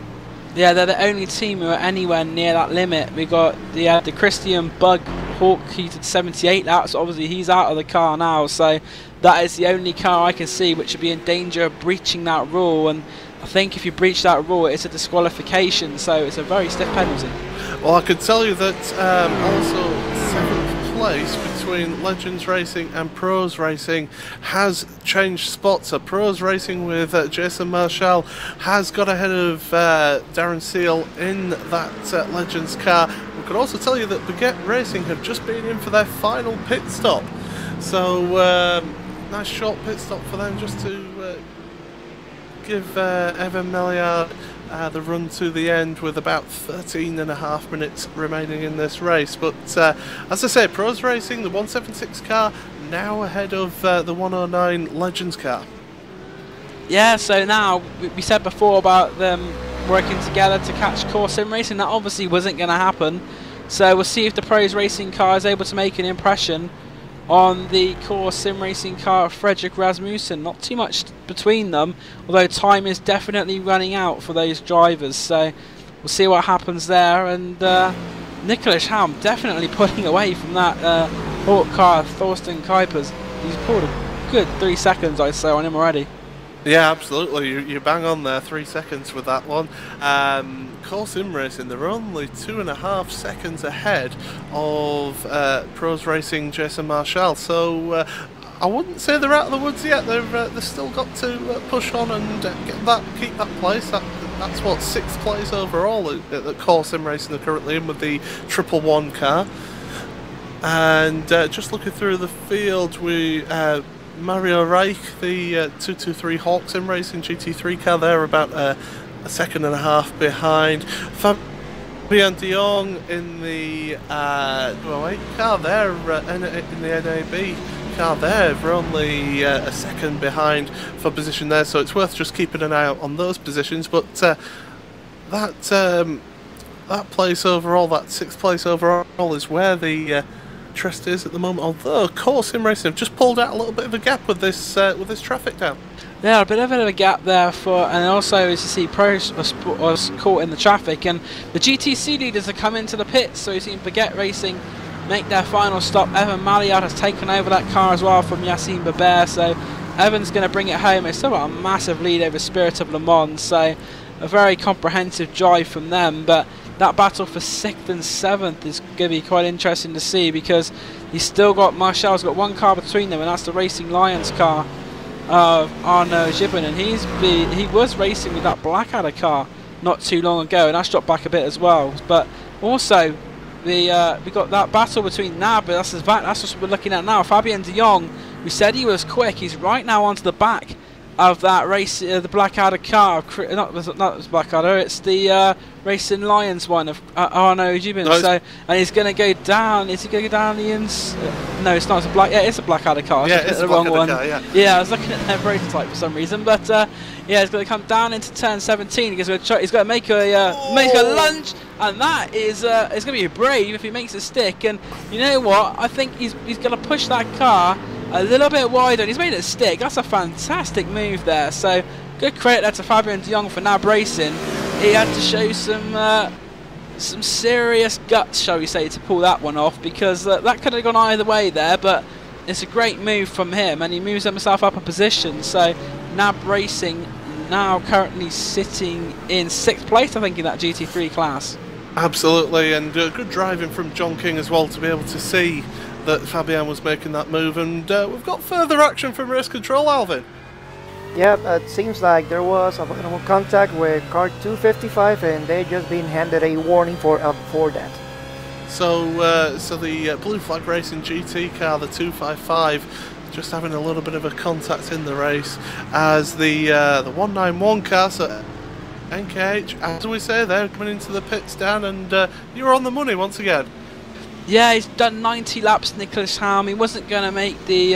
he's coming out again. He's come back out again.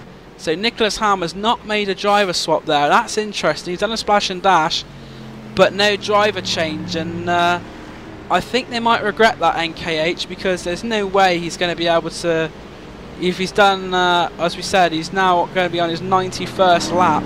There's still 10 minutes to go. They're going to have to make another pit stop to put the other driver in, Hayden Burns. Or it's been a dramatic race for them, really. A lot of action, and I wouldn't want it to end in disqualification for them. I'm not sure if they actually realise how close to that limit they are.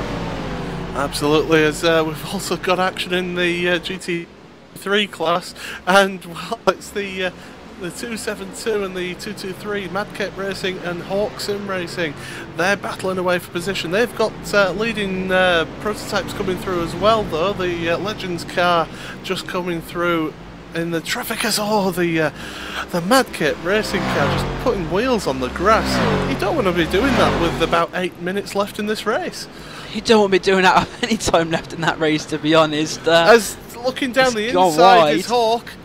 Hawk are still there on the inside. They make contact. No, and Hawk just make it down the inside. We're not seeing too many moves down on the inside of turn 2, but Hawk managing to pull that off and making the move stick. But will Madcape now be able to... Oh, and I was about to say will they make the run out, but no, they've just lost the back end, and that's just lost them a bit of time. They've lost about 4 seconds now on that Hawk Sim Racing car. So Hawk Sim Racing up into 3rd place in GT3, and with about 8 minutes left, it's not a lot of time left for Madcape to do that, and Racing Lions are actually close to them now. They're about 2 seconds behind them. Yeah, unfortunately there for Madcape, they've lost a podium place there to Hawk, and Racing Lions aren't too far behind them either. So Arno Gibbon will be his next task to try and get past that Madcape car, Ben Moore, and a bit of a mistake there unfortunately for him. So that is not the way they want to end their race. They had a podium place, but I think they're going to find it hard to get it back now. Absolutely. So Racing Lions about 1.5 seconds behind now, behind that Madcape Racing car. After that little error coming out of turn 3, I believe it was, wasn't it? Yeah. So now just coming through onto the straight, and Madcape now just settling it down, because it may fluster some drivers sometimes if they make a little mistake, because it can lead to other mistakes, can't it? Yeah, it can do if you get into that sort of frame of mind, but hopefully Ben Warren will not get into that frame of mind. He'll just be able to put his head down, and he's going to need to put his head down and get back to it, because the Racing Lions car, as you say, getting closer and closer, so he can go from one fight to another. And as far as that 191 goes on driver time, he's now on his last 90-second lap he can do. So if he doesn't come into the pits this time, I do fear for their result standing, unfortunately. And he's just coming now onto the Ullman Straight. So if he doesn't come into the pits this time, he will go over that driver limit, because this will be his 90-second lap. Well, would he go onto his 93rd lap, because he will go across the timing line coming through the pit lane? Yeah, that's what I mean. He's going to have to come in this time, I think, really. Because then he'll get the 90, he's on 91, he's on his 92nd now, and he's going to stay out. So it looks like he will go over that limit. It's unfortunate. I mean, maybe there's an issue with the drivers. Is there? Is Hayden still there? But anyway, I've also got other battles going on. It's the Racing Lions car now with the Madcape Racing car, and Madcape have lost another place now to Racing Lions. Lions get a little bit of a slide on, a little bit of shimmy out of that corner. Can Madcape take advantage of that? No, they can't. They're still behind, and they've got the prototype there behind them, which is the Avid Chronic Racing. So Ben Warren is dropping away quite substantially then in these last couple of laps. He was 3rd, now finds himself in 5th place. So it's disappointing for Madcape Racing Team, but they've had a good race, been involved in a lot of battles, and unfortunately though it's going to be looking like a 5th place as things stand at the moment. But there's still, as we say, time for that to change. There was just over 5 minutes to go last time the leaders crossed the line, so we are now down into that last 5 minutes of the race. So you reckon what, about 3 laps left in this race? So there's not a lot of time left. No, not much time left at all. So I think though the battles will, if anyone's got anything left in the tank and they're in a battle, they need to exhibit that now and pretty quickly. Yeah, so the 272 car, Madcape Racing, are still pretty close though to the Racing Lions car. There's about half a second between them, but there's Fabian de Jong behind us, Mad wide as well. So NAB Racing, they're as well, so that Madcape could lose yet another place, because Fabian is a quick driver in this BMW Z4. Yeah, Fabian's had a fantastic stint. We've seen him go past a few cars, and now Ben Warren could be the next one. I think that Fabian's young, may think that if he's lost some places, he is going to be rather vulnerable, and that could be the case, because he's going to have a little dart on the hairpin, and that's gone wide, Ben Warren now. So Ben Warren definitely feeling the pressure there. I don't know if maybe his tyres have seen better days or something, but that BMW Z4 does not look a very happy one there at all for what is the Madcape Racing team there. Ben Warren pitted on lap 90. He's now on his 113th lap, as we've got about 2 laps to go now in this race. As the lead, as we're looking now, the 272 Madcape are under immense pressure from NAB. We can tell you that Team Huizinga are in the lead of this race overall, with Blackadder Motorsports in second in the 166, and the Hawk Sim Racing in third in the 124 car. Core Sim Racing in first place in the GT3 class, with High Octane Motorsports in second in the 220 car. And the 223 car of Hawk Sim Racing. We're looking just at this battle here between NAB and Madcape Racing, as they've got a prototype going past. That's the 4X Racing Fatty's car going past them, as they're trying to take advantage of that car going past down the inside into that final corner. They know there's not a lot of time left, so they have to make that move stick down in the inside. But Madcape Racing get the better run out the exit that corner. Can they keep it now down the inside into the first corner?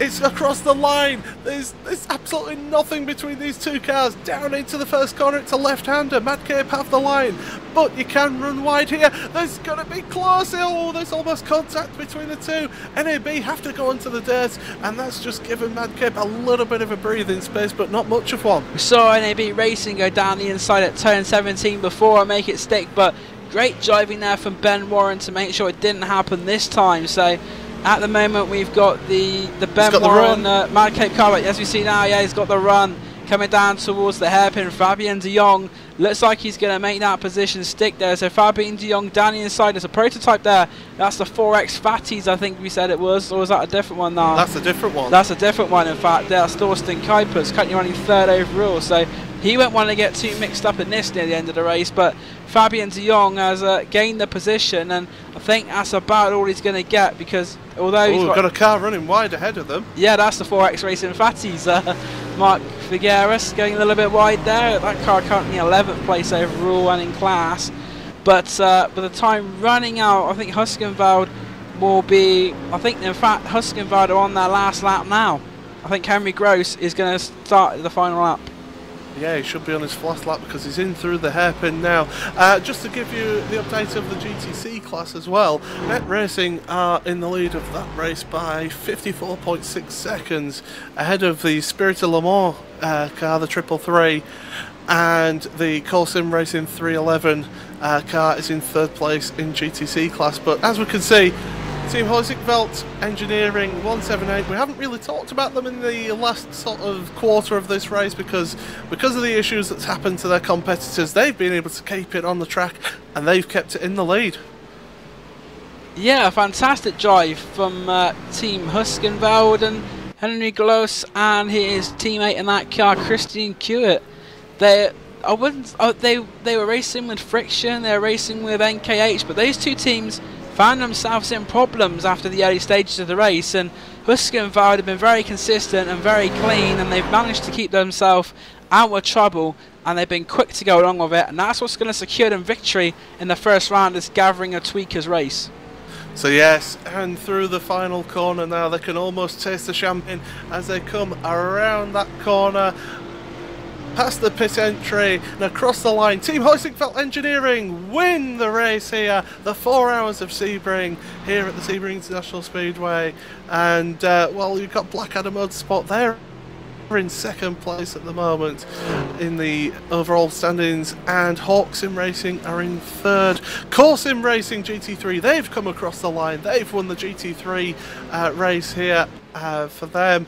High Octane Motorsports, they're in second place in GT3, and Hawk Sim Racing are in third, and GoT Racing are into the final final corner now as well. They're going to go take the checkered flag with a magnificent drive from them, basically from lights to flag.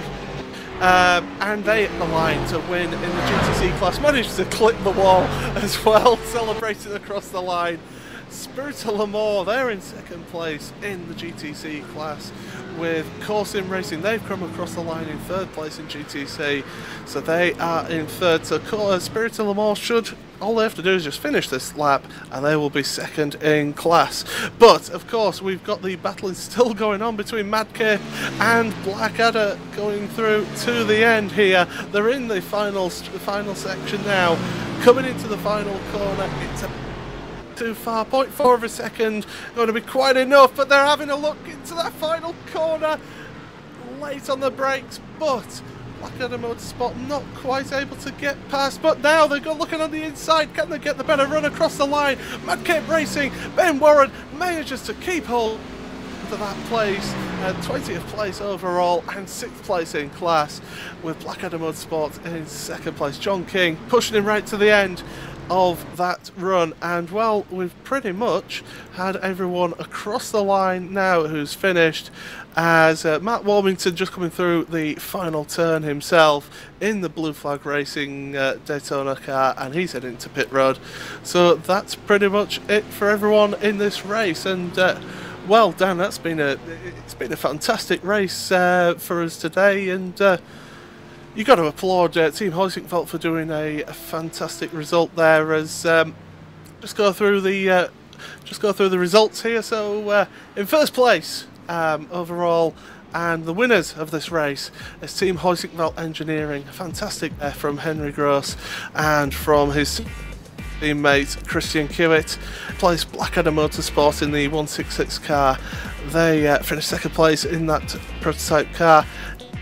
In third place, the 124 car of Sim Racing with a fantastic run in third place. Fourth place, NKH Racing. It is provisional at the moment. We think they may have gone over the limit there for the driving time, but we will see that if that happens in the final results. FRT in fifth place overall, and Sim Racing in sixth. Just having a look at the GT3 finishers. In first place in GT3, Sim Racing in the 211 car.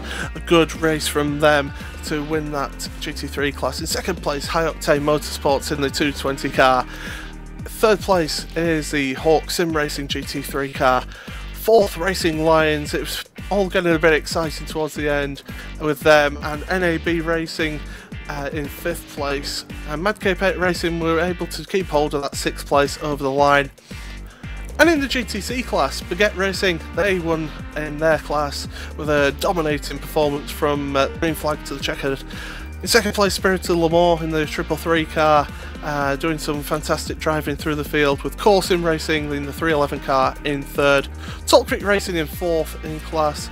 Fifth in class is ABL Endurance Team, and in sixth place was SRN Motorsport. So that's been the Spirit of the Gathering of Tweakers race here. What we're going to do is just going to take a short commercial break, and right after this break we're going to have some interview with some of the runners and racers from that race, so stay tuned for that.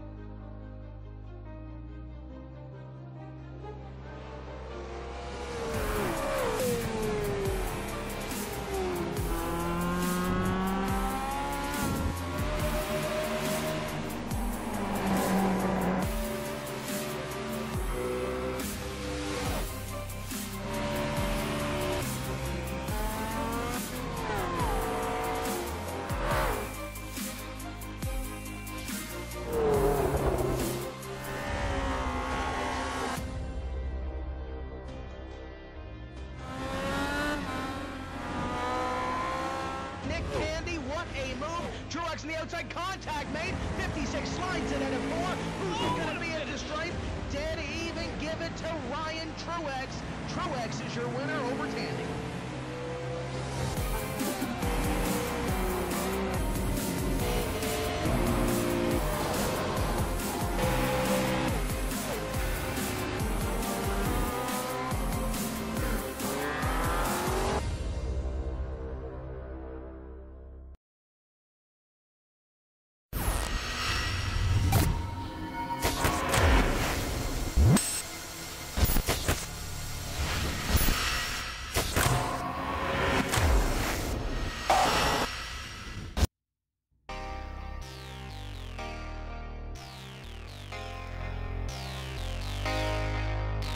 Welcome back to the Gathering of Tweakers Endurance Series here on RaceSpotTV and iRacingLive. And what we're doing now is we've got some drivers for interviews, and what we'll do is we will grab a word with Henry Gross first of all, who was in the winning car of the Team Hoising Belt Engineering. And Henry, it was a good race from yourselves, and you had to do a little bit of battling to start with, but able to win the race in the end. Yeah, hey guys. The first two stints of Christian was really fantastic. He has good fights, race a clean race, no damage, and so I have a very nice car and a good gap for all the other teams in the rest of the race. And so you had to battle at the start, as you say, but instance just falling in your favour and able to give you a comfortable race in the end, Henry. Yeah, it was really comfortable. I have a huge gap for the second place car because the first place after our pit stop had a disconnect or something else, so the second place was a huge gap, and I only had to manage the rest of the race. And yeah, so no issues with yourselves, just able to race to the end? Yeah, no issues. Yesterday we talked how we place our stints and how long we drive each other, and yeah, that's was all fine. Okay, and is there anyone you want to thank? Yeah, I really thank you, Christian, for the first two stints. It was really fantastic. And you guys for the live stream as well. I only watch it tomorrow on YouTube, but I think it's, as always, fantastic. Okay, well, thank you very much, Henry, for joining us, and congratulations on the raceway. Thank you. Okay, so Dan, who have you got there to speak to? I've got Benjamin Gregory here from the Avid Chronic Racing team. Not the best of races for you, Ben, finishing 10th place. How was it though out there for you? Pretty good, honestly. It was, considering we had the issues at the start which forced us to pit twice within about 10 laps, which put us right to the back of even the GTC field, and the fact we were able to grab it all up and getting back into 10th was pretty impressive, I think. Yeah, it seemed like there were some connection difficulties. Was that the problems that your team had? Yeah, it was on my end. I had a sync rate issue, and I decided to pull into the pits to not mess up anyone else's race. It's would have been a bit unfair if I blinked out and just took out 5 cars. So I pulled in, gave my teammate the drive. Yeah, it's very gentlemanly of you, and a good fight back there from you guys to finish in the top 10, 2 laps down despite all your problems. And any particular highlights from you during that race? I think the fight where we were in 12th with another 2 teams. I think it's 4X and one of the Hawkers cars, I believe. Just really in the middle of a mist of traffic was absolutely fantastic. It was. I cannot wait for the next one. Actually, it's going to be awesome. Anyone you'd like to thank for this afternoon's racing? Just my team, mainly my teammate, just sticking by me the whole way. That was absolutely fantastic. Thank you, Benjamin, and we'll see you next time. Definitely. And Alvin, I believe you've got our GTC winner, Evan Meliard. Yeah, we got here Evan Mallard from Baguette Racing. Evan, flag to flag, total domination in the GTC class from you and Yassine Beber. Talk us through how the race went for both of you. Well, hey, well, thanks a lot. The race went very good, obviously. Well, because well, we had some good pace, I think, and yeah, everything was fine. We had some good battles in the traffic as well. Pretty much the whole race through, and no incidents. So yeah, even though the race pretty much seemed to go incident free for both of you, there was a big scare. I think it was in the second round of pit stops for you. you were involved in an incident coming out of the pits with one of the GT3 cars. What was going on there? Well, yeah, that was one of the most scary moments of the race. Like, I just went out of the pits, I saw the GT3 car, I thought he had seen me as well, but at the last moment I realized he hadn't, so I tried my best to stay off track. I think I went for wheels on the curb as well, but didn't work out well anyway, so, well, he spun on my nose and that's all that happened. We didn't get any damage from it, so, well, too bad. Yeah, definitely could have been worse, considering that you've been leading the whole race and really no much competition from the rest of the GTC field. Is there anyone you would like to thank? Well, I'd like to thank Yasin for doing a great job at being a great teammate, and all of you guys for organizing everything. All right, thank you very much. And Paul, back to you. Okay, thank you for that, Alvin. So we've also got Mark Warmington here as well from the Blue Flag Racing, and Mark, you had a bit of an interesting race there, finishing 9th overall. Just talk us through your race. I'm glad you used the word interesting. It was all right actually. We not sure if we maximised in qualifying, but then we sat and looked at the times and did a really good lap. It was hectic through that first stint, so he drove a brilliant first and second stint. We just double stinted, and then for myself it was the last 3 stints, and it was exhilarating, it was exciting and fraught trying to second guess what the GTs were going to do, and I don't know if anyone else had issues, but frame rates and stuff started to give me grief in the last stint, so just happy to see the flag really. So you say you're happy to see the flag at the end there, but you had some good battles as well during the race, and seemed to be able to sort of defend, but also chose when to maybe sort of, when somebody stuck the nose down, just maybe give them that place just so you don't end up losing the whole race. Oh yeah, our team speak was all full of just let them go, honestly, just let them go, let them have it. Yeah, and there were a few instances where it's like, okay, actually it's a really good idea that we let them go because they've just crashed. And whether that was because they tangled with a GT, or don't know if people were getting into the marbles or not, but I think we dropped down to about probably 12th maybe, back to 9th because some of the faster cars just didn't finish where they should have been. And just finally, is there anyone that you'd like to thank? I've got to say a huge shout out to my teammates actually, all of them. So Yuko, Victor was doing some for us. Obviously the guys racing the GT. I think Patrick put the car on 5th, so a really good team effort. Rainis, Ralph, everyone at Blue Flag Racing, thanks. Guys, of course, as well.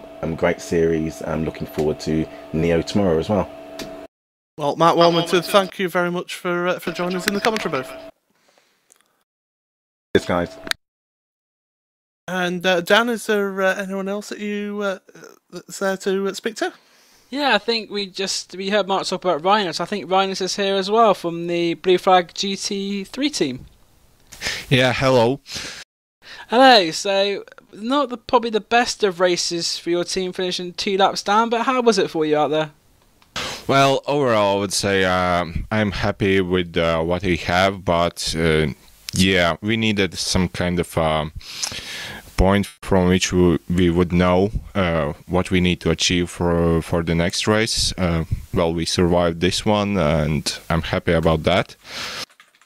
But yeah, we had Patrick in the last team had the disconnection, so we lost 2 positions, and that probably is the saddest thing we had. Yeah, so you finished 11th in this race, but as you say, you're learning things with the series, learning about your levels of competition, and do you think this will put you in better preparation for the next round of the series? Definitely, because Well, when we started, we actually didn't know what will be the grid like, the competition, overtaking, and the battles on the track. And in this race, we kind of learned that, well, it's a really big respect between all the cars, and it's not like some other official races where you just need to step down and watch out for everybody. Yeah, qualifying saw your team qualify third in the GT3 class, so you must have been extremely happy with that effort. I think it was fourth place, but yeah, it was a really good time, but I actually knew that we can't keep up that pace, and we kind of kept at safe times, so we could just finish the race without doing any bad stuff. Is anyone you'd like to thank for this afternoon's racing? Well, I want to thank Patrick because, well, he was our fastest driver, and Ralph as well. He did put up some good battles, and of course you guys for broadcasting. I did enjoy all the time that I saw the broadcast. It was really top-notch quality and stuff. And yeah, hopefully see you guys in the next race. Yeah, thank you very much, Rinus, and good luck for the next one. See ya. And Alvin, I see you've got the Hawk Sim Racing drivers of Torsten Kuipers and Christian Bug there. Yep, got him here. Good third position. Both of you seems like you were battling throughout the whole race. There was really no rest for any of you during the race. Christian, first, talk us through your stints and how it all went. It was quite good. Okay, the first one, yeah, it was a bit, I was totally nervous. I mean, this is the first international racing series that we drive, and so I was very nervous in the first couple of laps, and I tried the best, and I think we made the best. We have some new strategy, or figured out some strategy right now. Overall, it was an exciting race. It's our first finish, or our target was to survive the race, just to get it to the finish, but to get on the podium, that's more than that we thought. It's amazing. Yeah, definitely always good to get to the finish of a race. Torsten, how was your stint when you went on the racetrack as well? The first stint was quite hard because I'm still struggling a little bit with the car over the distance. Second stint, I had my moment, so the second to last corner I spun, put the right front wheel over the curb and spun around. Luckily, I could manage to avoid the impact. And okay, we nearly lost one position, but fortunately, because NKH had to stop short before the end of the race, so we got back our third place. So overall, it was a nice race, and for first race, a very good experience. Yeah, there always seems to be a magic when it comes to sim racing. Never a second of rest till the end of the race. Christian, anything you would like to thank? To thank? Overall, there's the English word missing right now. Gathering of tweakers, of course, for this racing series. Luckily, we got some place that we had to manage. Yeah, I lost my English right now. Torsten, can you take over? Maybe. Yeah, sure. Okay. I lost my English right now. So I think we would like to thank the organizers of the series, you guys, for broadcasting, and of course everyone who was in this great race. All right, thank you very much, Torsten Kuipers and Christian Bug for Hawk Sim Racing LMP1. Thank you. Thank you. Okay, and just finally, we want to grab a word with the High Octane motorsport drivers of Kim Salvesen and Joachim Svensson. So, first of all, Kim, to yourself, it was second place in class, but you weren't just able to keep up with the core sim racing team. No, I am pretty new on this, so I am only just learning. So, yeah, I'm just lucky I have two fast guys in my team, so I have the easy part. But you say that you're learning, so to finish second in class, you must be very happy with that result. Yeah, very very happy. So now it's very nice. I have never I didn't know of this series, so this is totally new for me. So it's good. And how did you find the race then? Did you struggle at any point, or was it all relatively simple? I have so huge lead, so I take it just easy and don't spin out. So I just try to have good pace and be safe. So it was easy for me. And I was going to say, just moving on to Joachim Svensson here, your teammate, and Joachim, it's as Kim says, you built up quite a lead. So did you have anything in the race that made you think that you wouldn't quite finish as high up as you would? Yeah, when the race started and our teammate Bendiges started dropping, and usually he's the fastest guy in the team and just runs away from everyone, we thought, just we're screwed. We're getting nowhere in this race. But then it just started to turn, and we started to gain on the guys in front, and that's when I started to think it was possible. And you were pulling some good overtakes as well. You must have been happy with the way that you were able to come back into second. Yeah, of course. I was really happy to see it coming to me, and then. Yeah, I just took the overtakes when I got the chance and tried to take all the chances. And just finally, is there anyone that you'd like to thank? Yeah, I'd like to thank, of course, our team, my teammates. They did a great job today and had a fantastic pace from their situation, and. Also, of course, I'd like to thank the drivers in the race. Everyone was driving really great, and it was a really clean race. So, yeah. And of course, the organizers, you did a great job putting this together. So, yeah, that's. And Kim, do you want to thank anybody as well? I just agree with my teammate and thank you. It was this is my first experience of this one, so I'm very nice. I like it a lot. Thank you. Well, thanks a lot for the racing, and well done on the second place in GT3. Thanks. Thanks. And just finally, Dan, I believe you've got Fabian de Jong there.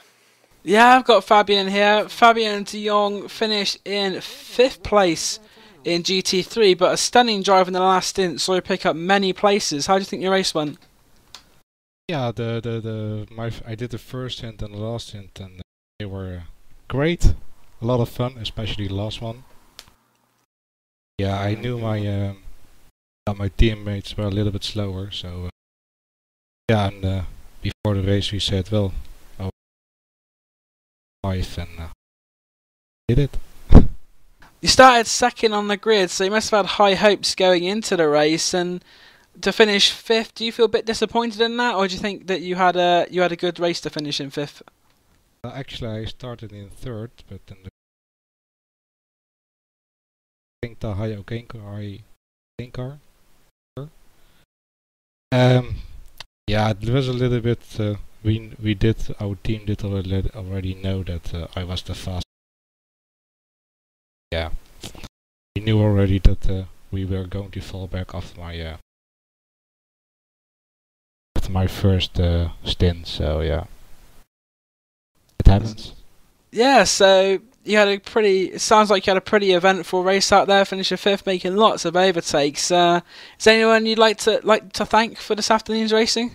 Of course, my teammates. Without them, I wouldn't have done this.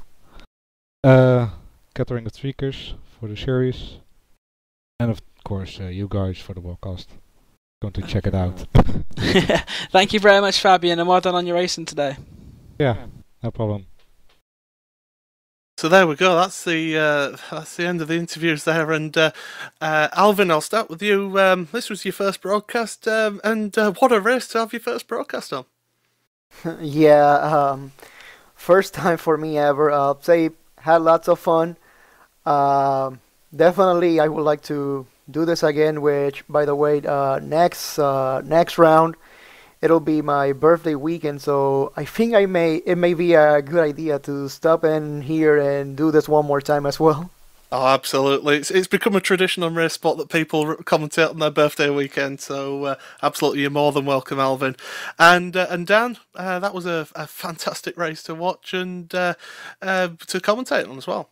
Yeah, absolutely thrilling race. All 3 classes providing entertainment in different ways. We saw GTC battles, saw GT3 battles, saw prototype battles, and we saw a lot of keenly, hotly contested racing, which is all done in a cleaner, fair manner. I think the drivers put on a really good show, and a real credit to iRacing and Gathering the Tweakers and everyone involved in this for showing just what a great series and racing we can have on this service. And I think it leads on very nicely as the feeder series for tomorrow's Neo race as well. That's something that should be worth watching, because if these guys are the so-called amateurs or such, then I think when the Neo guys get in there tomorrow for the main show, it's going to be absolutely fantastic.